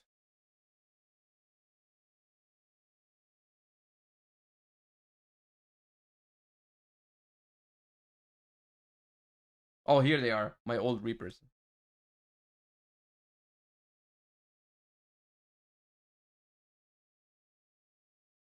Casually.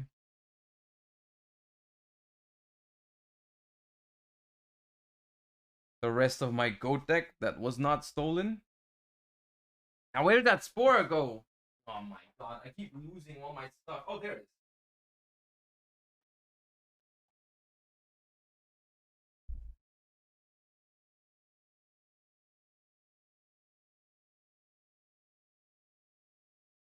Y'all can call me Picasso from now on if you want to. I will still accept being called Josh, but you can.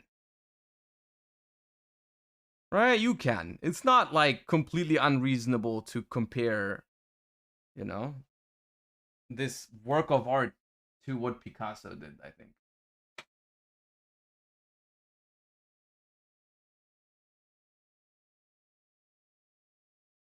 So that's my spore from back in the day.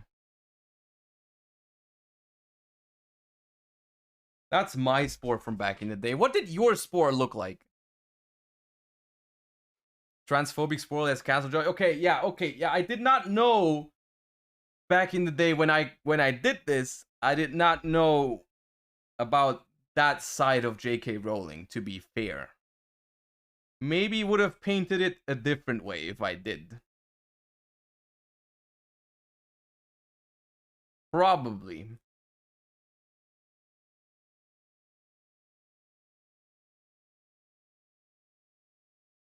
Do you still own all your YCS prize cards? I do not. Unfortunately, I only own the Anotherverse, and even that one seems to be lost. Even the Anotherverse seems to have been lost, so yeah.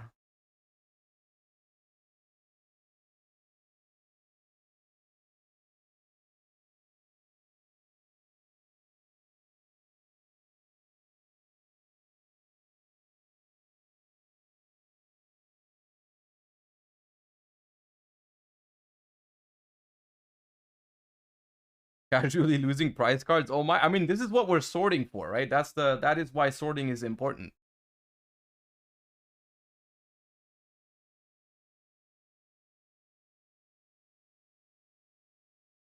Did you sell your other prize cards or just lose them? Of course I sold them. I didn't lose them.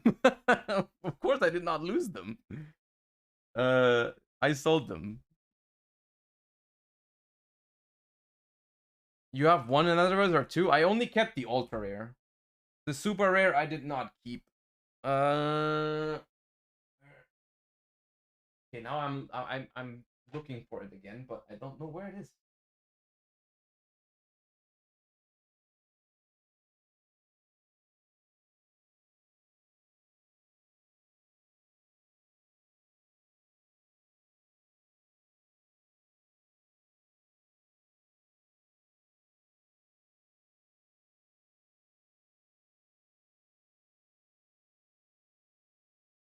Monka Christ.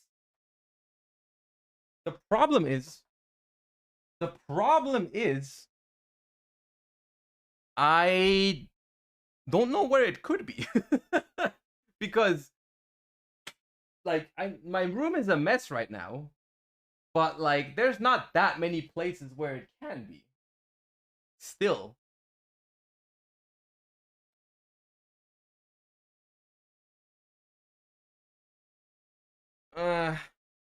That's whatever. I'll find it.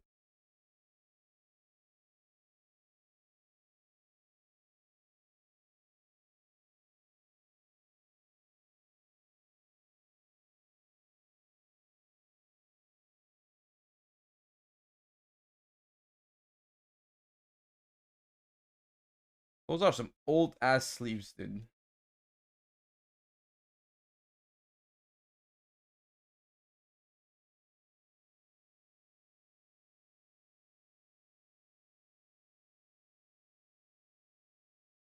Favorite non-Edison, non-Frog mirror match to play? Ravine Rulers, I think. Or Necros post Jin.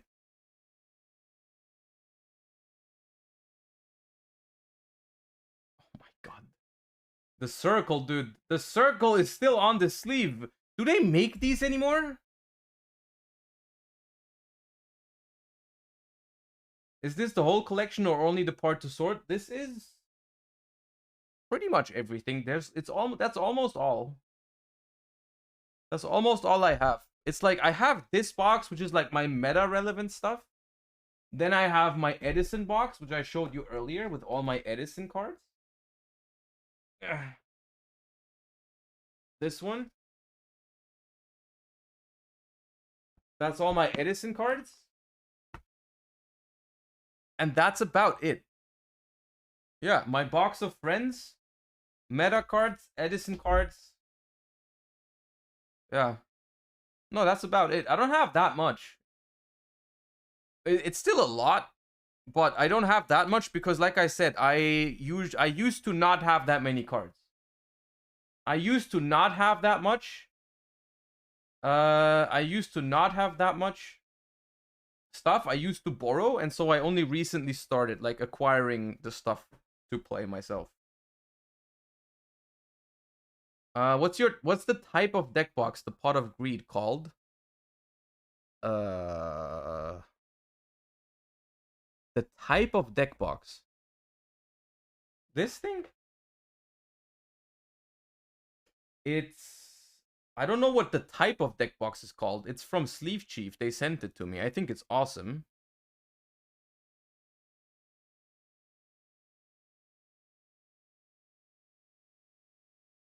Did the stream freeze? Because on my end, it looks like it's frozen. Can someone in chat tell me that stream is fine right now? Is it just on my end? It's not frozen. Okay. Yeah, it's from Sleeve Chief. It's not something. This one is not something I'm sponsored for. They literally just sent me this one for free, and I was like, yeah, that's cool, and I really like it, so I'm using it. It's like, it's very simple. It's got like some dividers, and I think it's very cool. But it's not something I'm sponsored to tell you. But like it's sold out anyway, so I can't even influence you to go buy it because it's sold out anyways every time they have it. But yeah, I don't know. I think it's pretty cool. I don't know what it's called, like what that type of deck box is called though. I'm still waiting for that. I'm still waiting for that frog deck box from Mana Moon as well. I don't know. Like how does that take so long to arrive?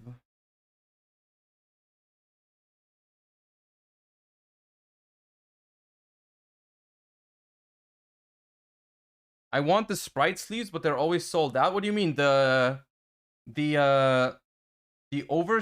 outer sleeves?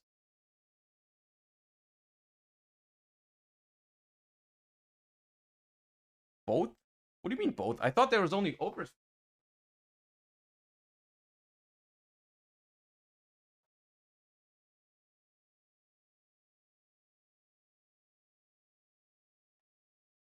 This?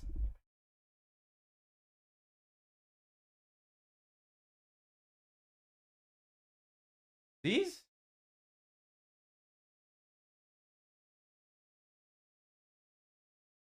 Bro, find me at YCS London. I'll give you 15 for your extra deck. I have some here. I don't need them.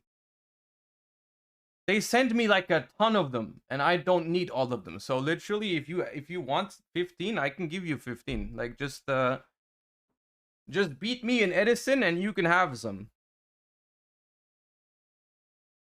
Easy clap.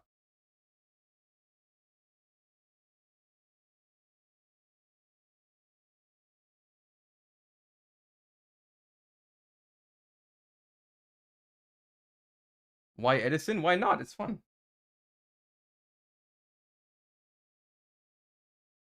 That's not a possible challenge. Okay, then you can have one. You can have some without beating me. Okay, it's fine.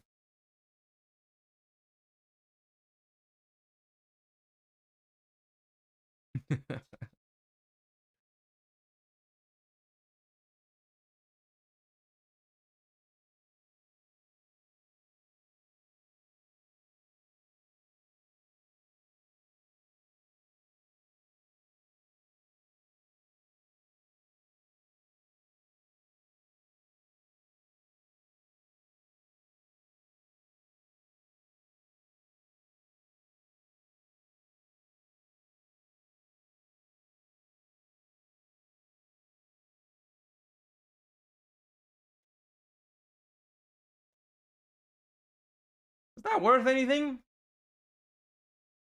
First Ed, super rare graceful? Probably not, right? It's not even looking. It's not even that good condition. Probably just keep it. What are your thoughts on Trap Tricks currently? I think Trap Tricks is a very good budget option. I don't think it competes for a top spot in the format, but I don't think you need to expect a budget deck to be the absolute best deck in the format. I think it's a very good thing that there is a budget option that is not bad. It's not insanely good, but it is not bad. And I think that's very valuable and very cool. I heard that it gets a lot of people back into the game, and that's a good thing in my book. Like yeah, I've heard that a lot of people are able to like enjoy locals again because they can play a somewhat competent deck for very little investment, and I think that's a very good thing.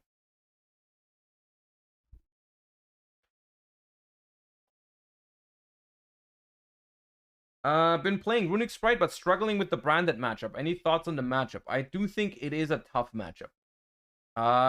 Especially if you're playing a version without Ash, which is the one that I posted, I think you kind of expect to lose to branded, unless you go first or you draw a really good hand going second.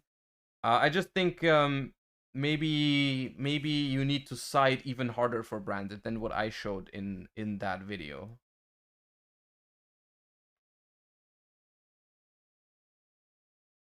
Okay, now the question now is which of the cards from the Crystal Beast structure deck do I actually put into the pile of useful cards? Because I don't want it to be clogged with cards that are not that good.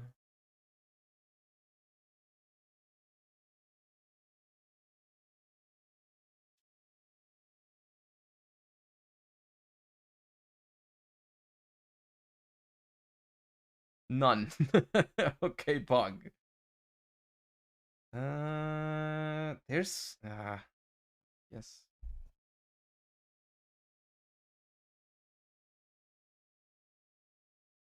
I mean, really none though. Really none.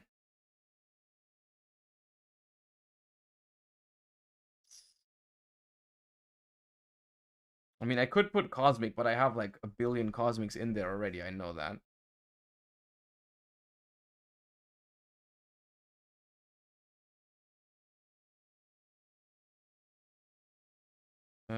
From the Dark World deck, I've already sorted out the good cards, I'm pretty sure. Yeah. Yeah, I already took out the good cards from the Dark World structures, but from the Crystal Beast, I haven't yet.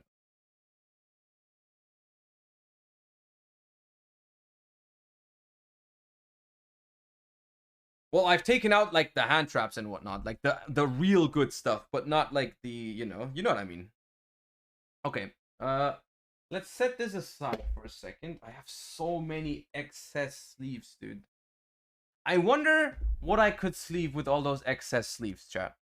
Have you seen any cards in during the stream that might need sleeves, like some attention in sleeving? I don't remember seeing any, so damn, I guess I just have to put all these unused sleeves to the side and not know where to put them. What a shame. What a shame.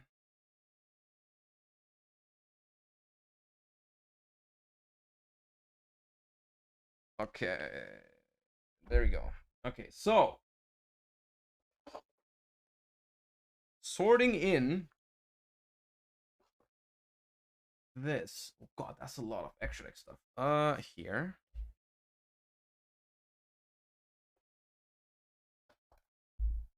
Oh. Now for the extra deck stuff, I have actually sorted the stuff by level and rank. I have actually sorted this stuff by level and rank, I'm pretty sure. Yes. So I need to sort this into this now. Gottfried, thank you for the prime. Appreciate the support. Hey, I did not expect I did not expect as much support today for a sorting stream as I've received. So thank you so much for all the primes, all the subs, all the follows. I appreciate you guys enjoying the content. Okay, all the fusions.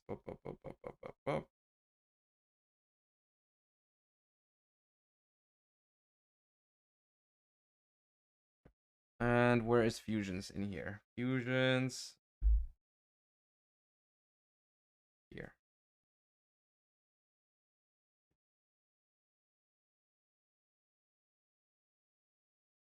Why do I have two DPs?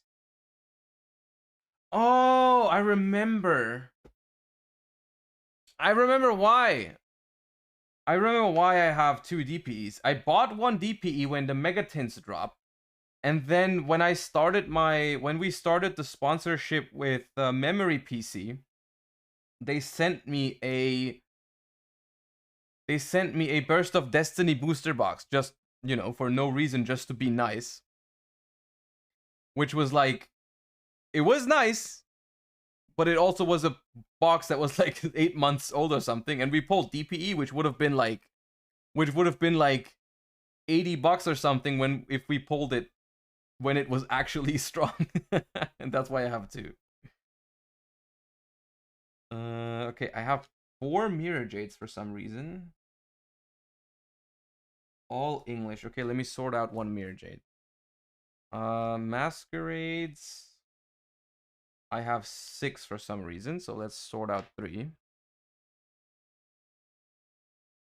Rebellion, Albion.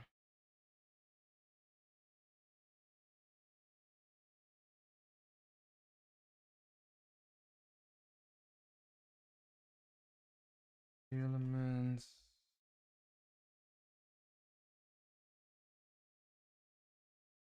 Okay.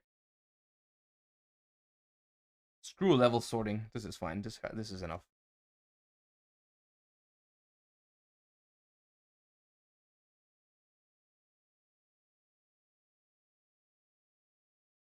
What do you do with the card warping? Because it's always been an issue for us. What do you mean card warping? I feel like it's, or like, do you mean cards that warp over time? It's been less of an issue for me. It's been less of an issue for me since I double sleeve. Since I started double sleeving, you just like don't notice it. But I guess if it's really bad, you literally just have to be you just have to like carefully bend them in the other direction. Like there's no other way around it, dude. Can be scary, but just like, you know, just do it. Keeney, thank you for the 2 months. There's more expensive cards than Zeus's that are not sleeved here, I guess. But yeah. I love how this bothers people. Okay, wait. What rank is Zeus? 12. 12, 7. I'm gonna rank sort the XYZs. 4, 7, 2, 4, 2, 7, 7, 2, 6, 2. What is Sargass? 8.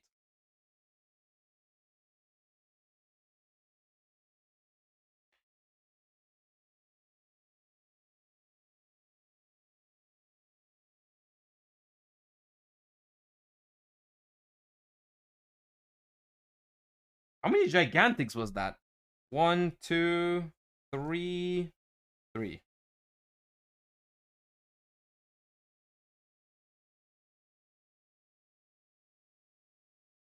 And 2 Hailed of Pure Light. Isn't that card expensive? Isn't that card expensive? Why do I have 2?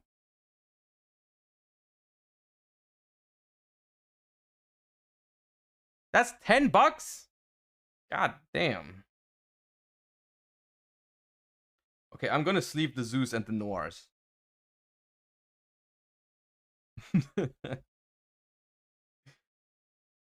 I give in.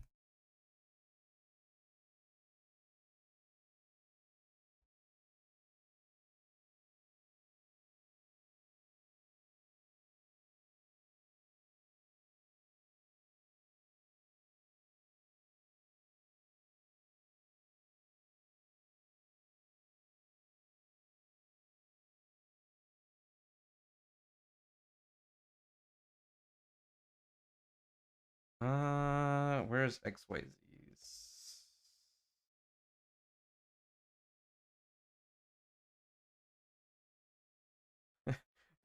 I love how the relations are here of like the size of the piles. Like look at the pile of level 2s. All the other have like 2 cards in them or like 3. Tell me you're a Sprite player without telling me you're a Sprite player, dude. Do you use inner sleeves or outer? Usually I hate inner sleeves.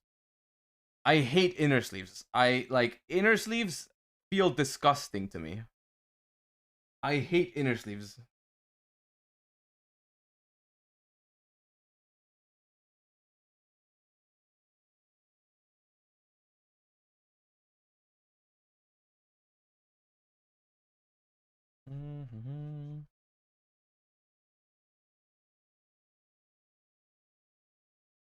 Okay, this is not sorted in any way. There's like random ranks everywhere. Okay, well, anyways. What kind of outer sleeves do you use? I don't know the exact name, but I'm pretty sure it's Dragon Shields. Also not sponsored, but I'm pretty sure it's Dragon Shields.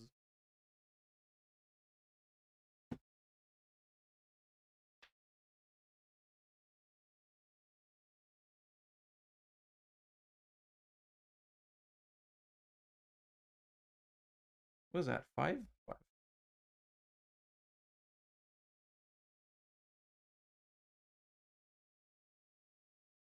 What are you doing here? 2s. 2, 2, 1. Oh, rituals. 2, 3. What's that? Link 2. And Adipus is a level link 3. Okay.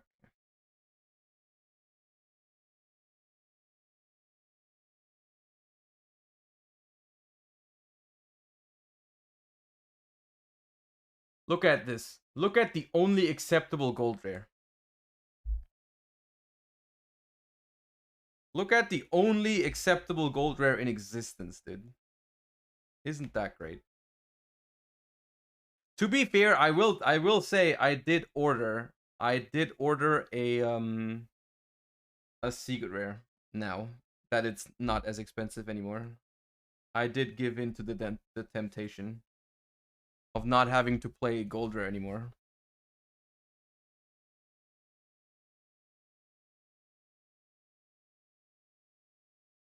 Eldritch is acceptable. Eldritch is not acceptable on like multiple levels. Wait, where is this from?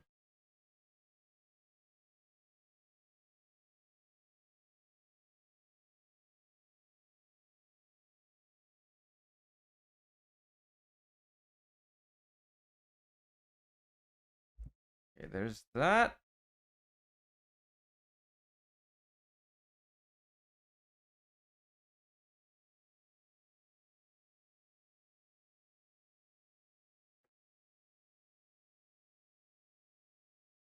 Oh, this entire thing is so good for my soul. Just the fact that I know that this shit is sorted again. Crucial development. It's not gonna last very long, but still important.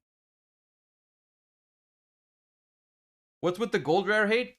I mean, I don't like the way they do them now, dude. The only gold rares I genuinely liked are the first 2, I think. The first 2 gold series I think were acceptable, and the newest ones just I feel like they look bad. But if you feel differently about it, then I mean, go ahead, use them.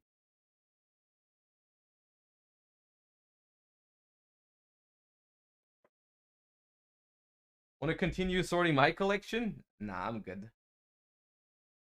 Wait, there's another gigantic sprite. Where did that come from? I don't need 4. Okay, there's 1 extra gigantic sprite.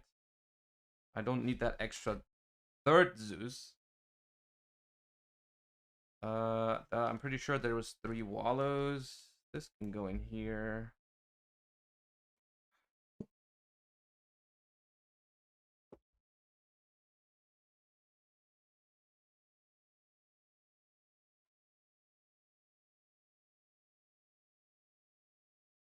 Okay, now it's getting a little bit messy. Where's the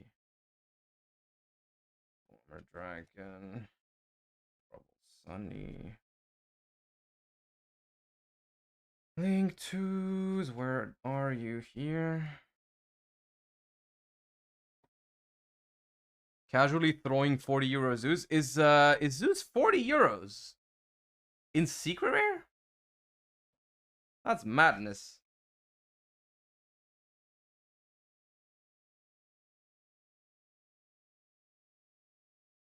Ulti Zeus is like way more, I know, but like secret?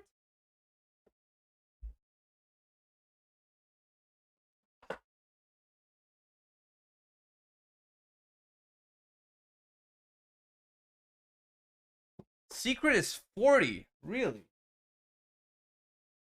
Well, let me carefully collect it then. Sorry that I threw you so hard. Secret rare Zeus.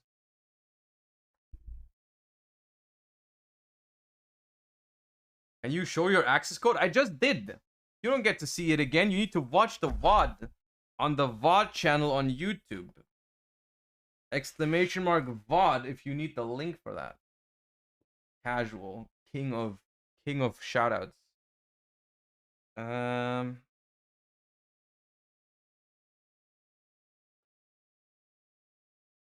You call this sorted? What if you're looking for a specific link now? Bro, I just go in and look for it. What do you mean? It's sorted. Easy clap. All the links are in one pile. So it's sorted. The definition of sorted is that I know where it is if I'm looking for it. Oh, there's Oh Homies. Oh Homie needs to go into the ritual pile. It's sorted by card game. True. It's sorted by card game.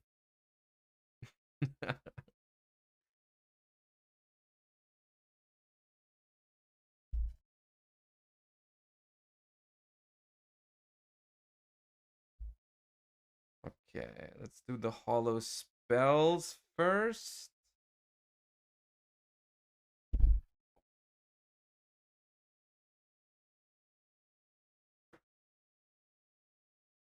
Okay, this goes here.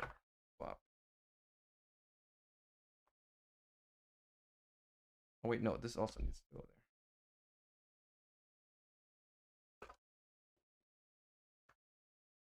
The thing is, you could do further sorting within the thingies. Maybe I'll do that at some point. But I don't have the energy for that in one sitting. I'm good. Oh.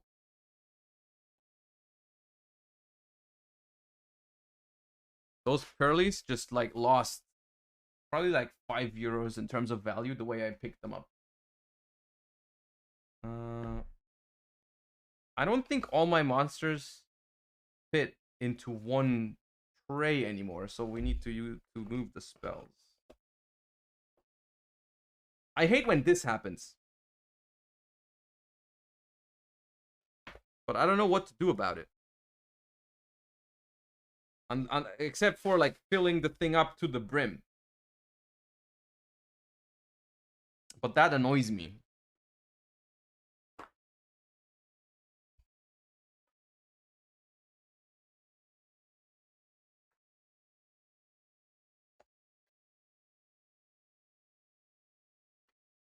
Let's do it this way. Oop.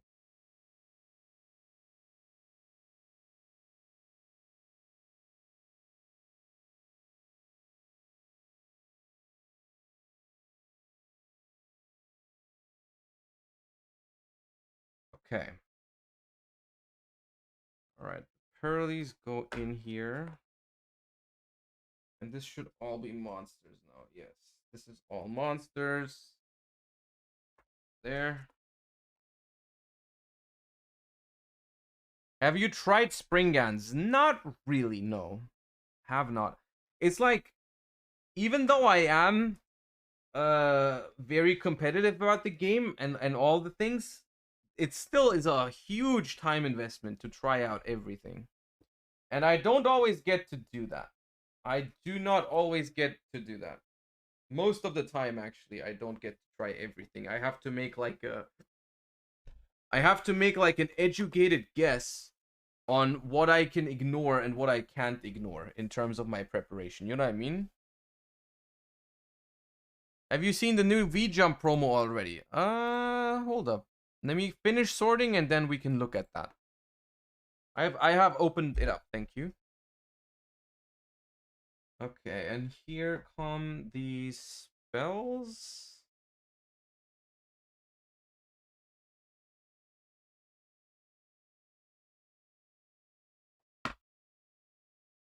And here come the rest of the traps. Okay. And we have this whole thing cleared out now. I have a full like space for like, I'm just gonna throw my bulk in here and be annoyed by that in a couple of weeks.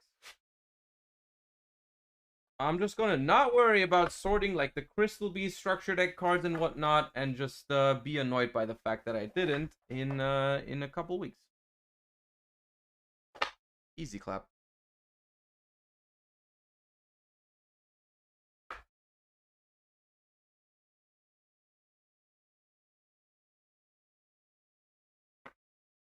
But at least I know now that these three are sorted.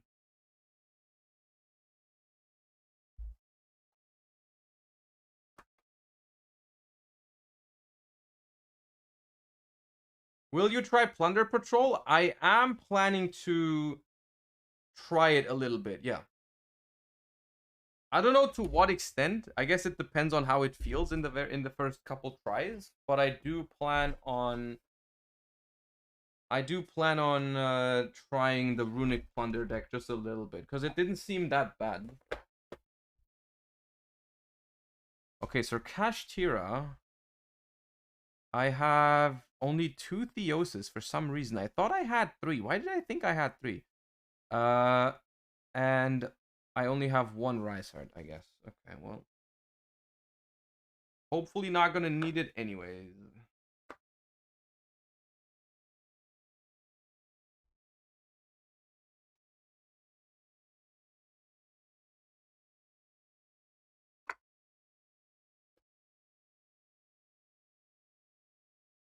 Whew, okay.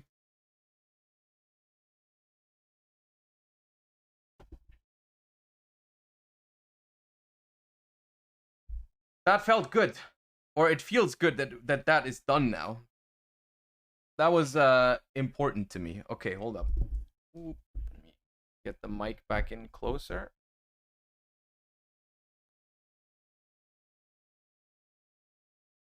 Okay. Good. Then let me check this out. What is that? Oh, I'm in the wrong. Ba, ba, ba.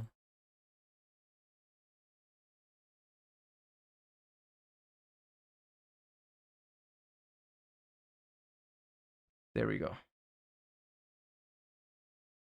What is that new V-Jump promo?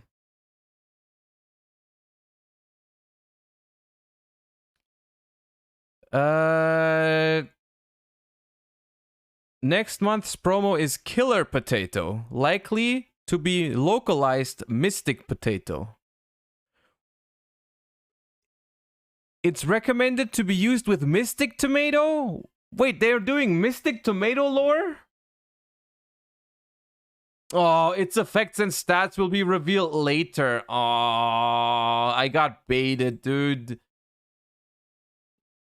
Aw. But I mean...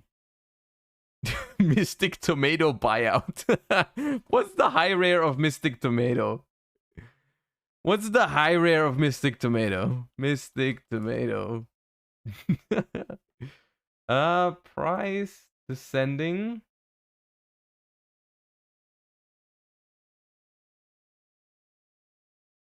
Wait, there's a...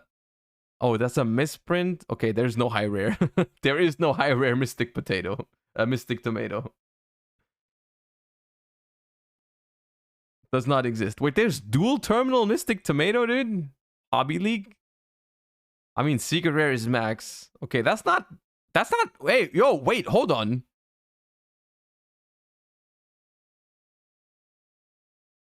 What? A Mystic Tomato is over $10 in Secret Rare? How?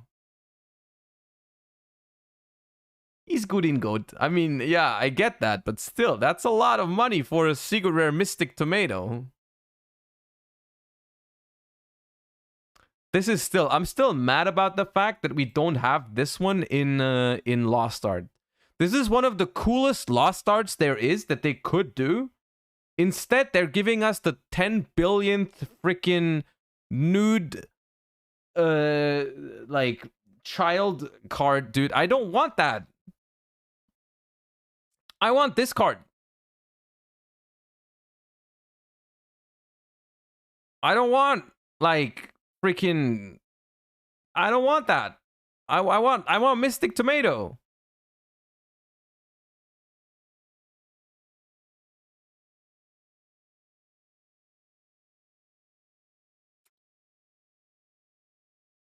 I don't care if it looks like a pumpkin. It looks badass. This thing looks freaking like... This thing is weird. This thing is hella weird.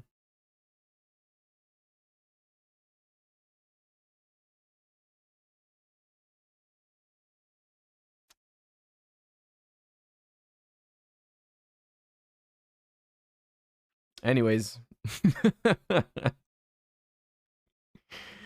Anyways. It's not weird, it's mystic. Okay, you got me there. You got me there.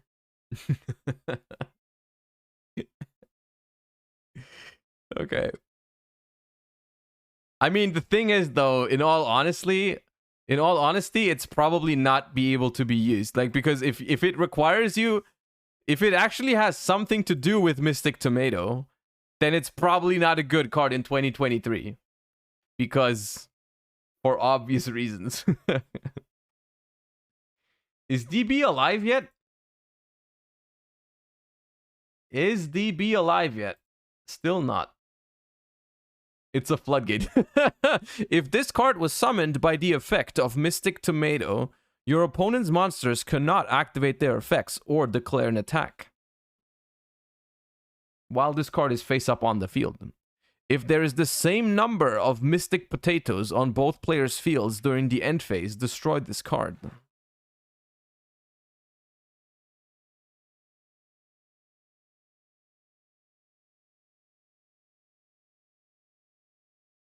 Did you play Master Duel? There's currently the new tournament ongoing. I mean, if DB still looks like this tomorrow, then we're definitely jamming the Master Duel Duelist Cup. But for the day, since it's almost, I mean, it's way too late for me to start playing Master Duel. There's no point. But yeah, I don't really like the new look of Dueling Book right now. Like, I don't know what to do with all this. Well, yeah. All right. Chat. With utmost... I am very sorry to inform you that this is the end of today's stream. I hope you enjoyed. Even though it was a little bit different. I really enjoyed it. I thought it was fun. Just like talking about Yu-Gi-Oh! For 5 hours makes me happy. I'm happy that we had so many viewers in here. If you're new to the stream and you enjoyed the vibes, make sure you follow the stream. Make sure you tune in tomorrow when we actually play the game. Hopefully, if they let us. We will actually play the game tomorrow. Hey, thank you for all the follows. Thank you for all the subs. Thank you everyone for watching. I will send you guys somewhere. Who could I raid? Whose day could we make a little bit better today, chat? Whose day on Twitch could we make a little bit better today? Septo? Is Septo live? All right, I'll raid Septo then. Septo. Yes, he is. All right. I'll send you guys over to Septo. The amazing creator of the spreadsheet. I hope you enjoyed watching the stream. I hope you have a great rest of your day. Thank you so much for tuning in. I'll hopefully see you tomorrow